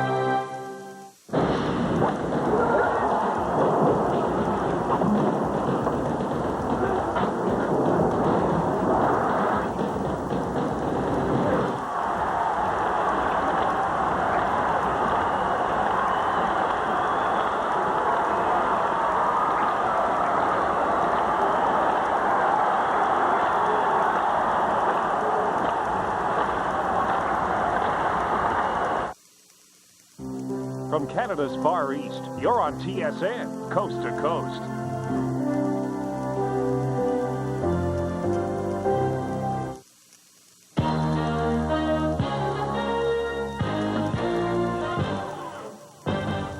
Ahead on TSN Sports Desk, Osgood would have to be Osgreat to stop the Avalanche in the Western Conference Final opener, while the Predator had the host Petes in a fog at the Memorial Cup Final.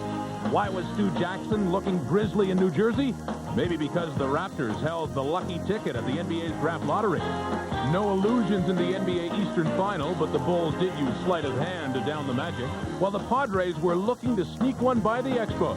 We'll tell you who won the war of attrition at the Monaco Grand Prix, and Canada was looking to turn away Mexico as the CONCACAF round robin wraps up in Edmonton. We're saving a seat for you, because Sports Desk is next. Hi, and welcome to Sports Desk. I'm Rod Smith. Another busy Sunday to wrap up in the next half hour, beginning with Game 1 of the NHL's Western Conference Championship. Two ways to analyze Detroit in the wake of the Wings' heart-stopping 7-game series with St. Louis. Emotionally drained or emotionally high after surviving the scare of another choke. Regardless, the Wings now face a much tougher opponent than the Blues were. In Colorado, the Avalanche, overtime hero Stevie Yzerman, coming up big for the Wings, 17 playoff points to lead them. Detroit power play. Yzerman helping, getting things going. Back to Paul Coffey, and he beats Patrick Waugh. On the screen, it is 1-0 for the Red Wings. A good start for Detroit. Coffey's 56th career playoff goal. Colorado in the attack. Sandis Ozolinsh goes wide, and Osgood hits the post. Puck to Peter Forsberg. Osgood goes off his mask and wide of the net. Wings up 1-0 after 1 to the second. Early moments. Power play. They get burned. Paul Coffey puts it in his own net. The goal goes to Stefan Yell. It would be a bittersweet day for Paul Coffey. He was good offensively. That one hurts him, though. Steve Yzerman, more bad news for the Wings. He's out with a groin pull. The Avalanche get on the board in the third. Joe Sakic, the shot. Puck deflects off Osgood. And off Adam Deadmarsh, evidently. They go up and have a look at it just to be sure. This is the angle that proves to be the best one to prove that it is indeed a Colorado goal going to Adam Deadmarsh. 2-1, but the Red Wings strike back. Short-handed, 3-on-1. Igor Larionov, 2. Paul Coffey. Some sweet redemption there. He ties it up at 2 apiece. On to the final seconds of the period. Keith Primo to Larionov. Look at Roy. Cat-like quickness. Doesn't give him anything to shoot at. Meanwhile, in overtime, Stevie Y in the hyperbaric chamber. Trying to get back in time. Look at the save by Osgood. Robbing Joe Sakic. Osgreat, definitely. But without Yzerman, it's a little tougher for Detroit. He wants to come back, but not enough time. And this is what happens in overtime. Mike Ricci to Mike Keane. Osgood not at his best there. Colorado wins it. Takes the series opener in the NHL's Western Conference Championship. 3-2 the final. Patrick Waugh, 29 saves, his 79th career playoff victory. Now one behind Ken Dryden for second place in career postseason victories. Billy Smith is first on the list. The Avalanche have won 4 straight. Ken Chillibeck is in Detroit, and he has more in this report. The series opened as most people predicted. Two clubs very evenly matched. Both clubs having some great goal scores. But the game had a bit of an unlikely hero. Mike Keane scored only 10 goals all season. His winner at the 17:31 mark of the first overtime period doesn't come much bigger. Just very basic play. Mike Ritchie gave me the puck, and we, stress shooting all week long in practices, and I just got a shot off, and I don't think Osgood was as sharp as I think he wanted to be. I think maybe it fooled him or a knuckleball or something, but very good timing, I guess. I love it when it's in overtime. It's a fun time for us. I mean, we think we're going to win every time we go out there, but tonight we didn't. And like I said, we're holding our heads up and we're going to get ready for Tuesday. One battle that didn't develop was Detroit's Steve Yzerman and Colorado's Joe Sakic. Sakic was a thorn in Detroit's side all game with 4 shots on net, but managed only an assist on Adam Deadmarsh's goal. Yzerman had to leave the game in the second period with a groin injury. He spent the remainder of the game in the hyperbaric chamber. He's been taking treatment already. Rest is usually the best treatment. He's a great player, and that's a benefit to us when they're missing a great player. But injuries are part of the playoffs, and you deal with them. So a big goal by Mike Keane, only a second of the playoffs, the Avalanche tasting first blood. Now, how this series develops will no doubt depend a lot on the severity of the groin injury to Steve Yzerman. As Scotty Bowman said, the injury of this sort, the only thing that really helps it is rest. The big question now is 2 days going to be long enough for him to get back in the lineup. Covering the Western Conference Final, Ken Tulabek, TSN in Detroit. All right, thank you, Ken. Now, while the road to the Stanley Cup continues, the road to the Memorial Cup came to an end Sunday in Peterborough. Well, the Petes look to be the 4th host team to win the Canadian Major Junior Championship. The Granby Predateurs carried the hopes of an entire province. No Quebec-based team had won the Memorial Cup since 1971. And the rising temperatures in Peterborough at the Memorial Center made the ice conditions tough. Visibility also a factor down at ice level. Shades of Philadelphia Buffalo and 75. But hey, if you had your own squeegee and a seat down low, you could solve that problem. Pete's trying to stir things up physically. Eric Landry drilling Christian Lefebvre. Just 6 shots for Granby in the first. Jason Doig. Good 2-on-1 there. Zach Burke comes up big to keep it scoreless through 1 second. Predator power play. Burke makes the save. Benoit Gratton. Great backhand pass to Philippe Audet. And Granby goes up 1-0. Predators look to add to the lead. Daniel Gonneau. Breakaway. Puck almost slides in under Burke's pad, but he manages to keep it out with the glove. And the visibility just getting worse. They stopped play a couple of times so they could just skate around, see if they could break up the fog. Frederick Duchesne and a Granby goal, looking for the first ever shutout in a Memorial Cup final, coming up big a few times in the third to keep the Petes off the board. Predator pressure, meanwhile. Jean-Francois Brunel behind the net. Martin Chouinard gets it. First goal of the tournament for Granby's regular season leading score, and they lead it 2-0, and that Memorial Cup is getting closer for Granby, up 3-0, and they put it away. Gratton, the lead pass to Daniel Gonneau, beats Burke through the pads, 4-0 Predator. And as time expires, the Granby players swarm the ice. They are the champions of Major Junior Hockey. Peterborough Petes in front of their hometown fans, so close once again. And they look on as outgoing CHL President Ed Chinouse presents the 1996 Memorial Cup to the Granby Predators. They take it 4-0 the final, so Granby does indeed become the first Quebec-based team to win the Memorial Cup since the Quebec Rampart and Guy Lafleur won the tournament back in 1971. And afterwards, Darren Detition spoke to Daniel Gonneau, who found it 3rd time lucky at the Memorial Cup. Same thing like 2 years ago, the Sault Ste. Marie ground. It took them 3 times to win, and that's what I thought. I said, it's going to take 3 times, and I'm going to win it. We had a tremendous team with it. We worked together, and it's incredible. It's just incredible. I never win all my career, and that year was a big dream for everybody, and I can't believe it again. The Cup haven't been win since 25 years. I can't describe my feeling right now. Sunday was lottery day in the NHL and NBA as the 2 leagues determine who will pick first in the upcoming drafts. Now, the lottery is weighted so that the clubs with the fewest points during the regular season have the best chance of winning. That said, nothing really changes. The draft order exactly the same after the lottery as it was going in the NHL. Ottawa, San Jose, the Islanders, followed by Washington, Dallas. TSN.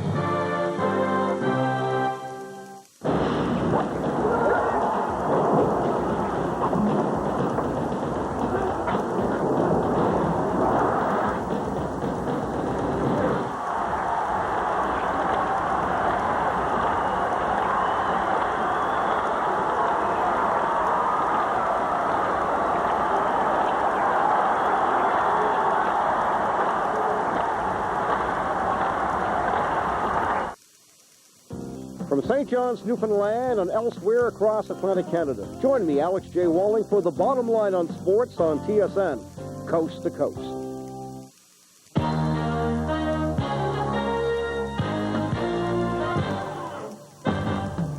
Ahead on Sports Desk, Tom Barrasso gets the nod as the Pens and Panthers clash for Game 2. The Jays try to get a handle on the Royals in KC. The Giants try to make the Expos look bad in San Fran. The fourth time's a charm for his airness as the NBA's MVP. Peyton and the Sonics try to make it rain against the Jazz. They're gripping and ripping at the West Coast Classic. And we have got our plays of the week. Hey, we are right on target on this one. Sports Desk is coming up next. Hi, everybody. Great to welcome you to our show. I'm Michael Landsberg. If that wasn't a challenge, a slap in the face with a white glove, then I don't know what was. The Panthers slapped the Penguins every which way in game number 1 of their Eastern Conference final. The Penguins took every blow without a whimper, and we all wondered whether they'd stand up to the challenge Monday night for Game 2, a game the Penguins really had to have. There's no question that Tom Barrasso, they're hoping will make a big difference. He gets the start in place of Kenny Regan. First start since April the 24th, but he's sharp early on. The deflection by his teammate Daigneault, but the save by Barrasso. Then an even tougher deflection. Watch this.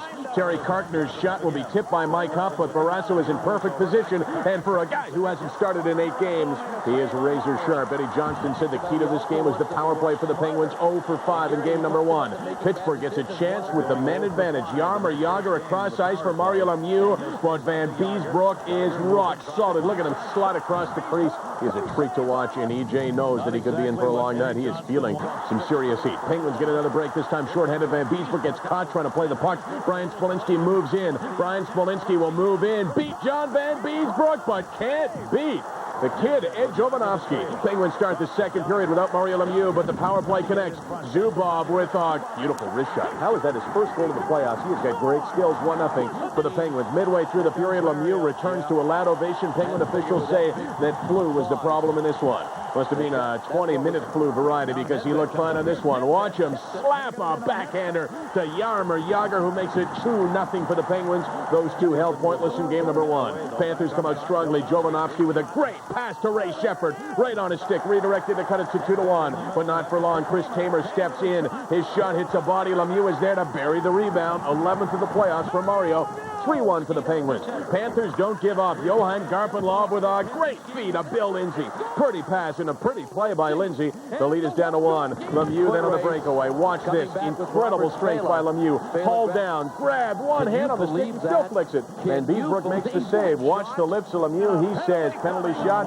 Penalty shot. Didn't get it. Didn't need it. 3-2. Pittsburgh over Florida. That means the series is now tied at 1. Barrasso was sharp in goal. And let's get more on game number 2 of this series from Mark Bunting in Pittsburgh.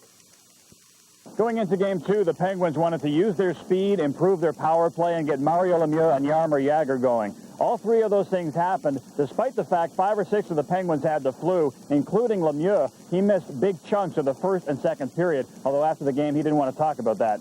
Lie down between I just don't want to talk about that. I want to talk about the game, that's fine. Mario didn't play much of the second period, and he used myself and my line very sporadically, and we did the job. It's just you got to keep doing it. You got to keep playing hard, and we broke down their system a little bit, and we pulled out the win. We know we got to battle for the 60 minutes every time we played this hockey club, and Barrasso made the big save when we had it. He made a lot of terrific saves for us, and you got to have that when you get into the playoffs. I just don't think we really had our best effort. We just didn't seem quite as sharp as we were in the first game, and give them credit. They played hard. Give them credit. Yeah, Mario Lemieux had a goal and assist, I think, tonight or whatever it was, and Jagr got a big goal for him. So their stars came through with some big goals for him, and Tom Barrasso came out big. But I mean, you're not going to stop him every night. The Panthers can take consolation in the fact that they kept coming back in this game, and they didn't lack for chances either. The two teams have 3 days off now until Game 3, which goes Friday night in Miami. For TSN Sports Desk, I'm Mark Bunting in Pittsburgh. The Red Wings, of course, need to do what the Penguins did on Monday night, and that is tie their series. But a key factor for that will be the healing of Steve Yzerman. Our Ken Chillibeck will deal with that later on in this show. You know, it's normal for every team to go in a slump, so on one level, nobody should be too concerned about the Expos' slide from first. The problem, though, is that the team that passed them, the Braves, could play unconscious for 2 months and run away in a... This is TSN.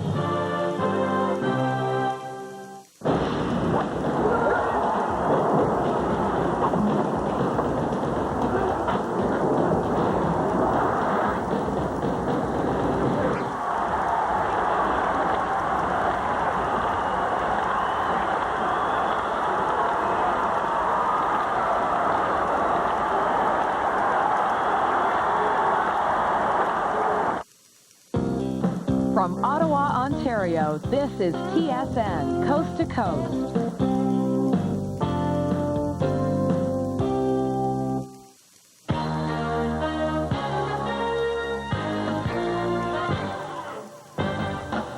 Coming up on TSN Sports Desk, a severe weather watch in Detroit as an avalanche rolls through Joe Louis Arena.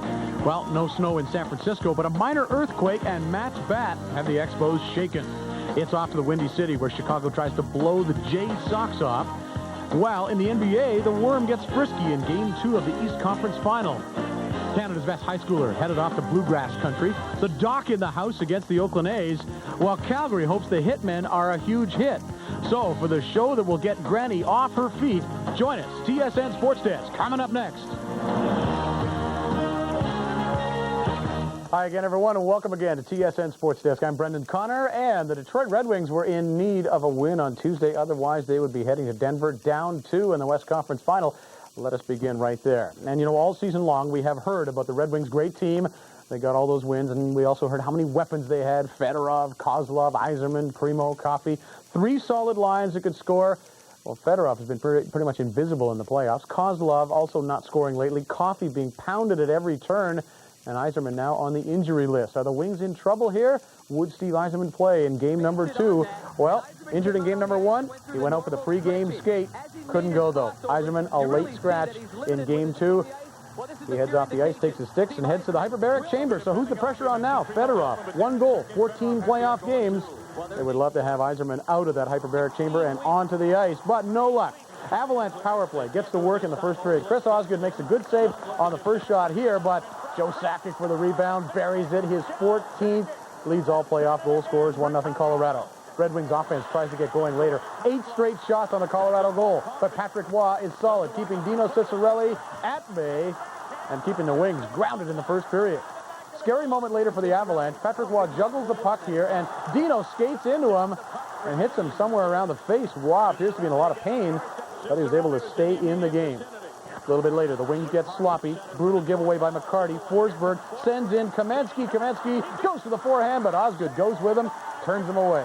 Now Claude Lemieux really knows how to get under another team's skin. Chris Osgood tripping him up. Lemieux jumps back up and gets in Osgood's face. You know what?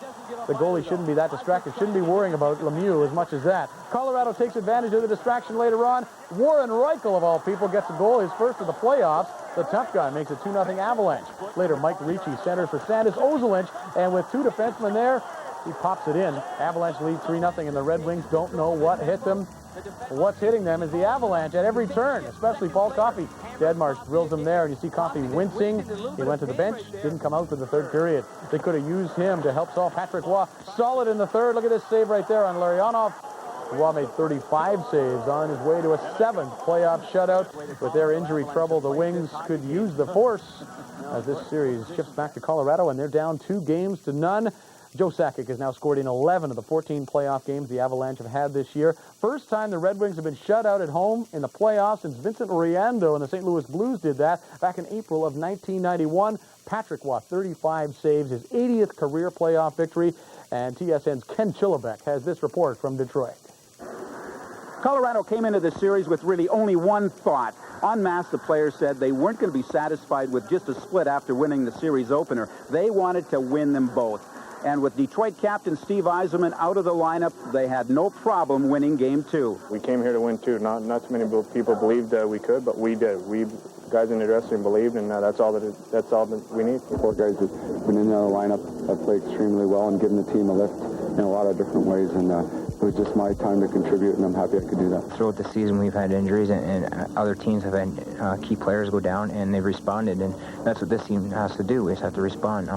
It was going to be a bonus if Steve would have got to play tonight, but unfortunately he couldn't play. So hopefully a couple of days rest will get him back. Obviously, we really miss him, but if he doesn't play, other guys have to pick up the pieces of the puzzle and just play with it. It was also a special win for Patrick Waugh, his 80th career playoff victory. He is now tied with Ken Dryden for second place in all-time playoff wins. Billy Smith leads with 88. The shutout was Waugh's 7th career playoff shutout, the best of any active netminder. Right in the morning skate and the warm-up, I felt great. I knew I was coming for a big game, and I knew it was an important game. I mean, I had to come up big, and I think everybody knew it. I talk about myself, but I think all the players on the team knew it was a big game for us. So obviously Detroit have dug themselves a deep hole. It's going to be tough to come out of it. The last time they lost their first 2 games at home was last year's Stanley Cup final to New Jersey. Only hope right now is maybe the return of Steve Yzerman for game number 3 Thursday in Denver. Reporting from Joe Louis Arena in Detroit, Ken Chulabek, TSN. Thank you, Ken. Meantime, the Eastern Final doesn't resume until Friday, and the Penguins tied that series at 1 game apiece, of course, Monday night. But they've looked kind of tired and sick, with actually half a dozen players suffering from the flu. So the schedule works for them this week as they can relax in Florida all week and maybe get healthy before taking on the Rat Pack at the Miami Arena. Well, switching to baseball. Usually in baseball, we say the earth shakes when Cecil Fielder. This is TSN.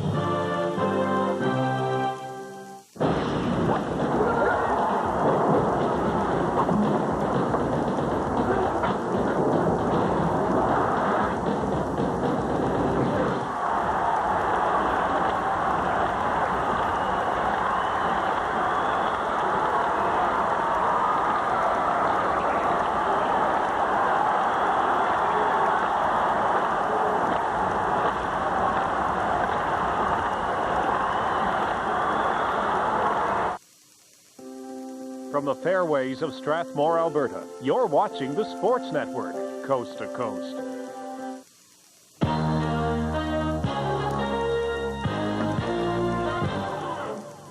Coming up on TSN Sports Desk, can the Wings stop the Avalanche as the Western Final continues in Denver? We like our ice. The Pens work out at home before heading to the slush of Miami for games 3 and 4.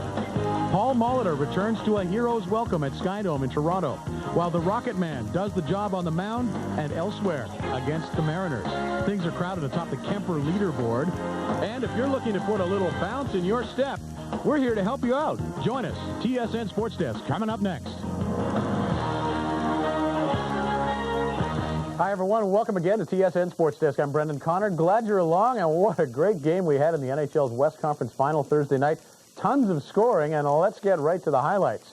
The Detroit Red Wings were on the ropes. We knew that. Down 2-0 in the series, playing in Denver for the next 2 games. Some key people on the injury shelf as well. Yzerman was questionable. Coffey a scratch with a bad back. Colorado's doing it with good goaltending and some balanced scoring. They had 6 different goal scorers in games 1 and 2. For Detroit, their only goals came from Paul Coffey. Well, good news for Detroit. In this one, they have their captain back. It is Steve Yzerman. They put him on the wing, but they need some help from these guys, Fedorov and Kozlov, who haven't done much. Well, the Wings get some good fortune early. Darren McCarty throws it out in front. It goes off a stick and in, and Detroit leads 1-0. Then, moments later, the Wings look great. Kozlov spotting Lidstrom in the high slot. He lets it go quickly, and Patrick Waugh screen saw nothing. Detroit out to an early 2-0 lead in Denver. Detroit into the game physically. Look at Kozlov rub Adam Foote's face into the glass, and Foote is in need of some repair after that, and he says, no penalty. Give me a break. Look at the blood. Kozlov gets drilled by Claude Lemieux right here, though. A little payback. In the second period, the Wings continue to play well. The shot from Fedorov is going to be tipped by Cicerelli in front. Dino's made a living in that office of his in front. 3-1 Wings. Colorado gets that back. Seconds later, though, they win the draw, and Ozolinsh wires one. So it's a 1-goal game again. Still the Wings in the lead. But with the Wings shorthanded, Konstantinov steals the puck, goes in on a breakaway, and he finishes like a forward. Beautiful. The Red Wings lead again by 2, 4-2. The Wings made it 5-2 and looked good, but Sakic passes to Adam Foote, high slot. As the period is winding down, he scores. And then before the period's over, they steal the puck, and Adam Deadmarsh scores. 2 goals in 7 seconds, and it's a 5-4 game. Colorado down by 1. But in the third, Nicholas Lidstrom will hammer one past Patrick Waugh from outside the blue line. A 65-footer beats Patrick Waugh. The Wings lead it by 2 again, and Scotty Bowman nods his head and said, yep, we're back in this series because they win game number 3. 6-4, the final score. 2 goals by the Avalanche in 7 seconds, not even a record. The Red Wings scored 2 in 5 seconds back in 1965. Fedorov back with a vengeance here. He had 4 assists in the game. Colorado's 5-game win streak is over, and TSN's Ken Chillibeck has more from the Mile High City. Earlier in the day, Steve Yzerman criticized some of his teammates. He said some of the other veterans needed to step it up, help him out. He couldn't do it alone. Well, obviously, they must have been listening, because for the first time in this series, the Red Wings showed why they were the top team during the regular schedule. We played a pretty good game in Game 2. You know, these teams are well matched, and you know, maybe we got a break early on the first goal and break on the 6th goal. But that's, you know, we felt we'd get some breaks if we kept working. Our team started off well, and obviously when you get a goal, questionable goal scored on you, it gives them a little boost, and they got a boost out of that, and it maybe put us back on our heels. But a couple times during the night, we came back into the game, and we made a game of it. Didn't see much quit from our team. Our guys really continued to persevere and tried to battle back. I didn't play very well, and I guess as a team we didn't play very well as well. But the good thing is we almost make a comeback. As bad as we played tonight, and it showed that if we come back strong on the Game 4, our chances are there. We just shot the puck at the net and tried to get in front of the net. Our power play, we had good traffic in front of the net and got a couple of goals because of it. But yeah, it's definitely good to get it going. I think, guys, it takes a little weight off of some guys' shoulders to get in the net and in. And one of the players who needed to step up, Sergei Fedorov. He had only 1 goal so far in the playoffs and 1 assist in this series. Well, he came up with his best performance with 4 assists. Everybody worked so hard, you know. Everybody took a certain amount of pressure to understand that it's a very important game for us, and we have to win. Detroit needed a lot of help from a lot of their players. They finally got it. They're now back in the series. Reporting from McNichols Sports Arena in Denver, Ken Chillibeck, TSN. All right, so Colorado's still up 2-1 in that series. Meantime, the Panthers have been idling down in Florida, getting ready for their Game 3 clash with the Penguins. Now, idling in the Miami sun can be good for your players if they're injured and they're going to get healthy with the time off, but it can also be distracting them, the palm trees and the ocean breezes, although the Panthers are used to it all by now, and in fact, they're brimming with confidence, as TSN's Mark Bunting reports from Miami. The Panthers practice at Gold Coast Arena in Pompano Beach, about a 45-minute drive from Miami. Head coach Doug McLean puts a confident group of Panthers through a high-tempo workout. They're confident because tomorrow they'll head down the highway to Miami Arena to add another chapter to the Rat's Nest, where the fans are wild, the ice is slow, and the rats are plentiful. I think it gives you energy. I think we're excited about playing at home. I think we're excited about playing in front of our fans. I think it gives us, I hope, some energy, but sometimes it can work the opposite way, so who knows? I just hope we win. I think it's one of the loudest rinks around, and we really feed off that. But once you get going, it slows down a little bit unless we've got a few goals. But it's a fun rink to play in, and I think sometimes it's a big advantage for us. The Panthers are also feeling good about themselves because of the scoring chances they had in Game 2. Scott Mellenby's shot off the goalpost early in the 3rd period was just one of many chances on which Florida couldn't capitalize. You know, hopefully those chances will be there again tomorrow night, and we'll capitalize on them. But I thought that we played, you know, decent, and like you said, we did get our chances. So if we just keep going to the net, hopefully we'll get some bounces. A big part of the Panthers' game is to be physical, but the Penguins had the bigger hits in Game 2. Ed Jovanovski has yet to deliver one of his patented bone crushers, although he says that's partly by design. You look at the Pittsburgh Penguins, they're a team that's very skilled and very talented. So, I mean, you don't want to be running after them or, you know, you're going to get in trouble. I think the word is contained with them. Well, the Panthers have done a pretty good job of containing the Penguins so far in this series. You just can't contain these Florida Panthers fans. Hundreds of them have shown up here at a mall north of Miami to get close to the Stanley Cup. Friday night in Game 3, the Panthers players will be trying to take a step in the same direction. Reporting for TSN Sports Desk, I'm Mark Bunting in North Miami Beach.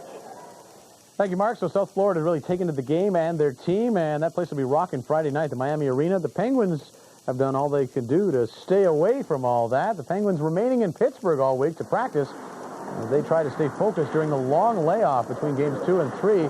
As much as they want to play, they're in no hurry to face the Florida fans or the Florida ice. It got to be louder than the beginning of the season, you know, obviously because of the fever of the playoffs. But they're pretty good fans, you know, annoying fans, so that makes them a good crowd for them. I don't like the layoffs in the playoffs. I'd rather play every other day and get in the groove. But this is the way the games are set up, and we'll go out and play. Meanwhile, in football, another named quarterback suddenly appeared on the BC Lions training camp roster Thursday. First was Andre Ware, now young Chris Vargas from Edmonton. He's headed west. Lions dealing Canadian defensive end Glenn Scrivener and first rounder for offensive lineman Craig Hendrickson and Vargas. Now, last season, the Eskimos were 5-2 with... This is TSN.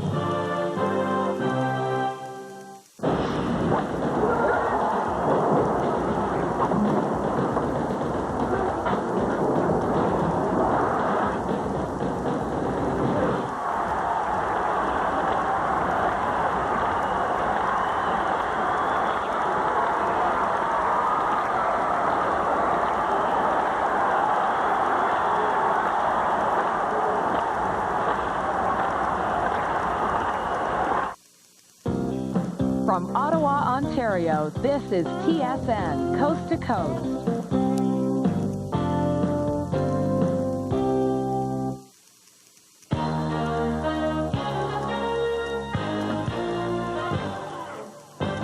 Coming up on TSN Sports Desk, will Mario Lemieux and the Penguins avoid the clutches of the Panthers while the other Lemieux's in hot water? The Expos and the Dodgers pay tribute to Jackie Robinson. Rich Robertson looks for his first win of the year against the Jays. Trouble for Tracy at the Michigan Speedway. The mailman plays a wicked tune as the Jazz and Sonics go at it in Game 3. Hey, this is definitely the cat's meow. Stay tuned for Sports Desk. Let's get it going. Hi, everybody. Great to welcome you to our show. I'm Michael Landsberg. We start with what Panther fans hope will be a replay of last year. Last year, when the Devils won the Stanley Cup, they beat teams with more talent by getting contribution from every player on the roster. Florida's been doing exactly that. Their series with the high-flying Penguins was tied at 1 as it shifted to the Rat's Nest in Miami. The key for the Panthers clearly has been the play of the Beezer, 67 saves and 71 shots in the first 2 games. Tom Barrasso gets the call for Eddie Johnston in game number 2. Pretty solid in game number 2. Excuse me. This, of course, is game number 3. It starts roughly for Barrasso. Ray Shepard. Now watch, not much of a screen here. No deflection. He just beats Barrasso. Barrasso not real sharp. And 1 goal and 1 shot. And what a mess as the Rat Patrol is out. The Penguins pull even late in the first period. Big crowd in front of Van Beesbrook. He makes the save, but Smolinski is there to bang in the rebound. Right there, scores 10 at 1 after 1. Penguins come out flying in the second. The turnover at the blue line. Jaromir Jagr, one great move. He gets it poke checked away. It goes to Peter Nedved, and his shot hits a stick and goes over the shoulder. 2-1 at that point. Doesn't last very long, though. Barrasso gets knocked down in front of the net, and watch the bad angle goal by Radek Dvorak. 2-2 hockey game. End-to-end action in the second period. Mike Huff with a shot. Barrasso the save. It's going in, but he reaches back and knocks it away. Back the other way they come. Sergei Zubov with a feed to Jaromir Jagr, but no! Van Beesbrook stacks someone a beautiful save. 2-2 after 2. Third period, though, is all Panthers. I mean, all Panthers. There is Stu Barnes heading towards the net. He flips one. 3-2 Florida. Barnes and the Panthers continue to pepper Barrasso. Already well over 40. He's got a bad view of this. He can't like what he sees. More pucks coming his way. Barnes knocks it just over the fallen goaltender. 4-2 for the Panthers. And this Pittsburgh team is very frustrated. In the third period, when the game was on the line for them, they got knocked around. Look at Barrasso. If you're going to fight, I'd say take the mask off and the gloves off. Take a look at the final score, 5-2 Florida, and listen to the shots on goal. 61-28 overall in the third period when the Penguins had to pour it on. 23-2 in favor of the Panthers. And let's get more on game number 3 from our Mark Bunting in Miami. The Florida Panthers style of hockey has often been called boring, but tonight they were far from dull as they pumped 61 shots at Tom Barrasso and scored 5 goals. By the 5th one, the fans were running out of rats to throw onto the ice. A lot of people played hard, and it was a solid effort by everybody. Beezer made some big saves at key times there in the second when they had a little flurry there, and it was a solid performance by everybody. Now I'm playing NHL. 2 broken teeth and a broken lip. Now I play NHL. Now you look like a hockey player. Yeah. The Panthers have maintained all along that if they pressure the Penguins' defense, it'll result in turnovers and scoring chances. We weren't trying to run and go on them. We were just we're trying to get the puck in on them and getting as good a forecheck as possible. And that's what the result that you get a lot of chances when you do that. Penguins head coach Eddie Johnston was infuriated with his team's performance. He stopped just short of saying that they quit on him. We played 5 minutes in the course of the game. We played 5 minutes when we got the lead 2-1, and as soon as we came back and tied it up on us, we folded to 10. You get 60. When you get 60 shots against you, that tells me that you're not checking anybody, not hitting anybody, and that's just basically what happened in the course of the game tonight. When you have your number one player, Lemieux doing all the hitting, I mean, that's got to tell you something. Really disappointed and embarrassed the way we played. We can't give 60 shots out there. We have to put pressure on him and pressure the puck carrier at all time, which we didn't do today. They were coming in with a lot of speed, so we have to slow them down a little bit in the neutral zone and counter with our offense as well. The game got ugly at the end as Dave Roach butt-ended Tom Fitzgerald right in the mouth. That started a big rumble. It was about the only emotion the Penguins showed all night. Reporting from Miami Arena, I'm Mark Bunting in South Florida. Thanks, Mark. Later on in the show, we'll look at a Game 4 of the Western Final, a game the Avalanche will have to go without super pest Claude Lemieux. The league suspended him for a retaliatory hit in the back of the head of Slava Kozlov. He was also fined $1,000. Now for the Expos, who open a weekend series with history on their minds. Few single sporting events have had more of an impact on society. This is TSN.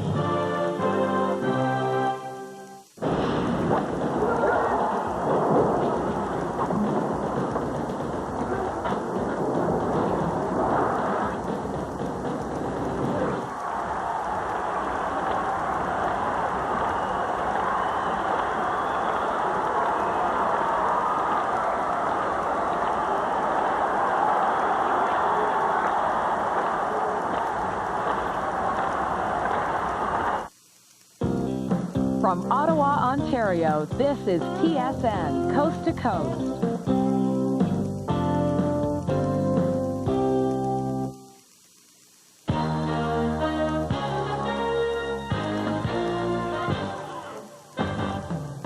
Ahead on TSN Sports Desk, are the Wings on the brink of extinction, or can Detroit, led by this Dino, soar to life? On the diamond, the Expos need a real well-pitched game at the Big O. In hoops, Orlando needs the magic touch to beat the Roaring Bulls. Quest for the checkered flag. We'll check in on the Indy Lights and preview both of Sunday's races. And Jay's okay at the Kemper Open. So take a seat. TSN Sports Desk is coming your way next. Hi, everyone, and welcome to TSN Sports Desk. I'm Gino Retta. It is nice to have you along with us today. May 25th, 1995, the Quebec Nordiques were sold for $75 million. May 25th, 1996, same team, different city, the Colorado Avalanche were poised to take a stranglehold in the Eastern Conference Final with Detroit. Long-suffering Nordique fans can only sit and watch as the nouveau NHL fans in the Mile High City capitalized on what took them years to build. Peter Forsberg and the Avalanche need to dig down deep without the suspended Claude Lemieux.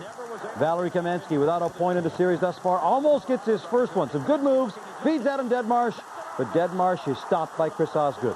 Sergei Fedorov is also on a scoring drought. No goals, 9 games. He gets a little more acquainted with the Colorado net, thanks to Uwe Krupp. Now watch Fedorov's face. He's watching the referee who is calling him for goaltender interference. Can't believe it. Watch Scotty Bowman's face. He can't believe it either. How feared is Joey Sakic? He draws both defenders, leaving Adam Deadmarsh wide open to score and give Avalanche a 1-0 lead. Detroit gets it back into second on the power play. Sergei Fedorov's shot tipped by Dino Ciccarelli. Number 6 for Dino, all with a man advantage. It's tied at 1. Patrick Roy playing better than he did in Game 3. Almost gets burned, trying to play the puck, but Greg Johnson slides it past him and past the open net. Red Wings looked at the momentum, but Colorado forces the turnover. Mike Ricci feeds Joey Sakic. Tipped off the inside crossbar for his 15th of the playoffs. Avalanche back in front 2-1. Dino Ciccarelli, cup check by Patrick Roy.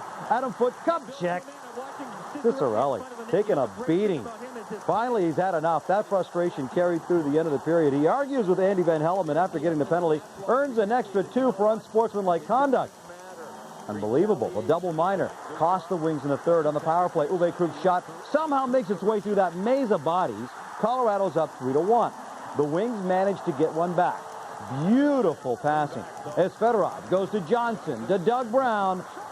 It's back to a 1-goal game. Detroit now pressing to tie. 2-on-1. Lirianov will go to Tim Taylor. But Patrick Roy comes up with a huge stop. The Avalanche at an empty netter. And how big was that penalty to Ciccarelli? Even without Lemieux, Colorado just 1 win away from going to the Stanley Cup Finals. 4-2, the final score. Sakic has now scored in 12 of the 16 playoff games, a total of 15 goals in this postseason. Our Ken Chillibeck was at the game and has more in this report. It was certainly a different game than the third one in this series when a total of 10 goals were scored in the 6-4 win for Detroit. Both clubs settling down, some great net minding. A great game for Adam Deadmarsh, replacing Claude Lemieux in the first line with Peter Forsberg. He scored the first goal of the game and then assisted on the third one for Colorado. Obviously, it's fun playing with Peter and Val. I mean, it's just as fun playing with Joe and Scotty. It's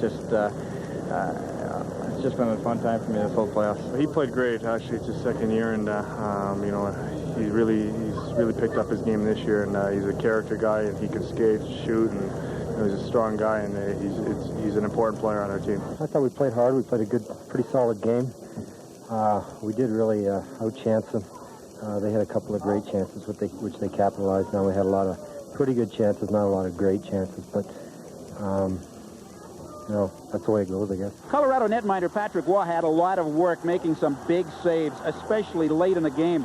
For Waugh, his performance was quite a change from game number 3. Personally, I just wanted to bounce back. I mean, it was important to play a good game, and I, you know, every time I had a bad game when I was playing in Montreal, I always tried to bounce back and find a win. It was the case tonight. There was a war of words going into this game. Mark Crawford criticizing Scotty Bowman for Bowman going after Claude Lemieux and eventually getting him suspended for this game. Well, looks like Bowman won that little skirmish, but right now the Avalanche winning the war. They lead this series 3-1. The series shifting now to Detroit. Reporting from McNichols Sports Arena, Ken Chillibeck, TSN.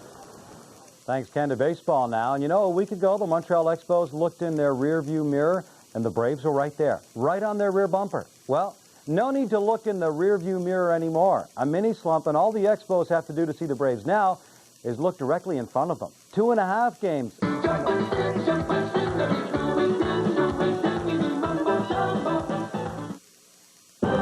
This is TSN.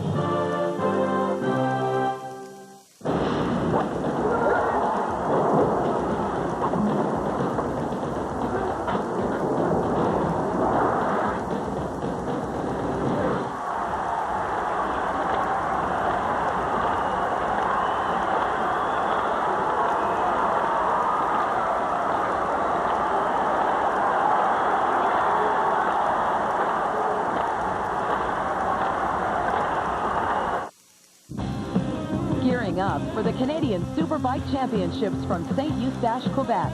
You're watching the Sports Network, coast to coast.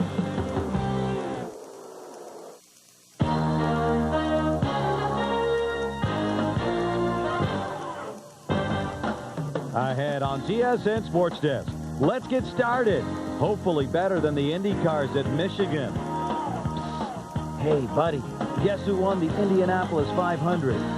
The Panthers hope to huff and puff and blow the Pens down. Seattle and Utah are shooting, dunking, and all that jazz.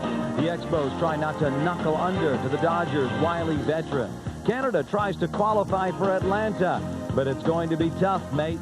Laura Davies pencils in a huge check at the LPGA Skins game. So get into the groove. It's the Sosa Salsa, and Sports Desk is next.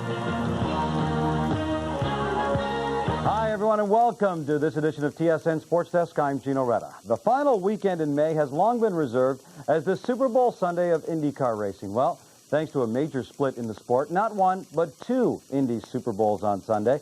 The long-standing and now extremely watered-down Indianapolis 500 and the inaugural U.S. 500, host of all the really big names in the sport. Although you can't even officially call it a start, on the final warm-up, before the cars get the green flag, Adrian Fernandez catches the pole sitter Jimmy Vasser's back wheel. Vasser loses control, runs into Brian Herta, into the wall. It starts a chain reaction of 12 cars involved in the collision. No serious injuries, and Canadian Greg Moore, not driving like a rookie, able to avoid any contact. He and fellow Canadian Paul Tracy escape unscathed. Here's another look at the collision through Christian Fittipaldi's car. Because the crash happened before the green flag came out, the drivers involved were able to come out for a restart. So an hour later, it officially got underway. Great race for Moore, being challenged for third here by Andre Ribeiro. All of a sudden, starts spinning. but somehow he manages to keep control and get back onto the track. He would make it into the pits and amazingly get back out still on lead lap. Moore made his way back into second with about 25 laps left, but almost as soon as he did, he blows his engine, ending his day. Moore drove brilliantly for 450 miles, but was not able to finish it off. Ribeiro leading with 10 laps to go, trying to hold off Vassar. Suddenly, Ribeiro slows down, and he pulls into the pits, apparently out of fuel. And with that, pole sitter Jimmy Vassar cruises on to victory, driving in his backup car after the collision before the start. He wins it anyway. Vassar's fourth victory of the season. He has now won 3 of the last 4 events. Paul Tracy finishing 7th, Greg Moore finishing 13th. Our Teresa Hergert was in Michigan and has more in this report. When you look back on this inaugural U.S. 500, the first thing that comes to your mind is, wow, what a race. It truly had everything from the opening incident on the warm-up lap to when they finally got racing, the changes in the lead, the strategies. But I think what sticks out for Canadian race fans is young rookie Greg Moore from Maple Ridge, BC. Even though his day came to an early end, it truly was a day to be proud of. 500 miles in a race, it's tough on an engine, and I mean, especially the speeds that we were going in the last half of the race there. They were, faster than I'd gone in qualifying, and, I just can't say enough for the players team. I mean, we did a great job today. The car was there all day. I made one little mistake, spun in the back, and was lucky enough to save it and keep it off the wall, but, that's the way it goes. We'll go to Milwaukee where we know we can win there. We really didn't have the setup today. I mean, we were lost the first half of the race, and the handling was really bad. And then we got my car working fairly decent, but by that time I was already 2 laps down. I got some sore knees from that start deal. I don't know what happened there. I mean, I was just holding my line coming down, and somebody hit me in the back, and it's amazing to run the spare car like this. It's definitely not as quick as our primary, and we were struggling with it all day long. It's great. Who needs milk? What an unbelievable year Jimmy Vassar has had with his 4th win in 6 races. But Greg Moore has truly made a name for himself on this track and continues to do so. And many eyes will be on him as this series shifts to Milwaukee next Sunday. Reporting from the inaugural U.S. 500, I'm Teresa Hergert in Brooklyn, Michigan. Well, milk or no milk, Jimmy Vassar continues to show away in the overall driver's standings, a 36-point cushion over Al Unser Jr. Greg Moore is 6th, just 2 points out of 4th. Paul Tracy is 8th. A rose by any other name is still a rose and smells as sweet. You can call Sunday's 80th running of the Indianapolis 500 anything you want, but it just doesn't smell right. It's like replacement players competing in the World Series. They can wear the uniforms, you can give them the trophy, but you're not fooling anyone. Drivers continue to remember Scott Brayton, who was killed during practice. Ladies and gentlemen, start your engines. Unfortunately, pole sitter Tony Stewart's engine did not run very well. Whoa. That's a terrible sounding engine. The battle is between Arie Luyendyk, Buddy Lazier, and Davy Jones. Luyendyk is late coming out of the pits. That allows Lazier to get out first. Luyendyk regains control, but watch Eliseo Salazar. He moves down on Luyendyk, hits him, goes out of control. Luyendyk falls back and eventually out of the race. Salazar. Whoa. How's that for in your face? That was just the beginning of the accident that took out Lynn St. James and Scott Harrington. Both of them were fine. Late stages of the race. Eliseo Salazar tries to hold off Davy Jones to avoid falling a lap down. Jones hits the wall, and Alessandro Zampedri goes around him for first place. 11 laps to go. Zampedri loses the lead when Davy Jones blows right by him. But Lazier is still trying to reel in Jones. And with 8 laps to go, he catches him to regain the lead. A yellow flag came out, but they went to green with 1 lap left, and Buddy Lazier holds on to win the 1996 Indianapolis 500. But the eventful afternoon isn't done yet. Roberto Guerrero loses control. He takes out Zampedri and goes airborne. Eliseo Salazar becomes the 3rd member of this big crash, but the race was already won. Buddy Lazier celebrates with the traditional drink of milk. So it's Buddy Lazier, Davy Jones, and Richie Hearn finishing 1, 2, 3. Lazier picks up his first IndyCar victory of his career. Yes, the Indianapolis 500 this season was tainted, but it's a win Buddy Lazier will never forget. The last 10 laps of the race, we ran so hard. I scared myself every lap. It was just as fast as the car could go, giving it everything that we had, and it came out okay. It makes it extra sweet, given the fact that my lower back 9 weeks ago, 9 weeks ago, it looked like a hard-boiled egg that had been dropped. The lower back was just shattered, the sacrum and the L5 vertebrae. Meanwhile, on the ice, the Pittsburgh Penguins gave up 61 shots in Game 3 against the Panthers. Embarrassment quickly turned to desperation as they got set for Game 4 of the Eastern Conference Final. The Penguins had 28 shots in Game 3. 29 if you count the shot Dave Roach took to Tom Fitzgerald's face at the end of the game. Fitzgerald got a broken nose. Roach got a one-game suspension. Speaking of illegal activities, Jaromir Jagr takes some abuse early in this game. Early on, Stu Barnes gives him the Sherwood shave. Tom Barrasso, very strong. Dave Lowry in the face-off circle. Barrasso kicks it away. Jagr continues to take the punishment. Mike Huff just nails him with a clean check. Jagr shakes it off. Then goes in alone on John Van Beesbroek. Jagr beats the Beezer, but hits the post. The Panthers break out on top. Terry Cartner takes the shot from the point. It is tipped by Dave Lowry, 1-0 Florida. And the rat-wielding Florida fans are happy about it. They look silly, but they're happy about it. Van Beesbroek solid for the Panthers. Terrific play by Jagr to get the puck out in front to Mario Lemieux. But Van Beesbroek comes up with a big stop. The Pens tie it up midway through the third. Peter Nedved lets the shot go. It bounces through to Brad Lauer, who converts. Game tied at 1. Then a close call for Florida. Unbelievable. Watch closely. Thomas Sandstrom looking for the wraparound. Watch the puck. It's on the goal line. It's still on the goal line. It's still on the goal line. No goal. The Penguins go ahead. 4 minutes left. Terrific play by Mario Lemieux. Wheels out in front. Lets the shot go. Initial stop made. Smolinski the rebound. Scores the go-ahead marker. Just over a minute to play. Martin Straka with a glorious opportunity to tie it up, but Barrasso stacks the pads. The Penguins hold on to stave off the Panthers and tie the series at 2 games apiece thanks to a 2-1 victory. Big effort by Barrasso, 32 saves for the victory. The Penguins now, pretty impressive away from home. They are 6-1 on the road in these playoffs. Mark Bunting was in Miami and has more in this report. The Florida Panthers have repeatedly frustrated Mario Lemieux in this series. He only has 3 points in 4 games so far, but his assist on Brian Smolinski's goal in the third period was classic Mario.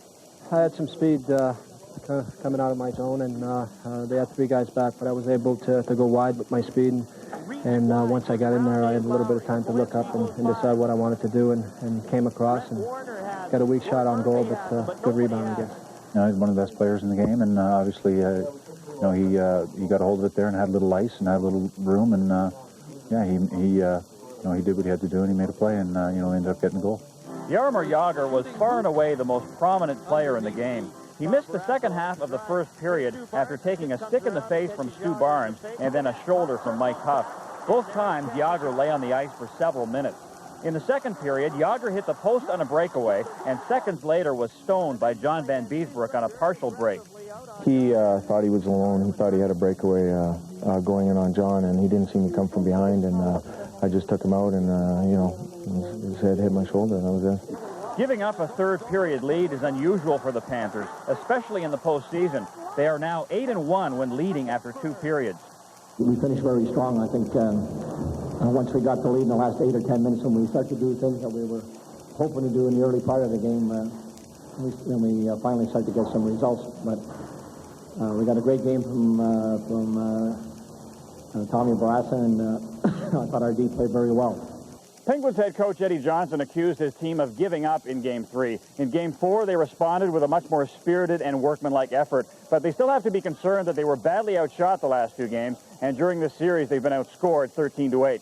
Reporting from Miami Arena, I'm Mark Bunting for TSN Sports Desk. Thanks very much, Mark. When we come back on Sports Desk, Gary looks to make Utah...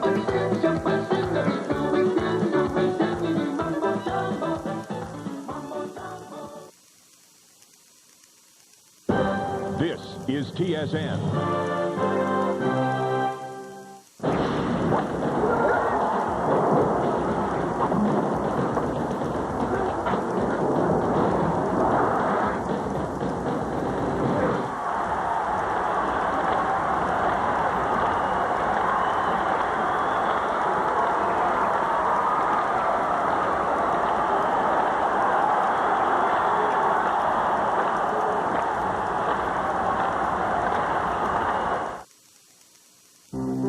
From Stanley Park in Vancouver, you're watching the Sports Network, coast to coast.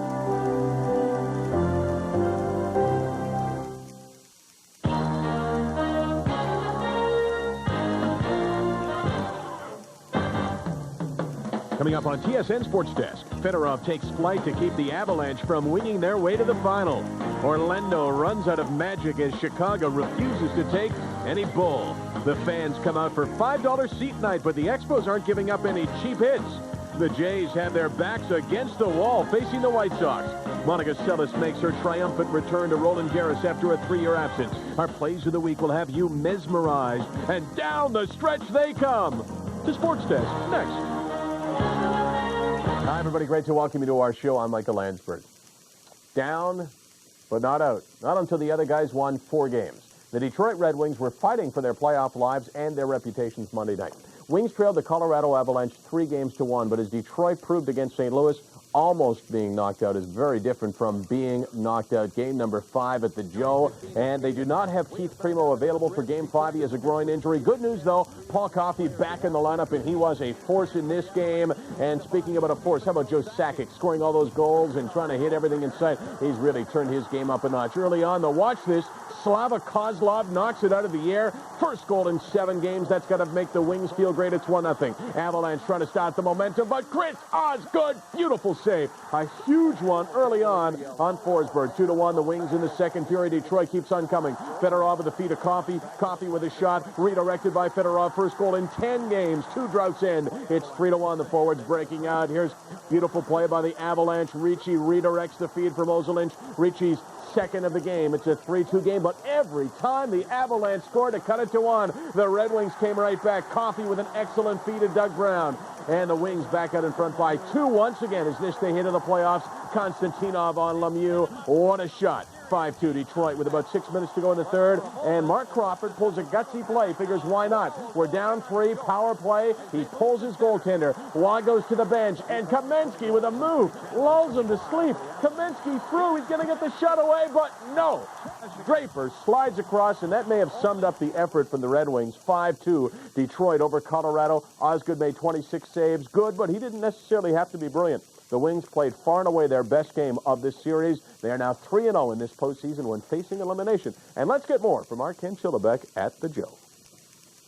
It was far from a positive situation entering this game for the Detroit Red Wings. Let's face it, Keith Primo was a late scratch with apparent rib injuries. Then there was Paul Coffey. He had missed the past 2 games because of back spasm. He was far from 100%, but he was going to be playing.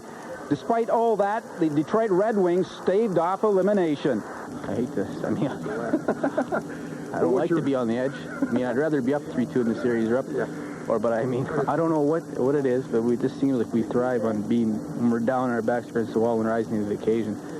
We've got a lot of character in this room, and nobody can ever question that this season, what we've done, and our character and our determination to win this year. It was a big effort by 20 guys. I don't think you can insert one player in the lineup and all of a sudden your team's going to come to life. You know, we mentioned earlier we had some big efforts from some guys offensively that usually don't get it. You know, Greg Johnson played great, LaPointe, Draper, Timmy Taylor, you know, all the guys that are so-called role players and did a super job for us. One of our strongest points all year has been our first 10 minutes of every game, and I think that was really what we were aiming for, to have a strong 10 minutes, and we got a couple goals and got rolling. They definitely dominated the game tonight, right from the drop of the face-off, drop of the puck there, and you know, we just stunk out the joint tonight. We let them carry on their emotion, on their high, and we sat back, and that's our biggest fault, is we sat back after they got 2 lucky goals. We should have said to ourselves, hey, they're luck. So much for Colorado not allowing Detroit back in the series. They did exactly that. They're really flat in all areas. Not much time to regroup now as they head back to Denver for Game 6 on Wednesday night. Reporting from Joe Louis Arena in Detroit, Ken Chillibeck, TSN. Thanks, Ken. Game 6 should be real interesting. Dennis Rodman and Shaquille O'Neal have been beating each other up in the paint.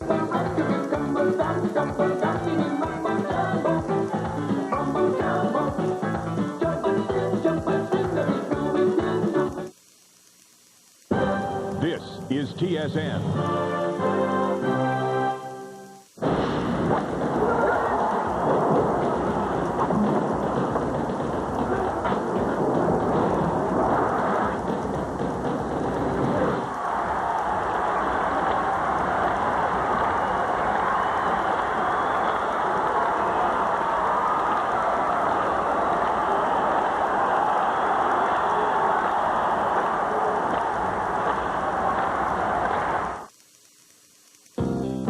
From Ottawa, Ontario, this is TSN, Coast to Coast.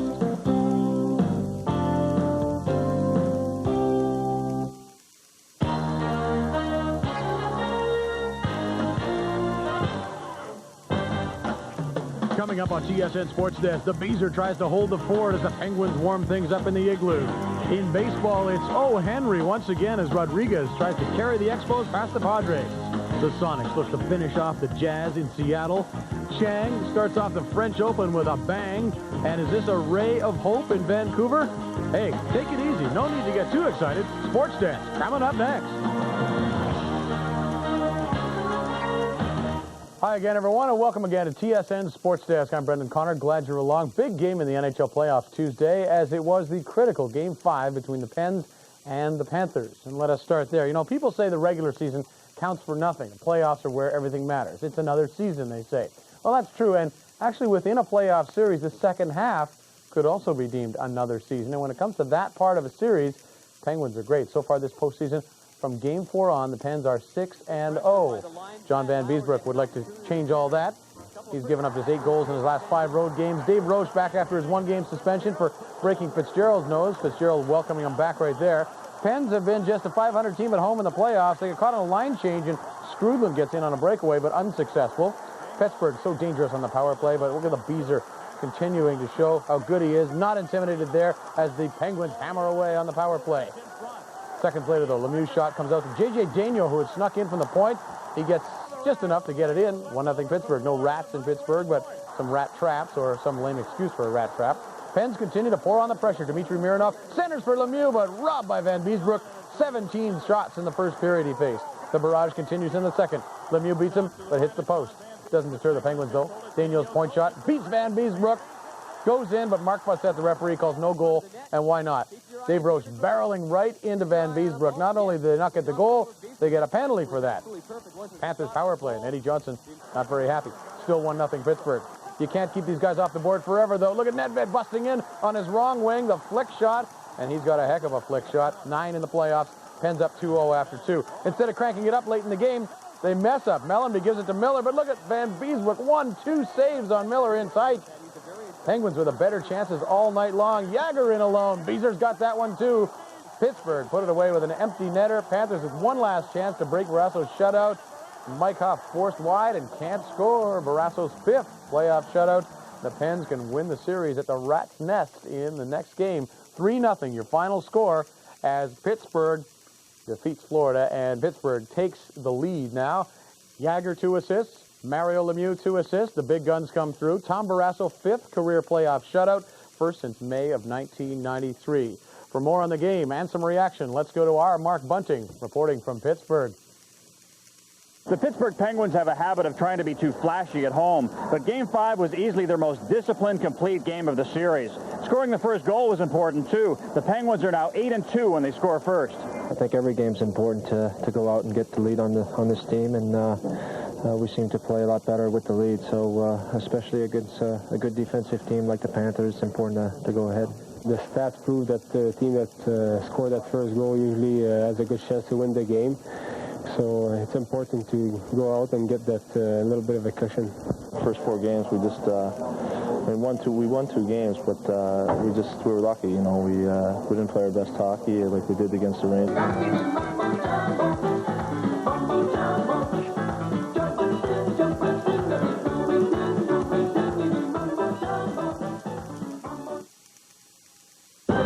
This is TSN.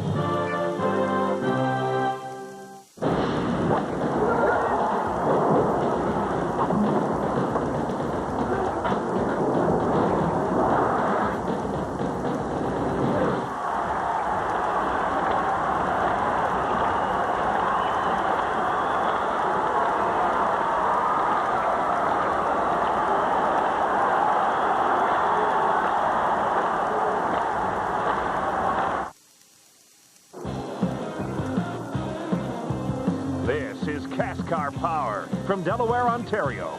You're watching the Sports Network, coast to coast.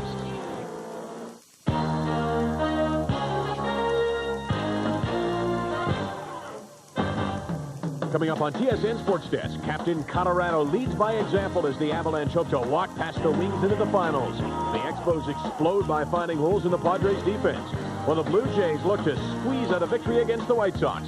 It's more than Darwinism as the Pirate pitcher swings a big stick. Andre Agassi is all clayed out at the French Open. Game 7 of the AHL semifinals has Tugnut sizzling against the Flames. Hey, for the greatest show on earth, don't touch that dial. Sports Desk is next. Leave it right there for the next half hour. Hi, everybody. Great to welcome you to our show. I'm Michael Landsberg. They own the regular season, but the short reply is, who cares? The Detroit Red Wings on the verge Wednesday night in Colorado, on the verge of playoff hell once again, and the Colorado Avalanche ready, willing, and able to push them right there. Patrick Roy, 5-0 with a 1.5 goals against average in games following a loss in the 96 playoffs, and they lost last time out. This is in Denver, leading 3-2. Claude Lemieux with a cross-check there on Igor Larionov. He got 2, and there was more where that came from. Colorado opens the scoring here. Avalanche, though, with a backhander. Excellent save by Patrick Roy right there on Slava Kozlov. Here come the Avalanche. Watch him throw it around, and Sakic with a bullet in the short side. What a playoffs for Sakic. 16th.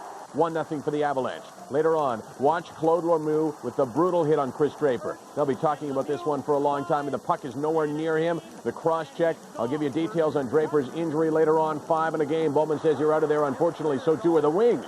The Wings throw it around on the power play. Little flick towards the net, and it goes in off the skate of Sylvain Lefebvre. Paul Coffey gets credit for the goal. The game's tied at 1. Later on in the first, look at the hit by Sakic. Not only scoring, but hitting everything in sight on the power play. Sakic again buries it with a snapper. Beating Osgood for his 17th. That's 2 away from the playoff record. They'll have ample time to break the record after a Ciccarelli penalty. Sakic's shot is stopped, but there is Mike Ritchie to roof it. 3-1 Colorado. Ritchie and the Avalanche super pumped. Later on, Paul Coffey with a giveaway right there, and watch the play by Forsberg. He makes one incredible move on Lidstrom, then tips it in. Beautiful play by Forsberg, and it's a 4-1 game. Third period, the Wings are frustrated. A shot to the head by Bergevin on Peter Forsberg.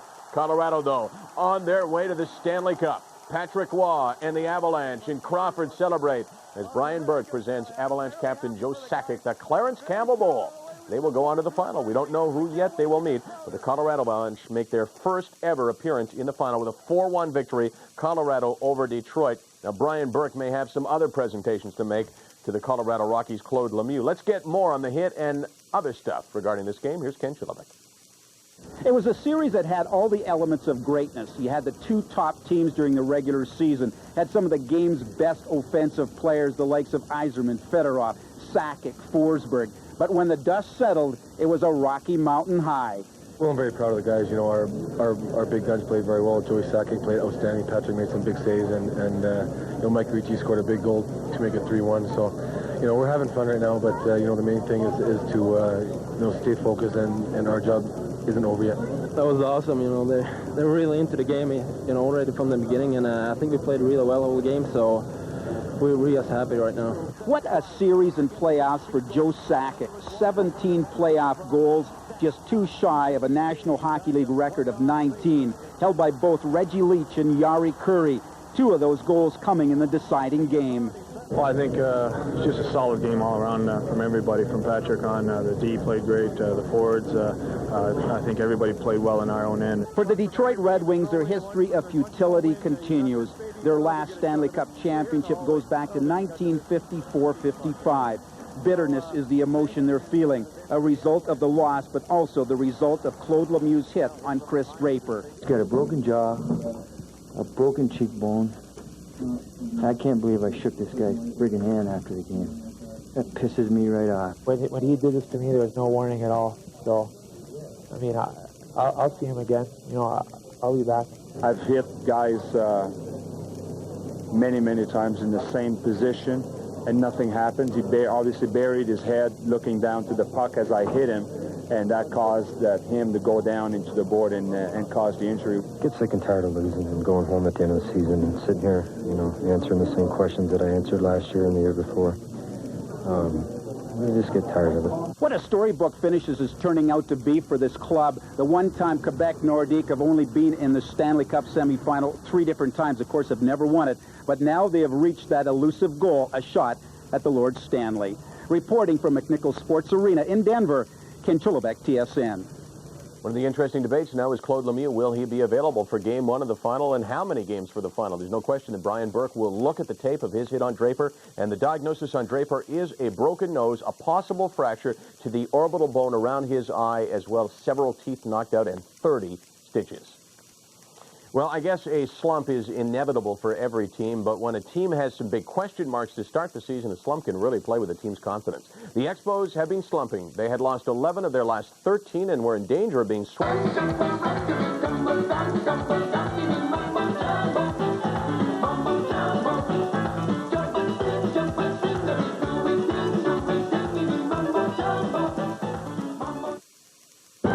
This is TSN.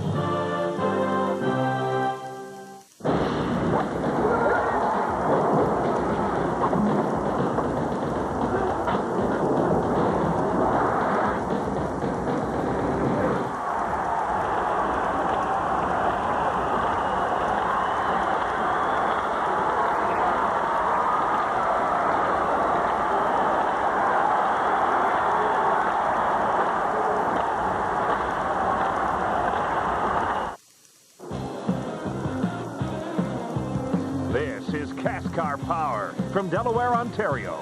You're watching the Sports Network, coast to coast.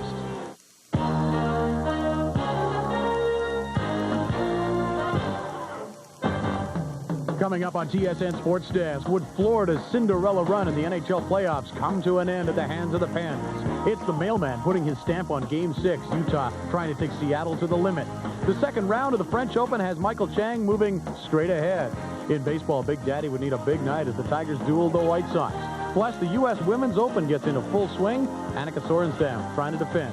So remember, those who give also receive. Here's our gift to you. TSN Sports Desk coming up next. Hi, everyone. Welcome again to TSN Sports Desk. I'm Brendan Connor. Glad you're along. Let us open our show with a huge game in the Stanley Cup playoffs, and boy, it did not disappoint. It was a great one. It has been a Cinderella story all year, the Florida Panthers. Third year in the NHL, a coach who some people suggested wasn't the right choice, and here they are vying for a spot in the Stanley Cup final. Doug MacLean has done a great job with the Panthers, but there was a chance it would all end on Thursday night if they lost to the Penguins, but they're playing in the right ring. Florida 6-2 at home in the postseason, and there is Doug MacLean's message to his team in the dressing room. But to do that, they'll have to beat Tom Barrasso to move on to the final. On fire, over 87 minutes of scoreless shutout hockey for Barrasso. Early on, kind of a controversial goal. Mellenby busting in. Somehow that gets knocked in. First it's ruled no goal. Then Terry Gregson goes upstairs for some help. They end up counting it. So 1-0 Florida. Wayne Azinga likes that and likes the effort his club put together in the first period. Second period, game tied at 1. Sergei Zubov over to J.J. Daigneault. His point shot deflected by Joe Zizik. His first goal of the playoffs. Pittsburgh leads 2-1, and that's huge. And Doug MacLean not happy with his club's defensive zone coverage on that goal. It was costly. However, the Panthers do answer later in the period. Pens running around in their zone. Bill Lindsay gets a whack at a rebound. His fifth of the playoffs. They tie it up, and all Pittsburgh could say was, Rats. Yep, here come the Rats onto the ice. 2-2 after 2. Third period, Panthers apply the pressure. Look at the good move by Straka at the blue line. Now it's a 2-on-1. Over it goes to Lindsay. Back it goes to Straka. Upstairs it goes on. Barrasso and Florida leads 3-2. The Panthers sense there might be a Game 7 back in Pittsburgh, but not so fast. Minutes later, look at the move by Mario at the blue line. He gets it to Murray, who gets it to Sandstrom, who waits on the Beezer and scores. What a beautiful goal. The Pens tie it at 3. But just over a minute and a half later, off the draw, Rob Niedermeyer, the big kid, wins the draw, goes to the net. Smolenski can't hold him, and Niedermeyer has 2 whacks at it, scores on the second one. 4-3 Florida. Fourth goal of the playoffs for Niedermeyer, but not done yet. Jaromir Jagr down the wing with an angle, but Kartner gets away and knocks that puck away. The Beezer hangs onto it, and the Panthers do win this 4-3. They will play another game. Game 7 goes Saturday night. Mario Lemieux held without a goal for the 5th time in the series. He said, "This is the toughest defense I've ever faced. There was no room out there." Let's get more from Miami. Here's Mark Bunting. Some of the Panthers' younger players were instrumental in this victory. One of them was 20-year-old Rob Niedermeyer. With about 6 minutes to go in the third period, he cleanly won a draw and then seconds later knocked in a rebound to force Game 7 in this series. We feel pretty confident heading up to Pittsburgh. I mean, the pressure is on us to come up with a big game tonight, and I think everybody played well. We I mean, we came up with a great team effort. We had a lot of people play awful hard and awful well and really resilient there on a couple of times they tied it up to bounce right back. So it was, Johnny made a huge save at the end, obviously, and some key ones. And the Barassa was tested pretty heavily, too. I mean, 40 shots. So it was a great effort by our team. Feels great. It feels a lot better than the alternative, that's for sure. So it's a feeling one that's, you know, we were happy and worked hard and happy to get the victory, but now, you know, we're already thinking ahead to Game 7. I didn't think about anything, just said, let's hit the net, because before I got a couple chances, I didn't hit the net, and, you know, I was my confidence was a little bit down, so I tried to hit the net, and I finally scored a goal. That team is able to put a lot of pressure on our D and get a lot of shots, especially in the second. So I don't know. We like you said, we didn't play the whole game the way we played the other night. Home ice has been fairly significant in Games 5 and 6 of this series, so the Penguins are hoping that the friendly confines of the Igloo will somehow help them to get by the Panthers in Game 7. That game goes Saturday night in Pittsburgh. Reporting from Miami, I'm Mark Bunting for TSN Sports Desk. All right, thank you, Mark. Well, certainly Detroit was talking about it after the game the other night, and throughout the hockey world there was some discussion of Claude Lemieux's hit on Chris Draper. Question is, will they be reviewing it at the league level for some further punishment? Chris Draper hit from behind into the boards by Lemieux. Lemieux got 5 in a game as Draper was badly injured, his face badly injured. A lot of people, though, don't think that Lemieux needs any more punishment, although Draper did go through some major facial surgery on Thursday. Vancouver Canucks say they will let superstar forward Pavel Bure play for Russia. Wanted so badly to get back to becoming a champion. So the story of Donald Curry continues, but for now, it's a sweet one for him. We'll see you next time on Super Bouts.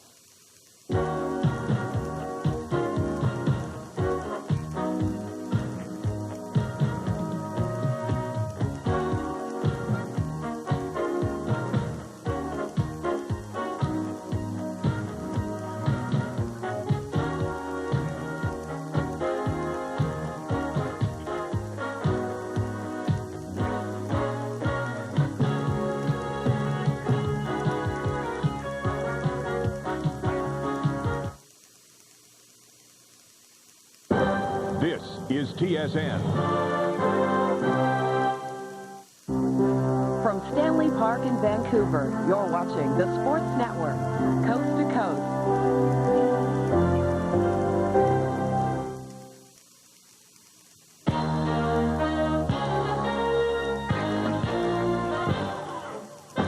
Coming up on Sports Desk, Game 7 of the Eastern Conference Final. The Panthers and Penguins head-to-head for the right to fight for the Stanley Cup. Springtime in Paris is full of Swedish surprises. The Expos take a dive in an effort to beat the San Francisco Giants. Let's get ready to rumble! Round 2 from County Stadium in Milwaukee. Hold on to your seats. We've got auto racing action that'll really shake you up. Close only counts in horseshoes. Women's U.S. Open action from North Carolina. Just cruising around with nothing to do? Light that stogie. Sports Desk is next. Hi, everyone, and welcome to Sports Desk. I'm Rod Smith. An exciting Saturday of sports, tons of baseball, golf, tennis, but of course, we begin with the hockey. In game number 7 of the NHL's Eastern Conference Final in Pittsburgh, Lemieux and the Penguins were supposed to have an easier time with Florida. And then again, so too were Lindros and the Flyers. Saturday night, the Panthers, in just their 3rd year of existence, looking to add to the growing list of believers as they look for a berth in the Stanley Cup Final. Jaromir Jagr, Mario Lemieux, each only scoring once in the series. The big reason why, John Van Beesbrook allowing 13 goals in 6 games.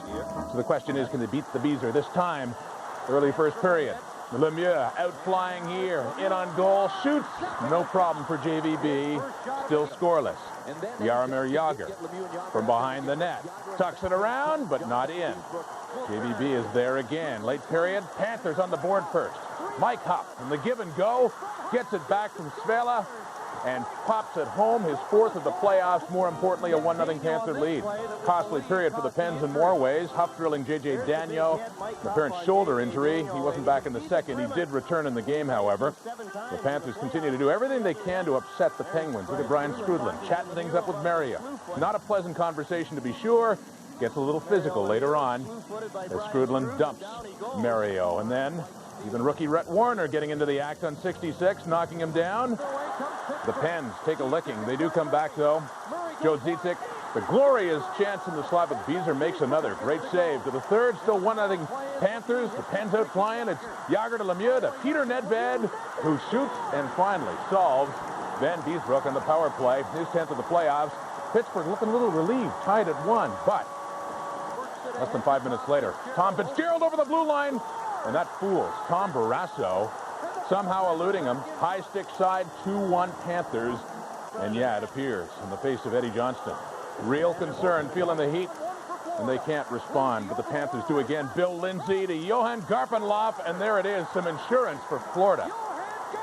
And they can sense it now. The Cinderella team sensing it is heading to the Stanley Cup final for its first time in franchise history, and the Penguins know it as well. Barrasso, time winding down. Pittsburgh, one last late shot, but it is too late, and that is it.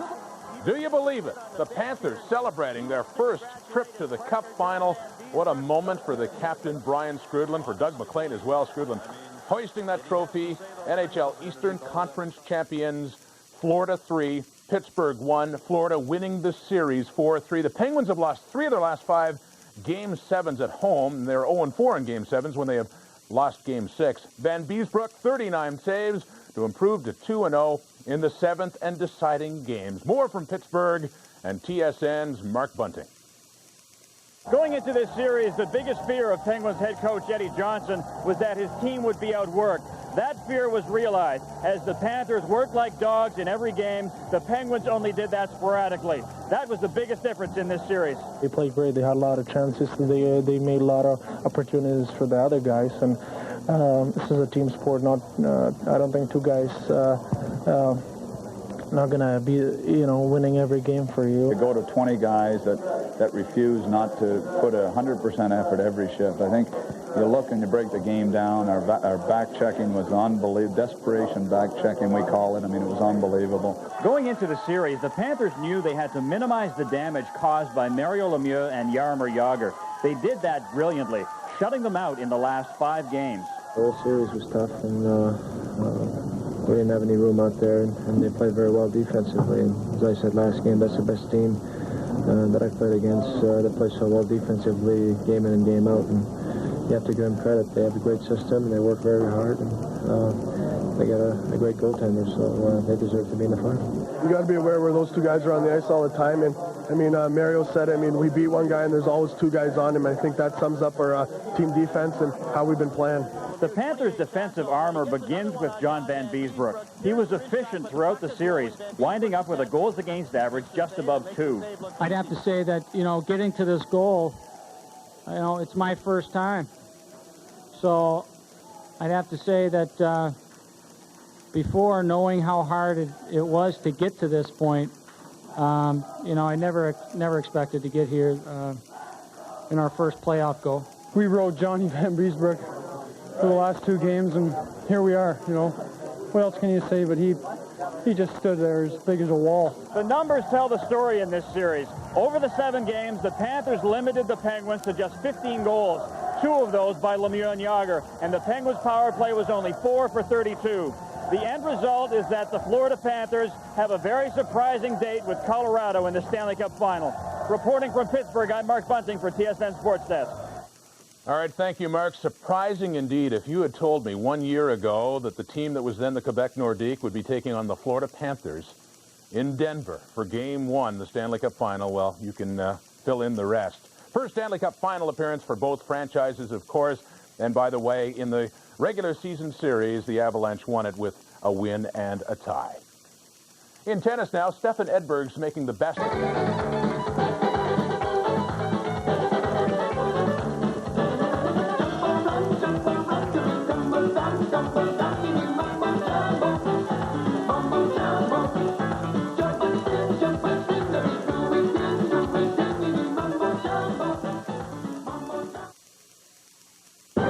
This is TSN.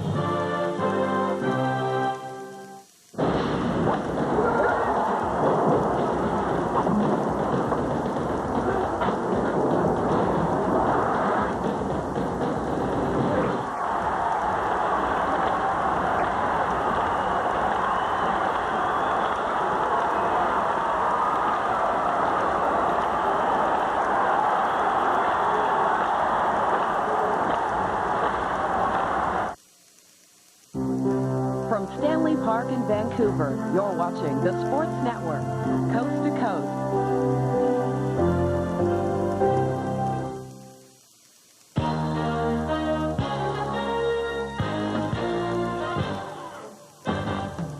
Coming up on TSN Sports Desk, Colorado reaches a Rocky Mountain high in Game 1 of the Cup Finals against Florida. Tom Rennie has coached great Canadians. Now he tries his luck with Canucks.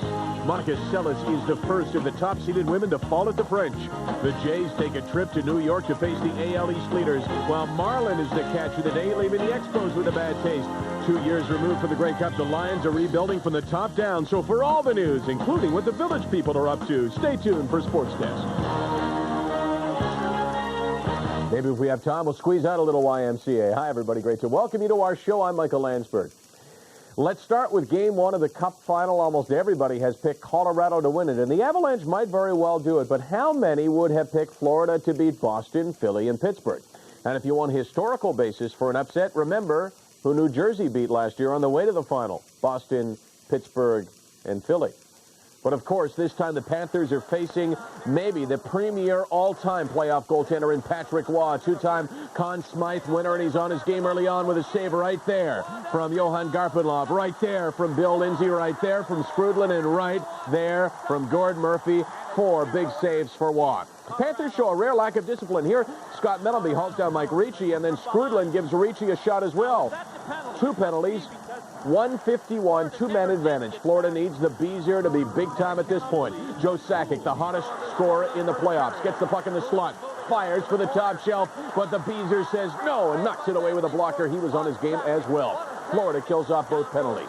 Panthers 11-2 when they score first. Fitzgerald to Lindsay, back to Fitzgerald. Can you believe Fitzgerald? He scores up high on Waugh. 1-0 Florida. Claude Lemieux wishes he was on the ice instead of on the bike, but they'll miss him for the first 2 games. Florida's strategy is to neutralize the opponent's stars. Guys like Peter Forsberg, bounce them around, stay right in their face, and they do a nice job there, Stu Barnes.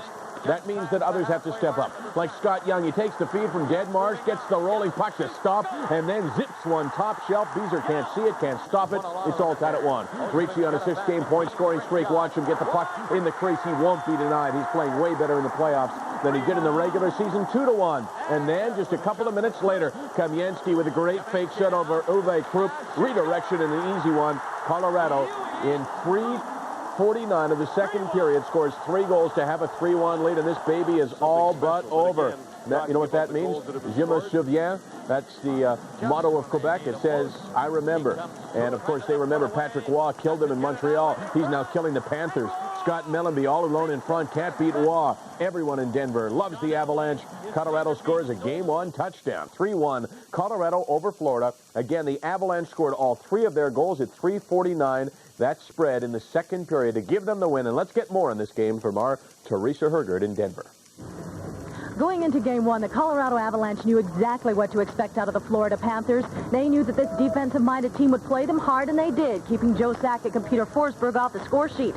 But the Avalanche is a team with great depth, and it was the other players stepping up to score when it mattered that truly made the difference and gave the win to the Avalanche. Well, I just tried to go to the net. I think Mike Key made a hell of a play off the boards, a little pool shot there, and I don't know how the puck popped out in front of the net. It just popped out, and it was sitting there. It was pretty easy for myself just to knock it in the empty net. The strength of our team is, even though we have great individual players and great individual skilled people, we are a pretty good team, and we're getting contributions from everyone. For the Avalanche, the second period was the turning point when they scored 3 fast goals. Throughout the playoffs, Colorado has been lethal in the second period, outscoring their opponents 33-20. We get a couple of breaks there, and Scotty's shot was a great shot, but it was long range, and we're lucky to get that goal. And after that, I think we played really well. For the defensive-minded Panthers, it was the first time in the playoffs that they had allowed 3 goals in a single period, and unable to solve Patrick Roy. They were held scoreless in the final 2 frames and were unable to get themselves back into the game. They've got talent. They can score in bunches, and they just Young got a big goal and got them going a bit, and they took that momentum and. You know, they parlayed it, I guess you would say. We did what we wanted to do at the beginning of the game. We were pretty composed, and that was a good sign. So we kind of feel we let them off the hook a bit in the second period. And hey, what can you say? They're a great hockey club. They put the puck in the net when they had to, and Patrick came up with a save. I just held that team. because we got a lot of talent on that team. I mean, our defensemen are outstanding right now. Our forward are playing extremely well. And I think everybody's pride themselves right now to win games. So the Colorado Avalanche not only have an important win under their belt, they may also now have history on their side. If you take a look back in the best-of-7 Stanley Cup Finals, you'll find that almost 80% of the teams that won Game 1 have gone on to win the Stanley Cup. So the Colorado Avalanche will be looking to extend their series lead when Game 2 is played on Thursday night. Teresa Herger, TSN, Denver, Colorado. Thanks, Teresa. In negotiations, you always want leverage. Tom Rennie had it. At least 3 teams with vacant coaching positions were interested in Rennie. The Canucks made it clear they coveted the national team coach, and Pat Quinn went out and landed him, hiring Rennie as the Canucks' new head coach. I'm excited, obviously. You know, it's...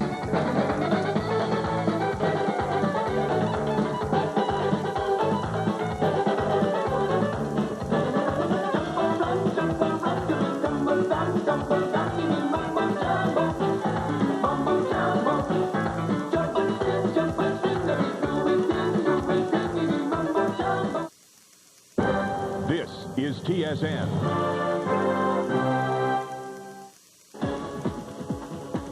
"16 teams, 31 games, and a worldwide audience of nearly 7 billion.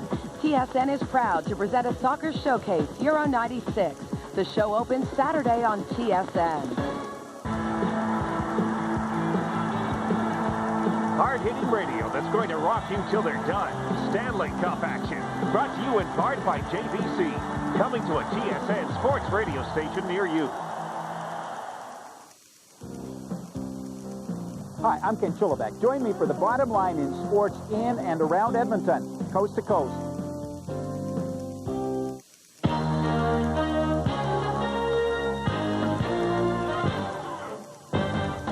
Coming up on TSN Sports Desk, for Pete's sake, Forsberg is like an iceberg in the way of Florida's Cup run. Tom Rennie meets the media in Vancouver, while Terry Crisp re-signs with the Lightning. Trouble at Woodbine, the Breeders' Cup no longer coming to Canada. At the French Open, Steffi enjoying Paris in the springtime. The Blue Jays are happy they're not staying for a weekend at Bernie's. In the CFL, Calgary looks to put the stamp of approval on a starting quarterback. So hey, if you don't want to swim with the fishes, stick around. Join us, TSN Sports Desk. Coming up next. Hi, everyone. Welcome again to TSN Sports Desk. I'm Brendan Connor. Glad you're along with us, and let's get going right away with bizarre Game 2 of the Stanley Cup Finals. One outcome here that might surprise you. Certainly the final score will.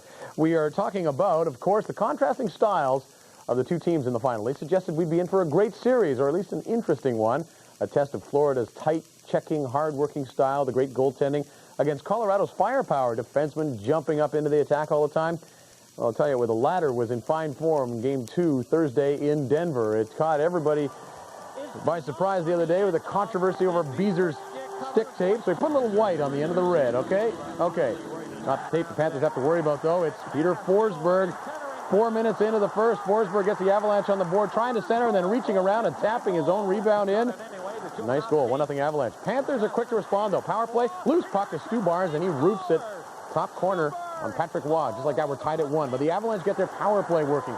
Scott Young with the shot. Rennie Corbeil gets a stick on it the last minute, deflects it past the Beezer. 2-1 Colorado. And Colorado just getting warmed up. Again on the power play. Sakic to Forsberg. He just hammers one from about 12 feet out and puts it in, and 3-1 Avalanche. And the Panthers getting a little frustrated, including the Beezer. After Corbeil struggles here with Jovanovski, and Beesbrook gives him a hook as he goes around the net. Beezer got a penalty for that.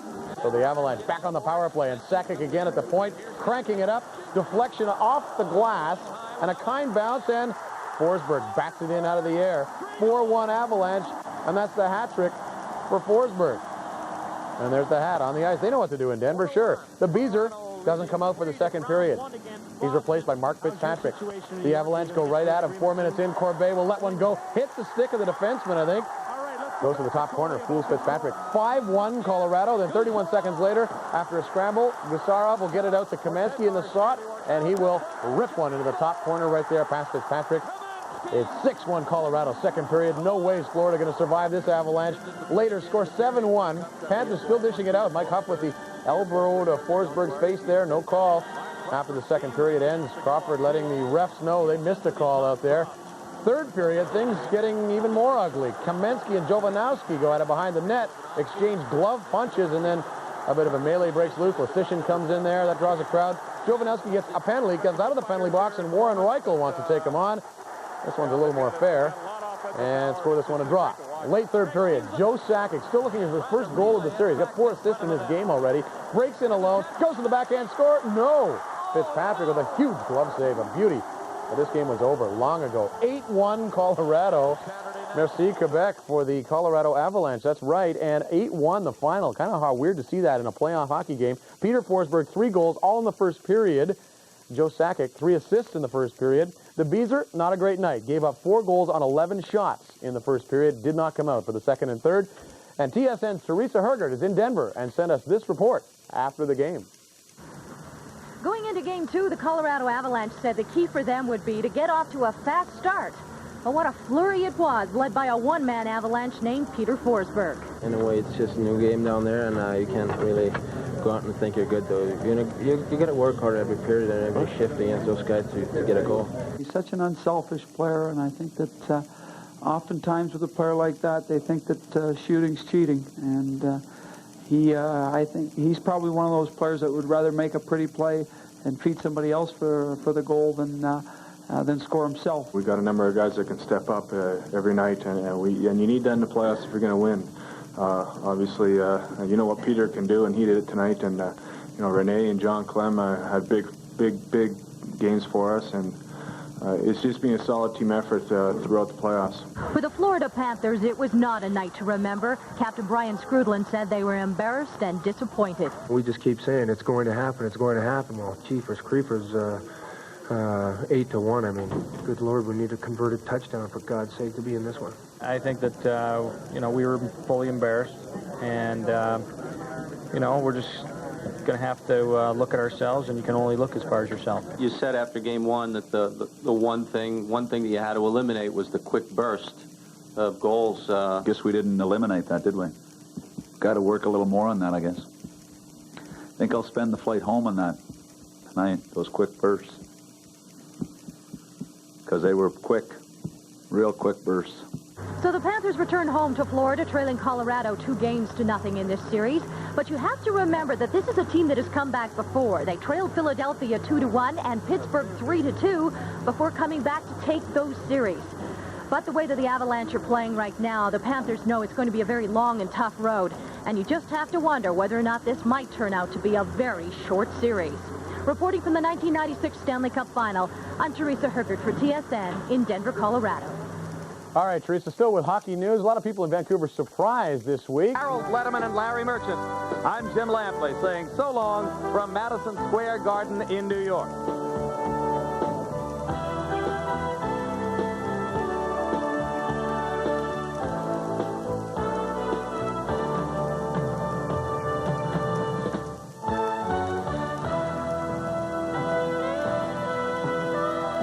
This has been a presentation of HBO Sports, the network of champions.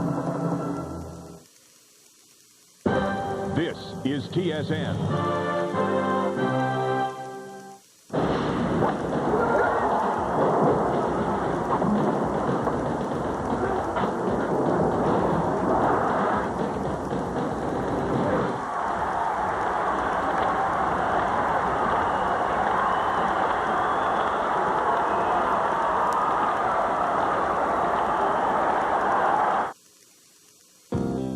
From Ottawa, Ontario, this is TSN, Coast to Coast.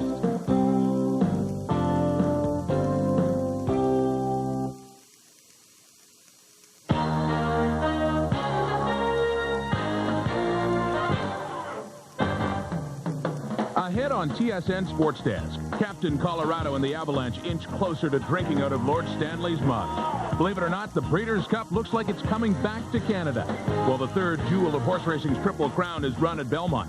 Guzman returns to action for the Jays deep in the heart of Texas. Steffi looks to continue her Grand Slam dominance in Paris, and the Indy cars are ready to roll in Motown.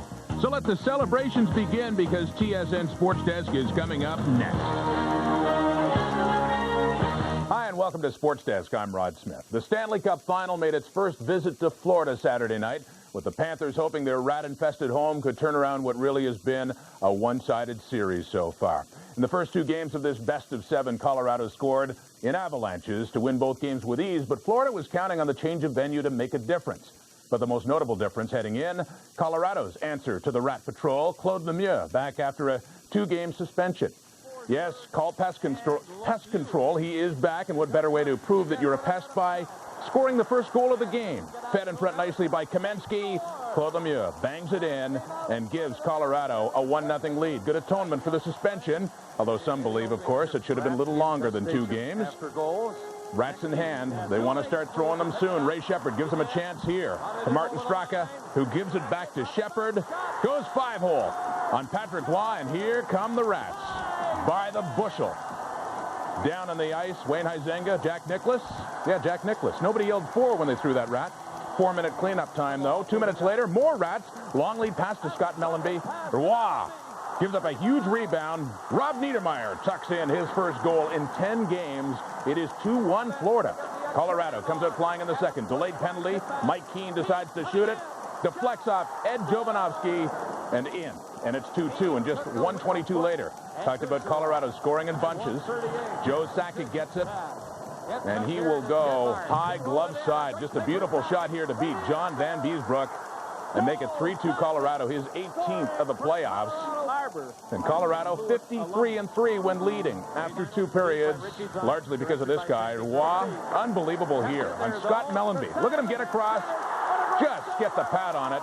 Much to the disbelief of Brian Murray and President Bill Torrey. Thought that game was tied, but no. Waugh and the Avalanche on the brink of winning the Stanley Cup for the first time in franchise history. 3-2 the final, and a 3-0 series lead. All the Panthers' goals in this series have come in the first period. That's been part of their problem.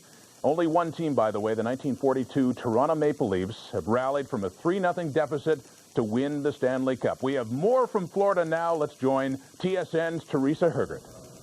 The Colorado Avalanche have taken a commanding 3-0 lead in this series for many reasons. The play of Patrick Waugh, Joe Sakic, just to name a few. But once again, the biggest thing that stands out is their incredible dominance in the second period. So far in these playoffs, they have outscored their opposition 40-20 in the middle frame, and that includes tonight's 2 second-period goals, including the game winner by Joe Sakic. Had the legs going down the right side, and Adam Denmark made a perfect pass to me, and I just went in and cut in front and shot it high, and fortunately it went, under the bar rather than over. Obviously, without Joey, we wouldn't probably be here, but I've experienced that, in 1 year it's one guy, another year it's another, and the strength of our team is that the 20 players that dress will get the job done. What can I say more than, for Joe Sakic, he's been unbelievable throughout the playoffs for us, and he came out big again tonight. The Florida Panthers have now moved 1 game closer to a quick exit from this year's Stanley Cup final. Despite peppering Colorado goaltender Patrick Waugh with 34 shots and pressuring the Avalanche all night, they just couldn't pull out a much-needed win. We had to expect them to come out stronger, especially, we read about their comments. They were disappointed. Plus, we got to admit their fans were really cheering for them, and they were really excited about what they've done. I don't think there's going to be any quit in this room. We've got, a lot of pride, and, we're a team that comes to battle hard, and I thought tonight we battled hard, and we'll just have to come back Monday and do the same thing.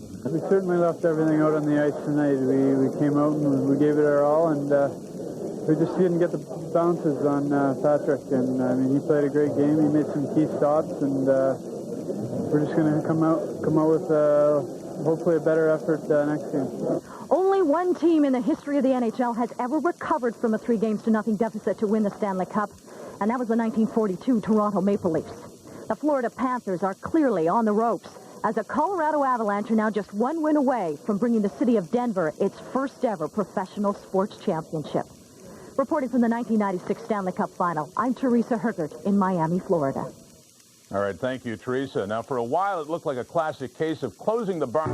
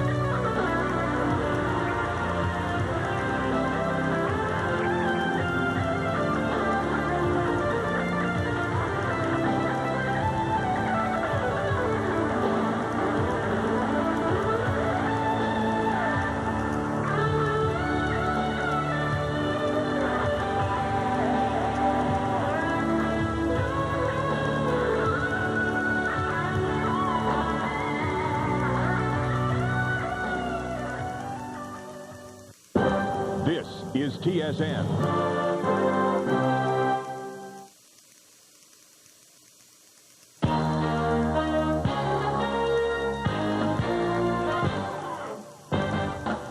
Ahead on TSN Sports Desk. Sakic held it in. Still held in. Uwe Krupp shot.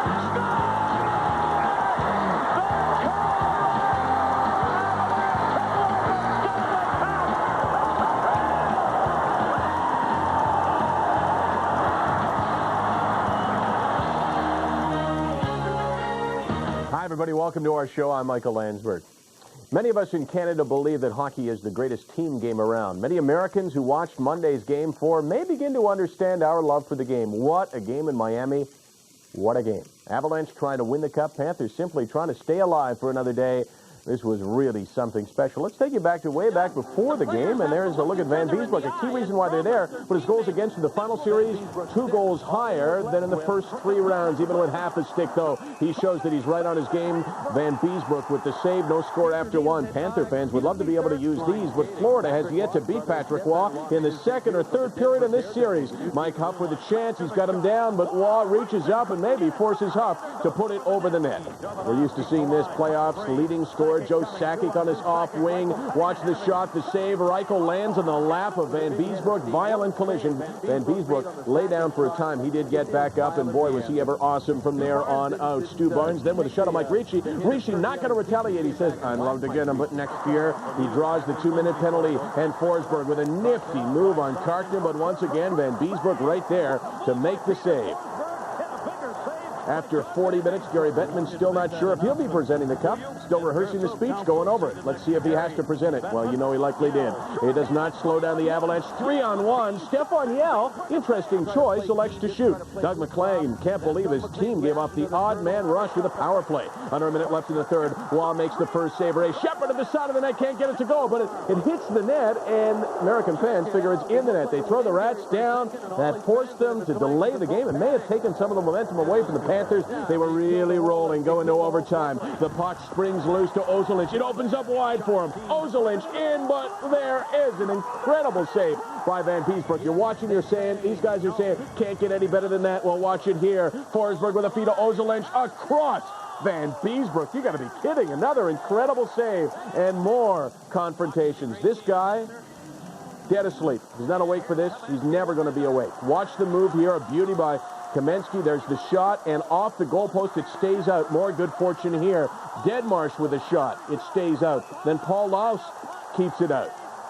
Go 4.5 minutes now into the third overtime period. It goes back to Krupp, and Krupp with a long, harmless-looking shot, but the screen was on, and it's over. The Colorado Avalanche in the third overtime period. There's a shot from McNichols Arena. Win the championship. The Colorado Avalanche, in their first year in Colorado, do it, and they do it in the third overtime period, the third longest game in Stanley Cup Finals history. 1:04:31. Joe Sakic hoisting that trophy, plus the Conn Smythe as the most valuable player, and there is the photo of the champions. The Colorado Avalanche win the Stanley Cup, and they do it in an incredible game. They played through 2+ overtime periods. Krupp wins it. Keep in mind that he was injured for most of this year with a torn ACL, but he came back to be the hero. Waugh with 63 saves, and let's get tons more from our Teresa Hergert in Florida. What an incredible end to the 1996 Stanley Cup Final with Uwe Krupp scoring the triple overtime winner and Avalanche goaltender Patrick Waugh keeping the Panthers off the score sheet since the first period of Game 3. But for Avalanche captain Joe Sakic, his first Stanley Cup win was especially sweet because he was named the MVP of the playoffs and awarded the Conn Smythe Trophy. Obviously, 8 years ago when I broke into this league, in Quebec, they decided to rebuild and start from scratch, and we did that. And right now, it's just a great feeling. A strong case could have been made for Patrick Waugh to be named MVP. He only allowed the Panthers 4 goals on an incredible 151 shots in this series and has now increased his Stanley Cup Final winning streak to 8 games.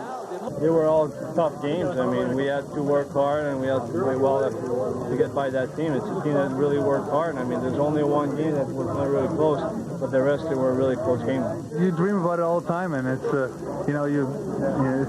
that type of stuff where you say, this is what it's all about. We're all playing hockey to be in that situation. We're confident in our ability. We're confident in everyone in this team. We knew we had to battle. It's a tough, Oh, yeah. me some of that, baby.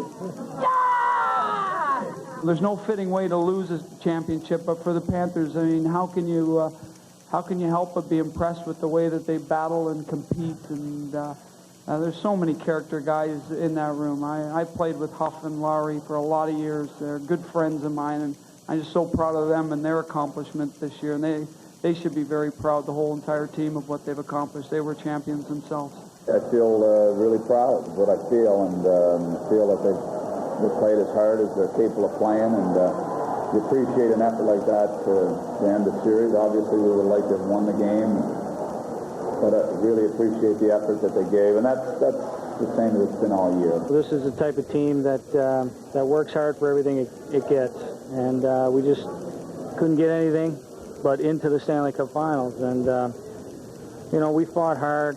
I don't think that there's a guy in that room that I'm not proud of personally, and there's not a guy in that room that I wouldn't want on my team any day of the week.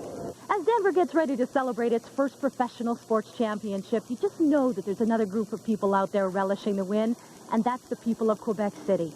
They may have lost their hockey team to Colorado, but they certainly didn't lose the hearts of many of the Avalanche players, because following their big win, several of the players dedicated it not only to their new home in Denver, but to their old home as well, and the people of Quebec. Teresa Herger, TSN, Miami, Florida. Thanks, Therese. Great job in the playoffs, and a great job for this guy. No ordinary Joe. You bet. Joe Sakic wins the Conn Smythe Trophy. And why did he win it? The leading scorer in the playoffs with 18 goals. That's one short of the NHL record. He only had one in the finals, so it wasn't that he won it for them, but he certainly got them there. He had 4 assists in Game 2 as well. And an NHL record 6 game-winning goals in the playoffs. Joe Sakic is probably the biggest reason why this was the scene in Denver on Monday night. Denver winning a championship in its first season. They're the first team to win a championship in its first year in a new city since the Washington Redskins in 1937. The first professional championship for the city of Denver. The Broncos tried 4 times in the Super Bowl. Couldn't do it. The Nuggets haven't been close, but the Avalanche have done it. They are the champions. Still ahead on Sports Desk, the All-Canadian CFL gets its preseason play underway. Well, the Expos look to squish the fish at the Big O. Could they do it? And we'll give you both kicks and saves from the European Championship. Drugs. Some of the big kids do them. So it's tough for us younger kids to say no. But my mom and dad helped get this DARE anti-drug program in our school. It's run by specially trained police. Now we're saying no to drugs.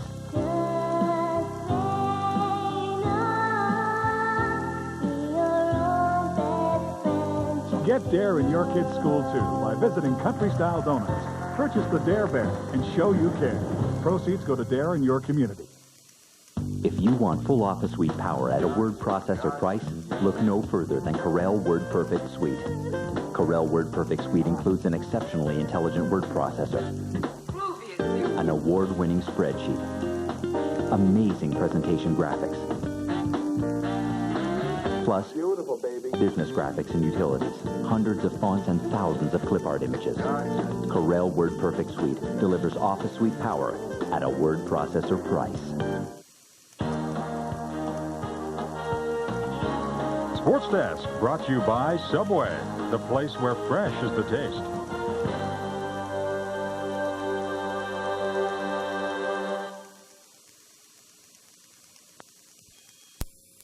Teletype and national television.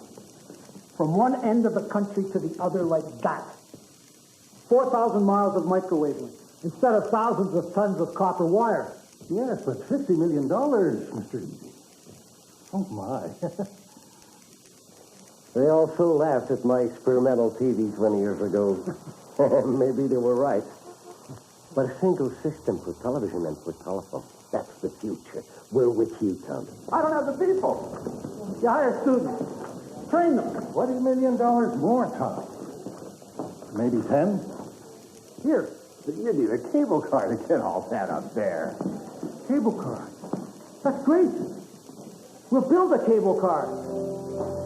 In just 3 years, Tommy Lee would complete the longest microwave network in the world. Hello, this is Montreal. How may I help you? One moment, service please, Vancouver. This is TSN. Hi, everybody. I'm Lisa Bose. Join me for all your sports news and highlights from Southern Alberta right here on TSN, Coast to Coast.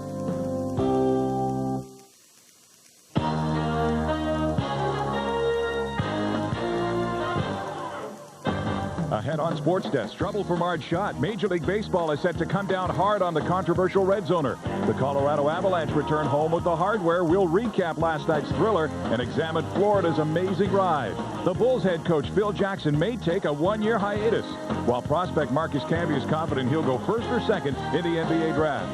At Euro 96, the Italians look to kick the Russians around, and we'll flash back to the past with number 4, Bobby Orr. So drop in if you have a sec. Sports Desk is next. Hi, everybody. I'm Jim Van Horn. Welcome to the early edition of TSN Sports Desk for this Tuesday. We're glad you're with us today.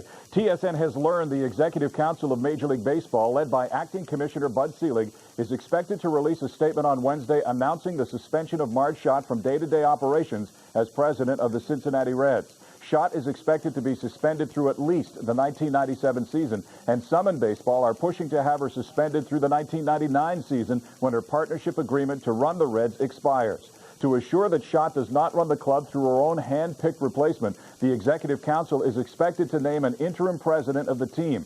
Two candidates who have been mentioned are Mark Sauer, current president of the Pittsburgh Pirates, and Richard M. Brown, former president of the California Angels. Schott is not expected to relinquish ownership of the club. It is expected that she will be allowed to attend games. However, she will not be permitted to participate in any decision-making involving the club, nor represent the club at any National League or Major League meetings. Schott has not and will not fight this decision.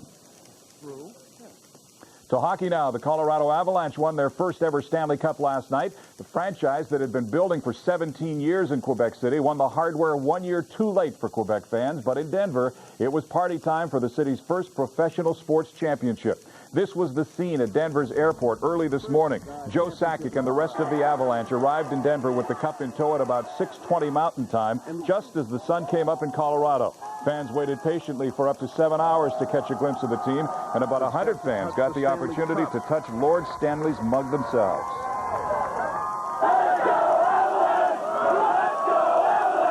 Get ugly. The celebration got ugly in downtown Denver last night, however. Fans decided to get a little rowdy upon hearing that the Avalanche had finally delivered the city a championship that had long eluded them with the Broncos. When the partying got out of hand, police were finally called on the scene. And after a lengthy standoff and repeated warnings, they released the tear gas on the crowd. No one was hurt, but 13 people were arrested. There is no word on the amount of damage done to Denver's downtown city core. Also last night, hockey fans in Quebec City celebrated the Avalanche Cup win. Fans who rooted for the Nordiques showed their appreciation for their former team's achievements by piling out onto the streets. So far, there's no word on whether the Avalanche will bring the cup back to Quebec City for a visit. And Denver officials announced today the city will pay tribute to their Stanley Cup champions with a parade tomorrow. The parade, of course, was made possible by the victory last night in Miami. The Cinderella Panthers had their rat bag fans saw their season to come to a close following an emotionally draining, hard-fought overtime loss. Teresa Herget reports from South Florida. Miami Arena is quiet right now, but if you think back right to the beginning of the season, who would have ever thought that the Stanley Cup final would be played in this building with the palm trees swaying out the front door and the beach just down the road? And who would have ever thought that Game 4 of the final would be the third longest in NHL history? And who would have believed the acrobatic displays from both teams' goaltenders, who stopped a total of 118 shots in Game 4 between them? That was a great game. I mean, John played outstanding out there, and he made some unbelievable saves, and it was important for me to stay focused and try to keep making a good save until I could. It was an epic game. I think that, Colorado obviously showed that they didn't want to go back home to play Game 5, but it seemed like we played 4, 5, and 6 right here in one game. And what can I tell you? I'm exhausted. I'm disappointed, but in the same breath, I'm proud of our accomplishment. Triple overtime, 104 minutes and 31 seconds of playing time. This game was a classic, with Uwe Krupp finally scoring the winning goal just over 5 hours after the game had begun. Yeah, we're sitting in the dressing room saying, this is going to be an ugly one, guys. You know, it's not going to be a pretty tic-tac-toe play, and my shot was certainly nothing special. It was just a shot that went through, and with our guys in front of the net taking his vision, it just found its way through. Well, we set it in here. It was like road hockey. The lights were on, our mums were yelling. We were going to get in trouble, so we might as well end it now. And Krupe, great play. I mean, can't say enough about the big dog. I mean, I'm going to have to remember him for the rest of my life now. The Florida Panthers, with their playoff lives on the line, tried everything in their arsenal to score on Patrick Roy, but he turned away their franchise record 63 shots. In fact, Roy had kept the Panthers off the scoreboard for an incredible 153 minutes and 12 seconds. But while Roy turned in an MVP performance, it was Avalanche captain Joe Sakic who won the Conn Smythe Trophy as he led the Avalanche to their first Stanley Cup championship with 18 goals and 16 assists in the playoffs. Obviously, 8 years ago when I broke into this league, in Quebec, they decided to rebuild and start from scratch, and we did that. And right now, it's just a great feeling just to be with this organization for that long, being there at the bottom and worked our way to now the top. It's just the ultimate feeling. For the Florida Panthers, it was an incredible run. After the game, although they were bitterly disappointed, they were happy they had gotten to the final, a tremendous achievement for a third-year franchise. Hopefully there's finer hours out there left, but to get to this point was a first for me, and it was a first for the fans. And I think that, sharing that in common was special to me. This year's Stanley Cup final would be remembered for many things. Of course, its thrilling conclusion, Colorado becoming the first team to win the Stanley Cup in the first year of its existence. And of course, this year's final will be always remembered for these annoying little rubber squeaky rats. So the people of Florida may not be taking home the Stanley Cup this year, but they can certainly take home a piece of history. All of this ice has been scraped up. It's going to be shipped off to California and melted down, with the water being placed back into some commemorative see-through pucks. They'll be sold with all the proceeds going to children's charities.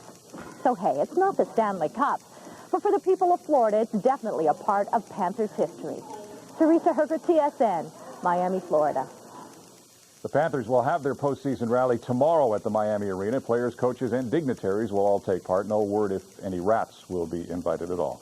Meanwhile, the Calgary Flames have signed Sandy McCarthy to a new 3-year deal. No terms released. McCarthy scored 9 goals and 16 points for the Flames last year, but he led the team in penalty minutes with 173. And Flames assistant Don Hay is getting closer to the head job in Phoenix. Flames general manager Al Coates had discussions with the Coyotes today. The only thing to be worked out is compensation. Still to come on... I'm really happy, and I think overall we deserve the win because of our consistent performances throughout the tournament. So Germany equal Australia's 6 wins in the Champions Trophy, and now a second consecutive Olympic gold beckons.